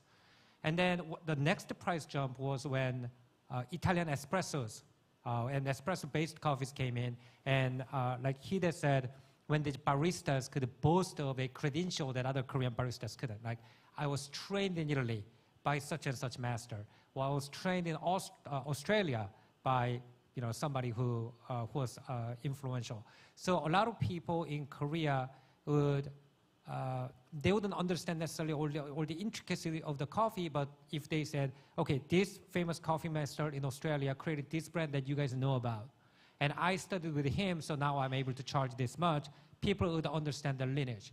And I think what you were saying was interesting, is that's very similar to how a lot of Korean people consume wine, because wine has been in Korea for not that long. The general interest in tasting and selecting wine among the general public, it really lasts like 15 years, right? And a lot of people that I speak to who are new to wine, the way they understand the quality of the wine is through the lineage. Like, this person used to work at Romagno Conti, and then he was associated with this other winemaker who created this brand, and then now he bought this land here. Now we can trust this wine because of this lineage. So I think the discrepancy was the Korean consumers either rated the quality of the coffee based on how authentic it was in terms of process to famous coffee countries they knew, like it was proper Australian coffee, proper Viennese coffee, proper Italian coffee, and then after that phase, it was more like, does this barista come from a lineage that we can verify? And then when they hear coffee people talk about the origins and the land and the way it's brewed and the temperature and the technique, yes, there are people who are really into coffee that's going to understand it, and many of them are sitting here today. But one advantage of being a YouTuber is I can tell a story and I can see at which second people clicked in or clicked off or people lost interest. And then what I found out was the history, the heritage of the particular technique got a lot of interest. The heritage of the barista got a lot of interest. And I lost a lot of audience at sections where it became too technical. So maybe the heritage and the story of the barista, the life story of the barista, is maybe being underexplained by the industry. That's what I felt as somebody who's not a coffee expert. I don't know if anybody wants to react the same thing, but it's in a way the influencer here. Yeah.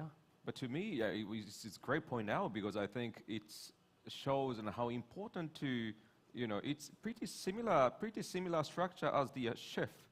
It's built based on the supply chain of the F&B business, built based on the chef, right? And a chef adding a value to it. And then I think that's a really good insight of, and how important to focus on the personality of the baristas, for example, in this coffee industry, right? So in the coffee industry, for me, speaking about luxury business, I think it's important to focus on more about what barista can offer, you know, rather than talking about not only extraction yield, but also processing method, yeah? Or maybe it is important to probably put more focus on the story behind the reason why you created the beautiful coffees, yeah? So yeah, it's very inspirational to me. It's really interesting. Yeah. I don't want to stress too much this side, except somebody wants to say, but we really have two sides. We have on one side the story, the influencer, and I realized that an influencer is actually somebody who is influenced himself by the reader. So it's a big interaction. But there's also, of course, the product. The product itself is, of course, of central importance to us. Because we always said it's a new product. And we know so little about coffee. We have always to be honest about that. And that we do things, but we actually don't know what we're doing. And we try to be consistent in repeating it. But we are really starting to discover product. You know, there is a saying, you know, as a chemist, I like to say that we know much more about plants that are 10 light years away from us. We know much more about the molecules there than about the coffee that we drink every day. And it's really a shame how little we know about our coffee. So I think one part of the story is coffee is a complex product, and we are really discovering it today. And we have seen that, you know. And I don't know how much you believe, how much is, in your opinion, where do we need to make major breakthroughs in our understanding of coffee to not only just know more, but improve the experience of the consumer on the coffee side? Where do we have to make real breakthrough in our understanding? Perhaps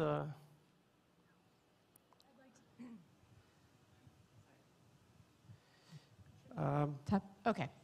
I'd like to take that because I think I'm going to come up with an answer that's very different from how many of you are thinking of this question. When you think about the global reach of coffee, it is produced in more than 40 countries. It is consumed in many, many countries by a very large percentage of populations.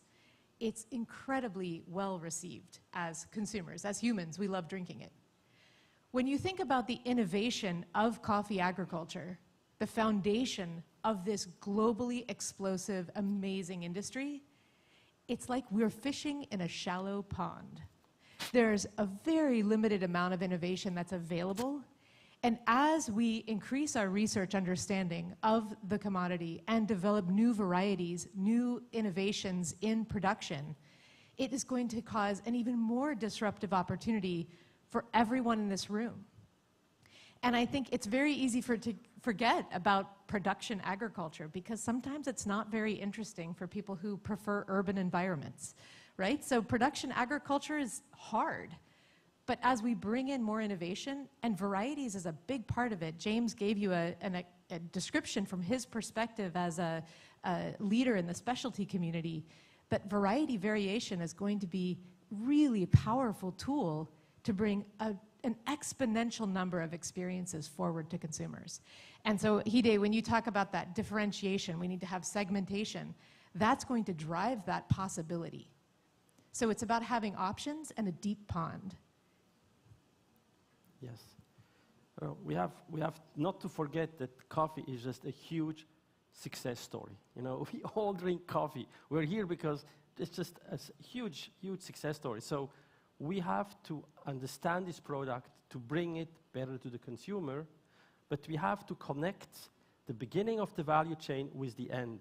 So we have always to understand when we do something on breeding, how that connects to the consumer. We need probably a more connected value chain from what we do, how it affects the end. Because without consumer, there's no breeding. So I think we need a better connection through the value chain and always connect what we do with what it makes in the cup.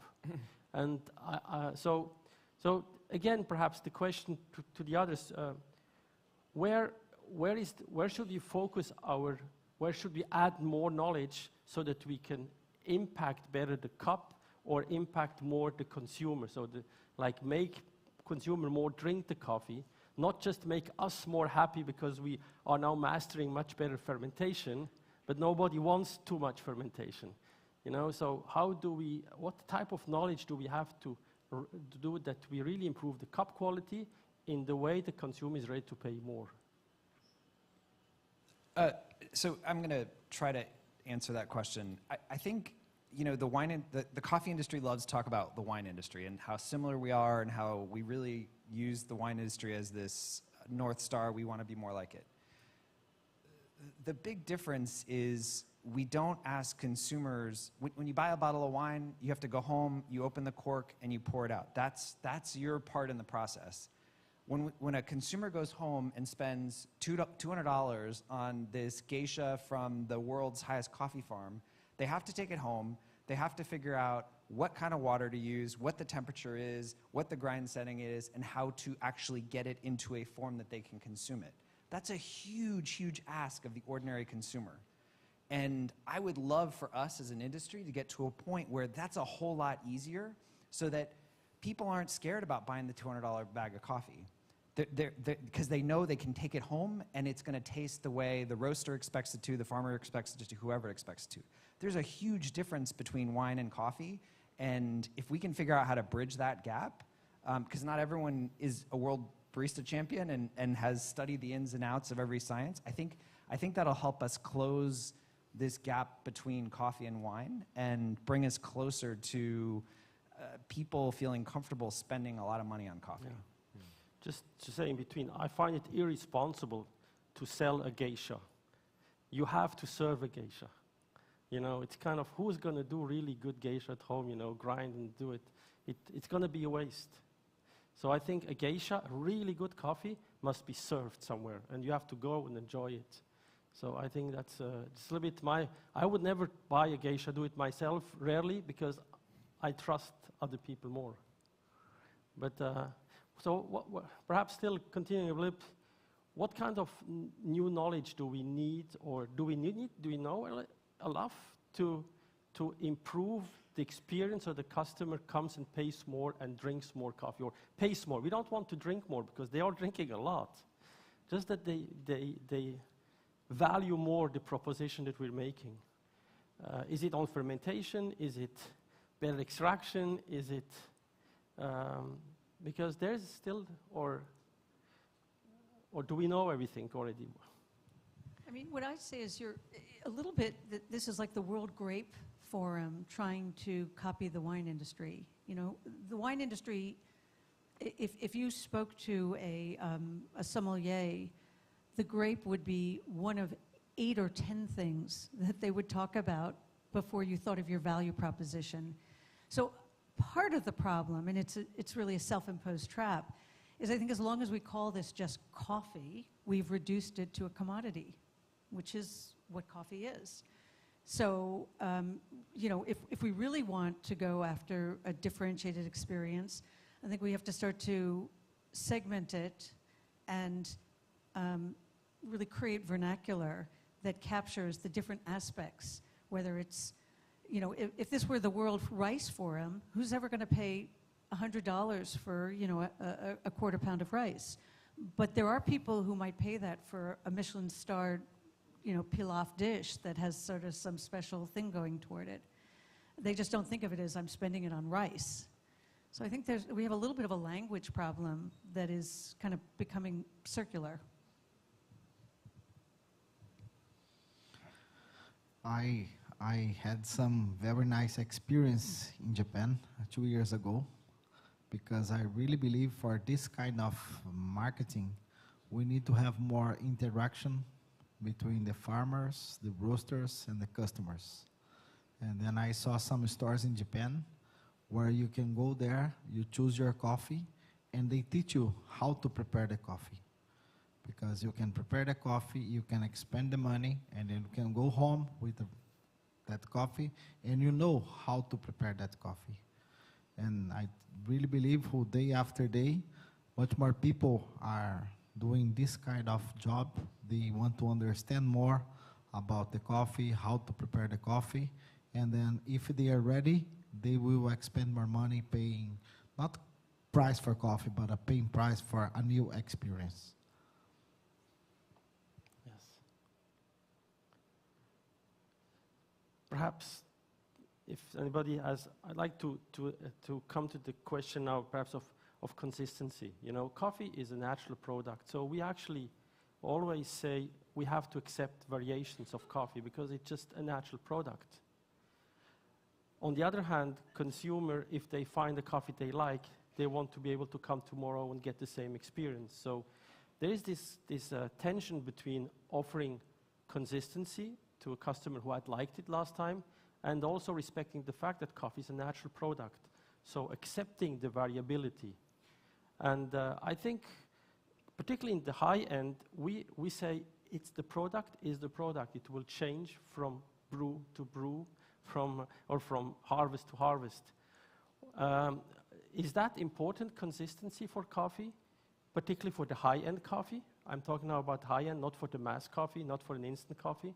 Or is consistency in the cup profile, is that like part of the experience, like of the luxury experience, that it is varying, you know?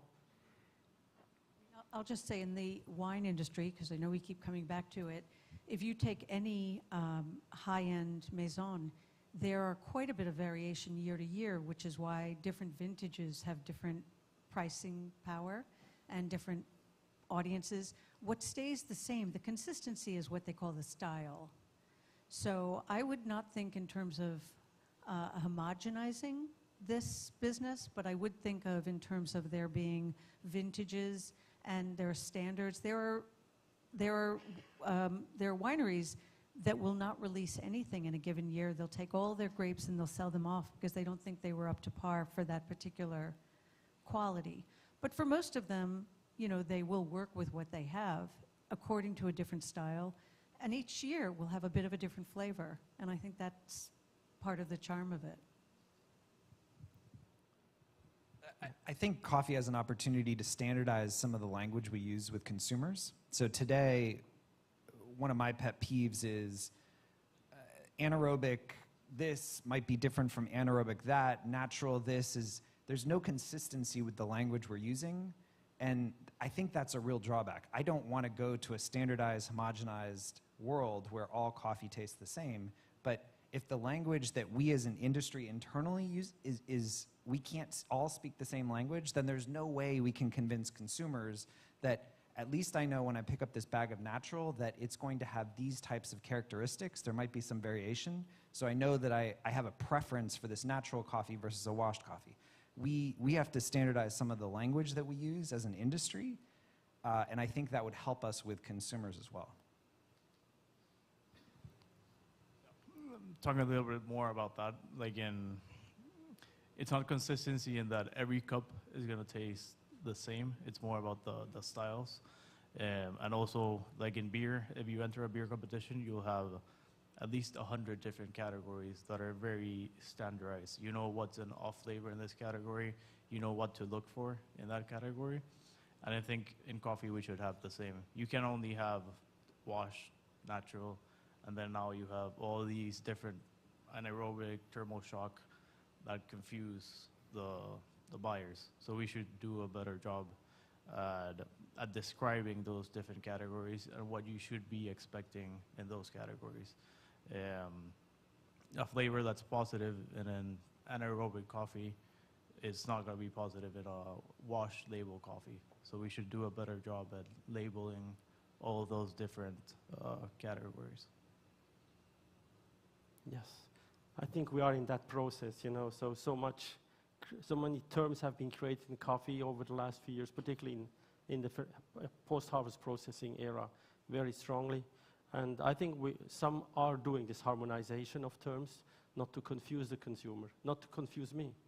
I'm confused by many of these terms, triple fermentation, and so I think, yes, so this is a harmonization. It's a little bit, I call that a little bit also like being more aware that at the end of the value chain there is a consumer who has to buy this product, also understand what we're doing.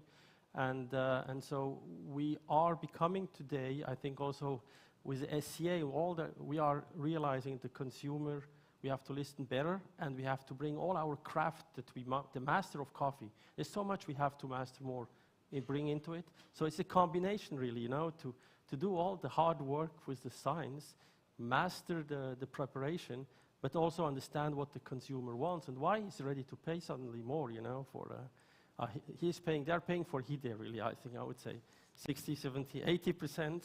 But there are more Hides, you know, and there are more experiences that we can create. So it's really this complexity, and I think that's what really is what we're trying to see. It's an incredibly complex value chain that we are dealing with, we are discovering, we're at the beginning.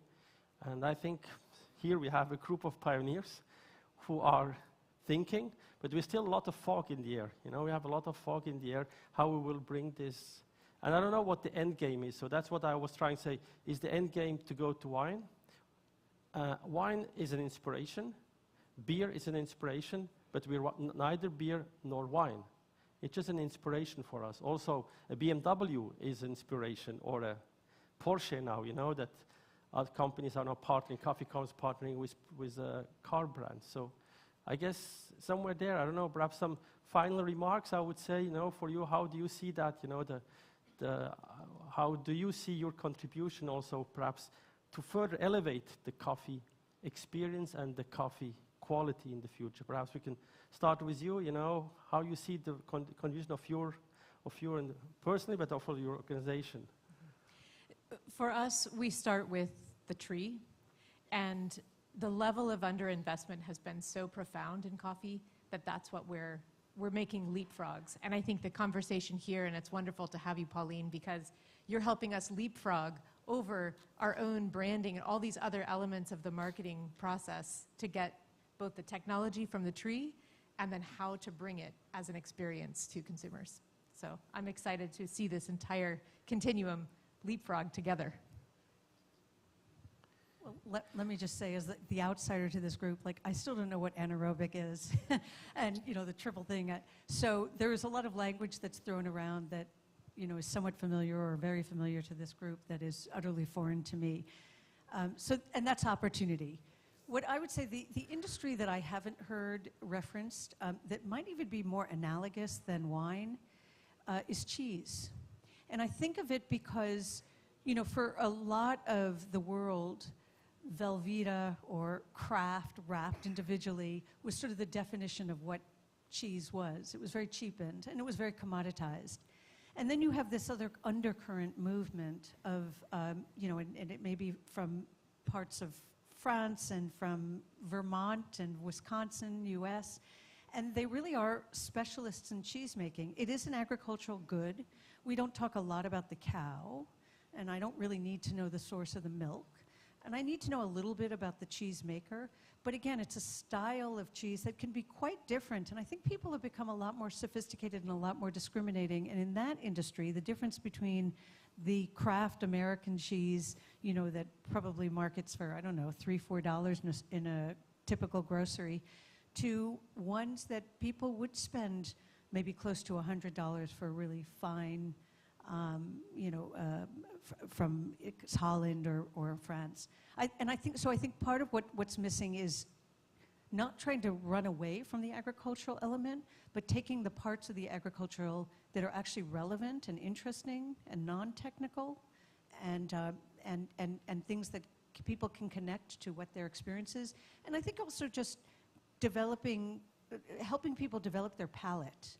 And I would say, as somebody who has had a cup of coffee or more than one, probably every day of my life for the last 35 years, I couldn't, in a blind taste test, probably tell you the difference between Guatemalan and Ecuadorian. And no offense, because I know we have representatives of both here, and I like them both.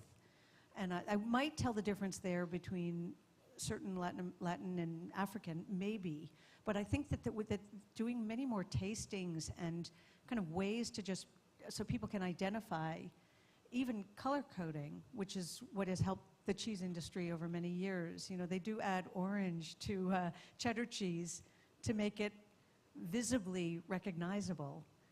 And so I think that this to me is all fairly low-hanging fruit. but there may be a few other industries that I would continue to take reference from. I would just echo kind of what I said earlier today, which is I really do feel like coffee's in the very early stages. We're a very young industry, and all these challenges that we're talking about are opportunities. And what's really exciting is you've got this representative sample of the industry, and you've got someone charging $1,500 for 90 minutes. That's amazing for us collectively. It's amazing that, you know, Starbucks is in many places it is selling coffee at $3 a cup. And we, in the high-end segment of the coffee industry, have just started to reach people, and we need to get more people, you know, Pauline farther along on her coffee journey so that she can understand the differences between these coffees. And I think that's what's going to start to come out in the next 10, 15, 20 years, but the work is ongoing.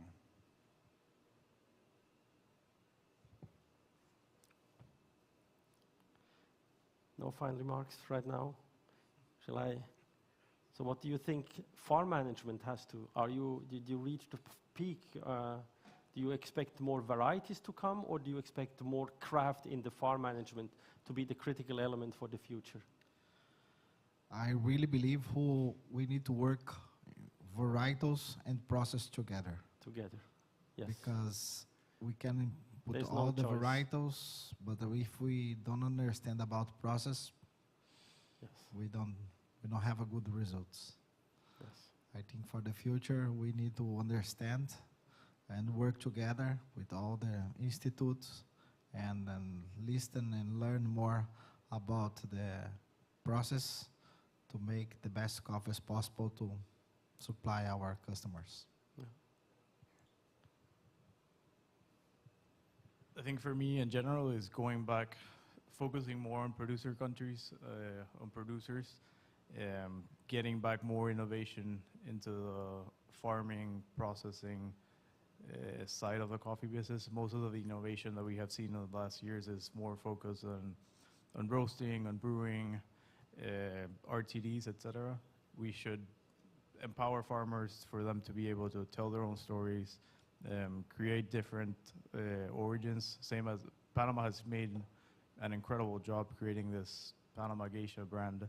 It's been super successful for the countries. It's empowered many of the producers. So I think it's, yeah, just focusing more on innovation in the producing countries.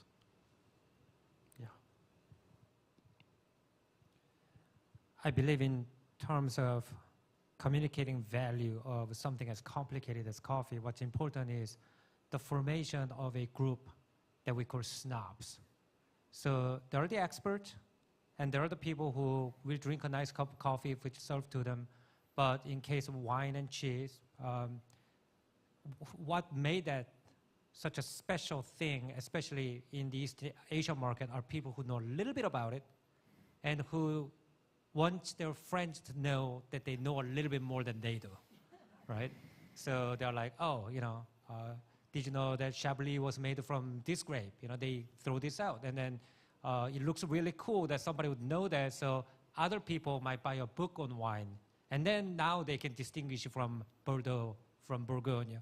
Whereas, as you said, most people, like I drank more cups of coffee than glasses of wine. I still can't tell the difference as she can from one country to another. So I think as somebody from the influencer space, if there are more sort of snobbish influencers saying, oh, it's important to know this, and that's usually how education in these fields happen. Like people are not gonna go to school to learn how to drink coffee, but they will follow somebody from Instagram who maybe lives in, you know, one of the great coffee cities and who has heard maybe one or two classes, and they're like, oh, now I know better than you now, so I wanna share this with you. And I think cultivation of this class of people that maybe we have negative sort of emotional reaction to, because snob is not usually a good word, but they definitely have a function in this type of economy, I believe. Yes. Yes, so it says time over, so I was just going to make it quick. But so to me, like today we talked about, you know, coffee like wine or cheese, right? So to me, for example, wine, not really ideal, you know, ideal example, because wine has a concept of aging. So aging is something that makes product very, very special. Because, for example, I love vintage watch.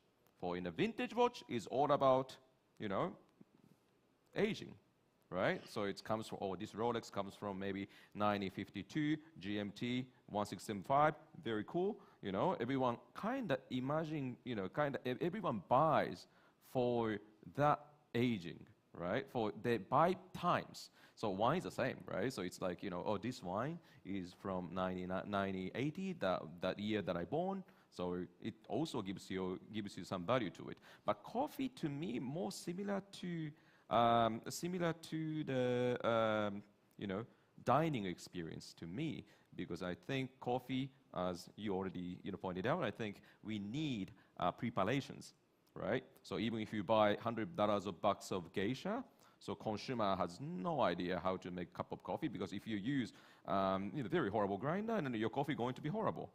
That's our common sense, but the consumer doesn't really know, right?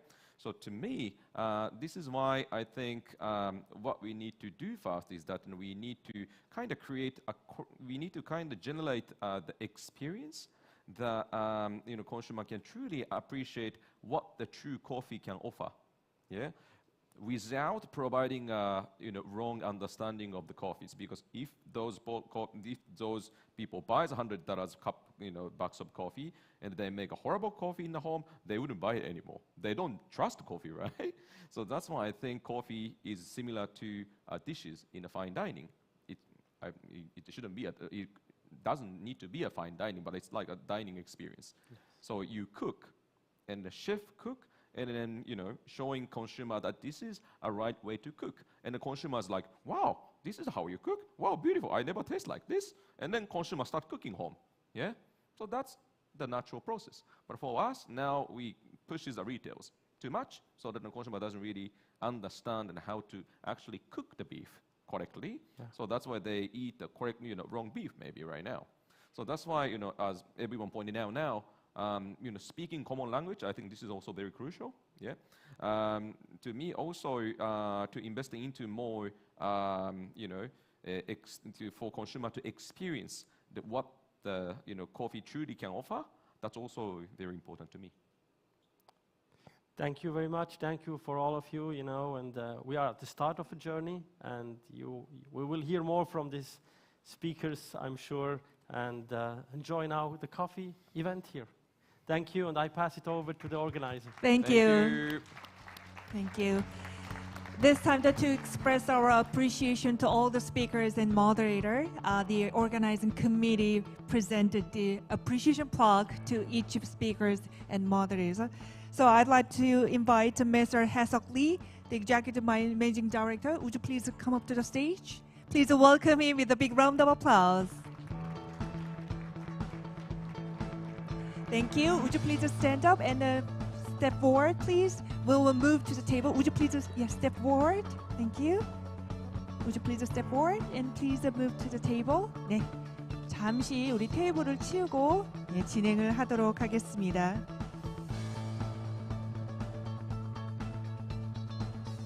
Okay.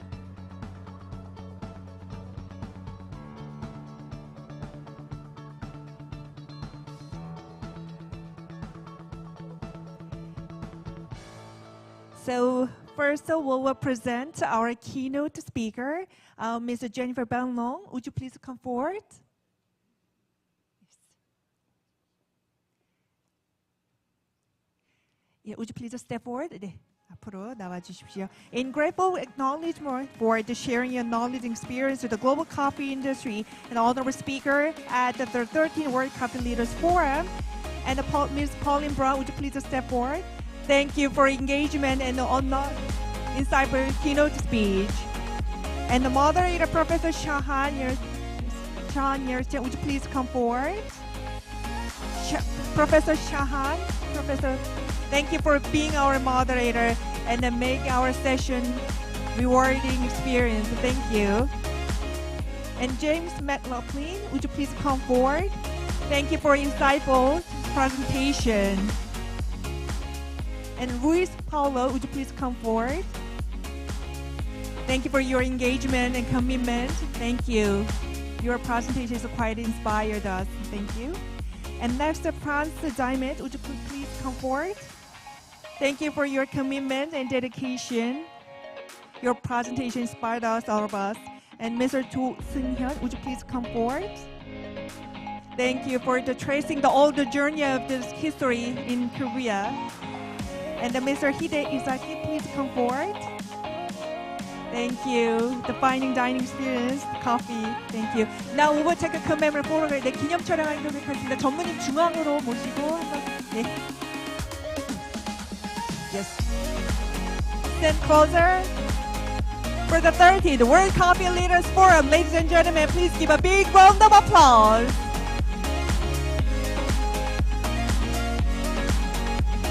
Thank you very much. Thank you. So we'd like to ask you to return to your seat. Thank you.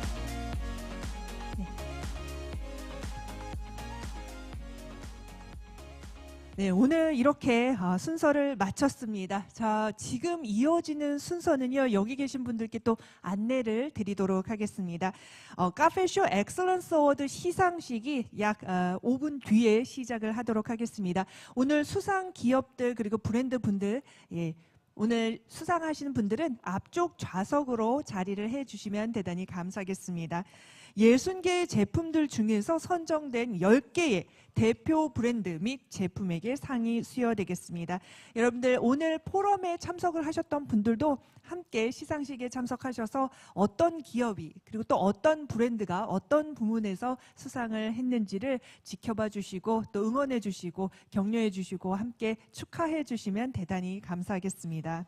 오늘 시상식은 서울 카페쇼 공식 영상, 어워드 소개, 시상 및 사진 촬영 순으로 진행이 되도록 하겠습니다. 네, 그럼 시작하도록 하겠습니다. 본격적인 시상식에 앞서서 서울 카페쇼 주제에 대한 소개 그리고 홍보 영상을 여러분께 선보이도록 하겠습니다. 제13회 서울 카페쇼는 다양성을 키워드로 컬러풀 카페쇼라는 주제가 선정이 되었는데요. 아시아 최대 커피 행사인 서울 카페쇼 올해로 23회째 맞이했습니다. 우리의 카페쇼 이렇게 오랜 기간 성장을 해올 수 있었던 비결 무엇일까요? 서울 카페쇼는 개개인의 다양성을 존중하고 또 인식하며 포용하는 문화가 커피 산업의 발전과 상생을 이끄는 요소라고 믿습니다. 이렇게 수많은 다양성이 조화를 이루는 모습이야말로 서울의 카페쇼의 정체성이자 앞으로 우리가 나아가야 할 방향일 텐데요. 저희가 서울 카페쇼 공식 영상에 이러한 가치관 그리고 방향을 모두 담았습니다. 지금부터 영상 함께 보시겠습니다.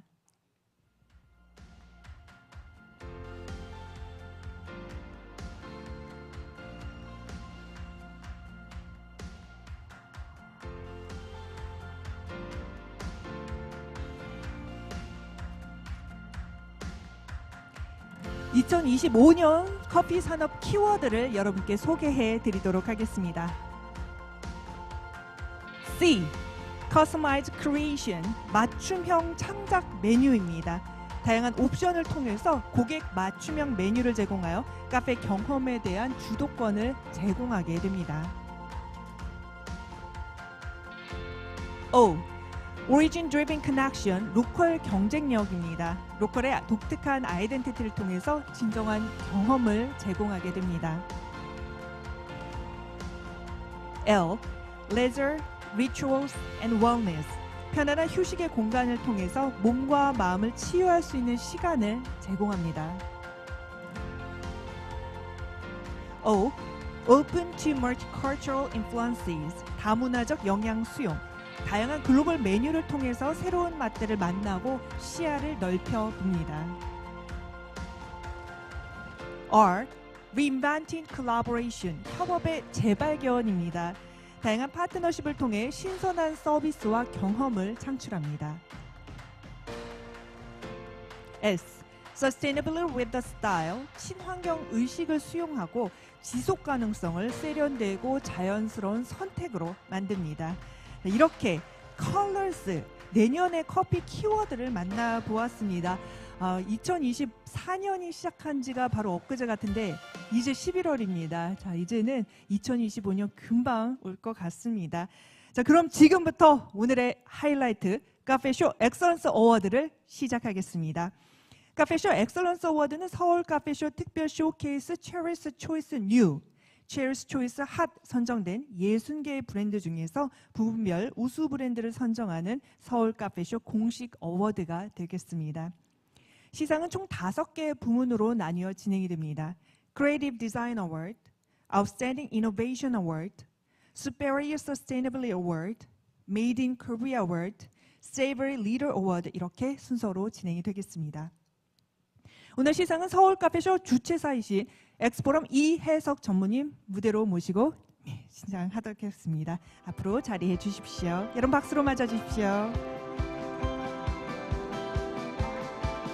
첫 번째로 우수 디자인 브랜드에게 수여되는 크리에이티브 디자인 어워드 시상이 있겠습니다. 호명한 업체 및 브랜드 수상자께서는 무대 위로 올라와 주십시오. 크리에이티브 디자인 어워드 스밀스 기정 인터내셔널 축하드립니다.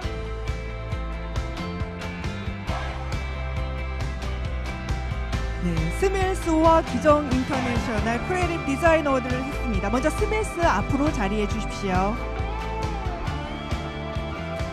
먼저 트로피를 전달을 해주시고요. 크리에이티브 디자인 어워드 위 업체 브랜드는 디자인 분야에서 탁월한 성과를 보여주었기에 카페쇼 엑셀런스 어워드 크리에이티브 디자인 어워드를 수여합니다. 2024년 11월 6일 카페쇼 커뮤니티 축하드립니다. 네, 기념 촬영하도록 하겠습니다. 스미스 디자인 부분에서 탁월한 성과를 보여주었는데요. 여러분 다시 한번 축하의 박수 보내주십시오. 네, 감사합니다. 이어서 기정 인터내셔널 자리해 주시면 감사하겠습니다. 크리에이티브 디자인 어워드 기정 인터내셔널 이하 소중한 내용은 같습니다. 축하드립니다. 네, 기정 인터내셔널 디자인 부분에 있어서 탁월한 성과를 보여주셨습니다. 앞으로도 더 창의적인 디자인을 기대하며 여러분 뜨거운 박수로 함께해 주십시오. 네, 감사합니다. 자리로 모시겠습니다. 다음은 완성도 높은 최신 기술을 자랑하는 브랜드에게 수여되는 Outstanding Innovation Award 시상이 있겠습니다. 호명하는 업체 및 브랜드 수상자께서는 무대 위로 올라와 주십시오. Outstanding Innovation Award 비더스텍 엘로치오 축하드립니다. 네, 비더스테크 엘로치오 네, 수상하셨습니다. 먼저 비더스테크 앞으로 모시겠습니다.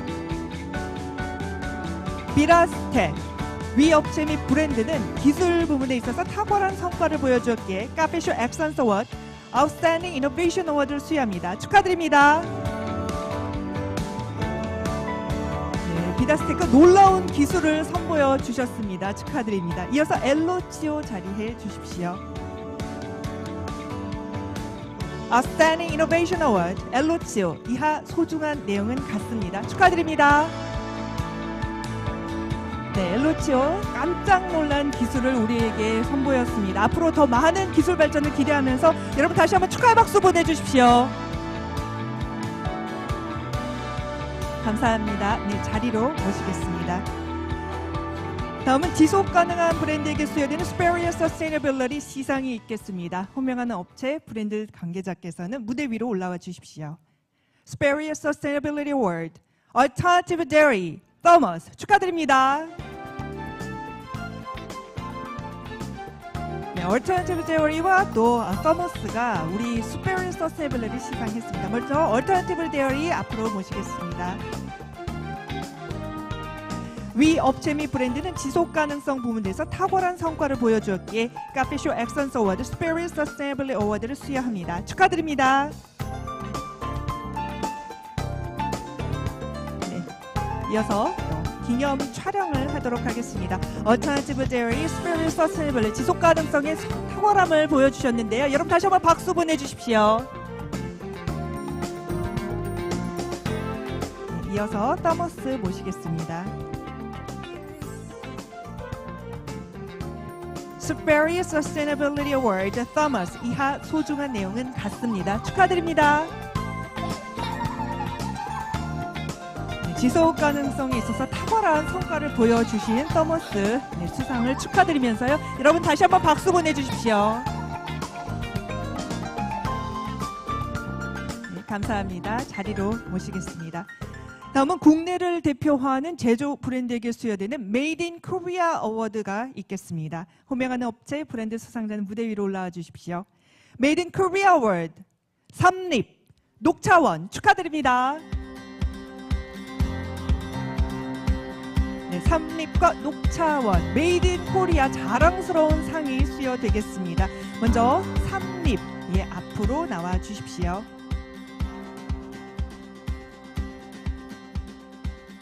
Made in Korea World 삼립 위 업체막 브랜드는 대한민국을 대표하는 제조 브랜드로서 탁월한 성과를 보여주었기에 카페쇼 엑셀런스 어워드 Made in Korea 어워드를 수여합니다. 축하드립니다.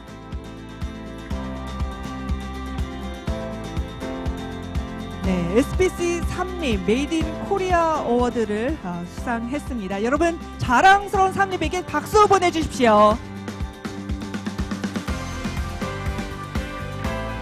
감사합니다. 이어서 녹차원 모시겠습니다. Made in Korea World 녹차원 이하 소중한 내용은 같습니다. 축하드립니다. 네, 대한민국을 대표하는 브랜드가 되었습니다. 여러분 녹차원에게 다시 한번 힘찬 축하의 박수 보내주십시오. 감사합니다. 자리로 모시겠습니다. 다음은 푸드 앤 베버리지 업계를 리드하는 브랜드에게 수여되는 Savory Leader 어워드가 있겠습니다. 호명하는 업체 브랜드는 위로 올라와 주십시오. Savory Leader 어워드 티젠 두리 트레이딩 축하드립니다. 네, 먼저 티젠 모시겠습니다. 티젠 Savory Leader 어워드 위 업체 및 브랜드는 푸드 앤 베버리지 업계를 리드하는 브랜드로서 탁월한 성과를 보여줬기에 카페쇼 엑셀런스 어워드 Savory Leader 어워드를 수여합니다. 축하드립니다.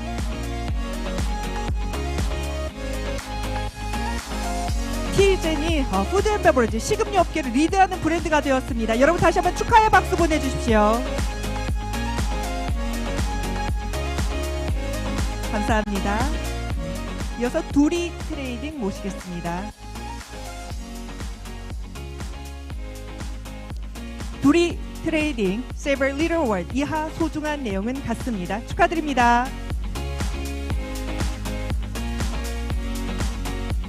네, 대한민국 식업 업계를 리드하는 브랜드가 되었습니다. 두리 트레이딩이 여러분 다시 한번 박수 보내주십시오. 감사합니다. 우리 전문인 계속해서 무대 제셔주시고요. 앞서서 우리 수상을 하셨던 모든 분들 트로피만 들고 모두 나와서 단체 사진 촬영을 하도록 하겠습니다. 우리 두리 트레이딩과 TJ는 트로피만 들고 무대 위로 올라와 주시면 되겠습니다. 자, 우리나라를 대표하는 5개 부분에서 수상을 한 브랜드, 업체 모두 총 10개의 기업 그리고 브랜드가 지금 올라오고 계신데요. 정말 자랑스럽습니다. 이번에 처음 수상하신 분들도 계시고 또 재수상하신 분들도 계시는데요. 앞으로도 더 놀라운 발전과 성장을 기대하면서 우리 오늘 또 축하의 마음으로 함께 또 기념 촬영을 하고 오늘 시상식을 마치도록 하겠습니다. 우리 자랑스러운 10개의 브랜드 및 업체에게 여러분 다시 한번 힘찬 박수 보내주십시오.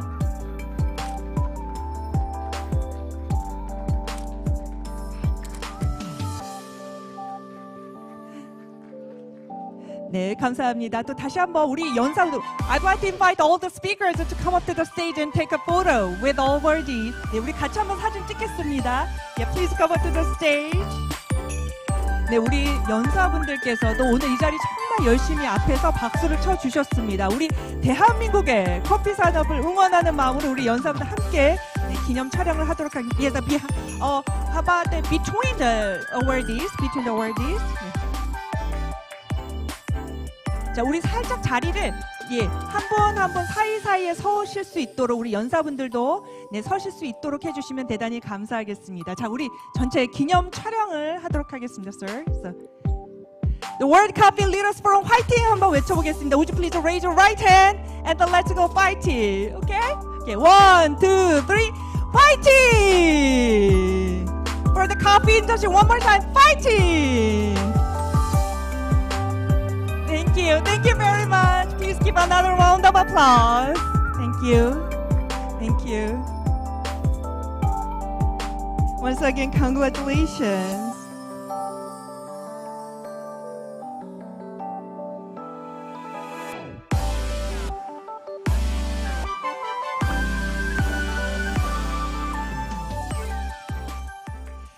So, ladies and gentlemen, this concludes the 13th World Coffee Leaders Forum. I hope you have a very, very rewarding experiences throughout this forum.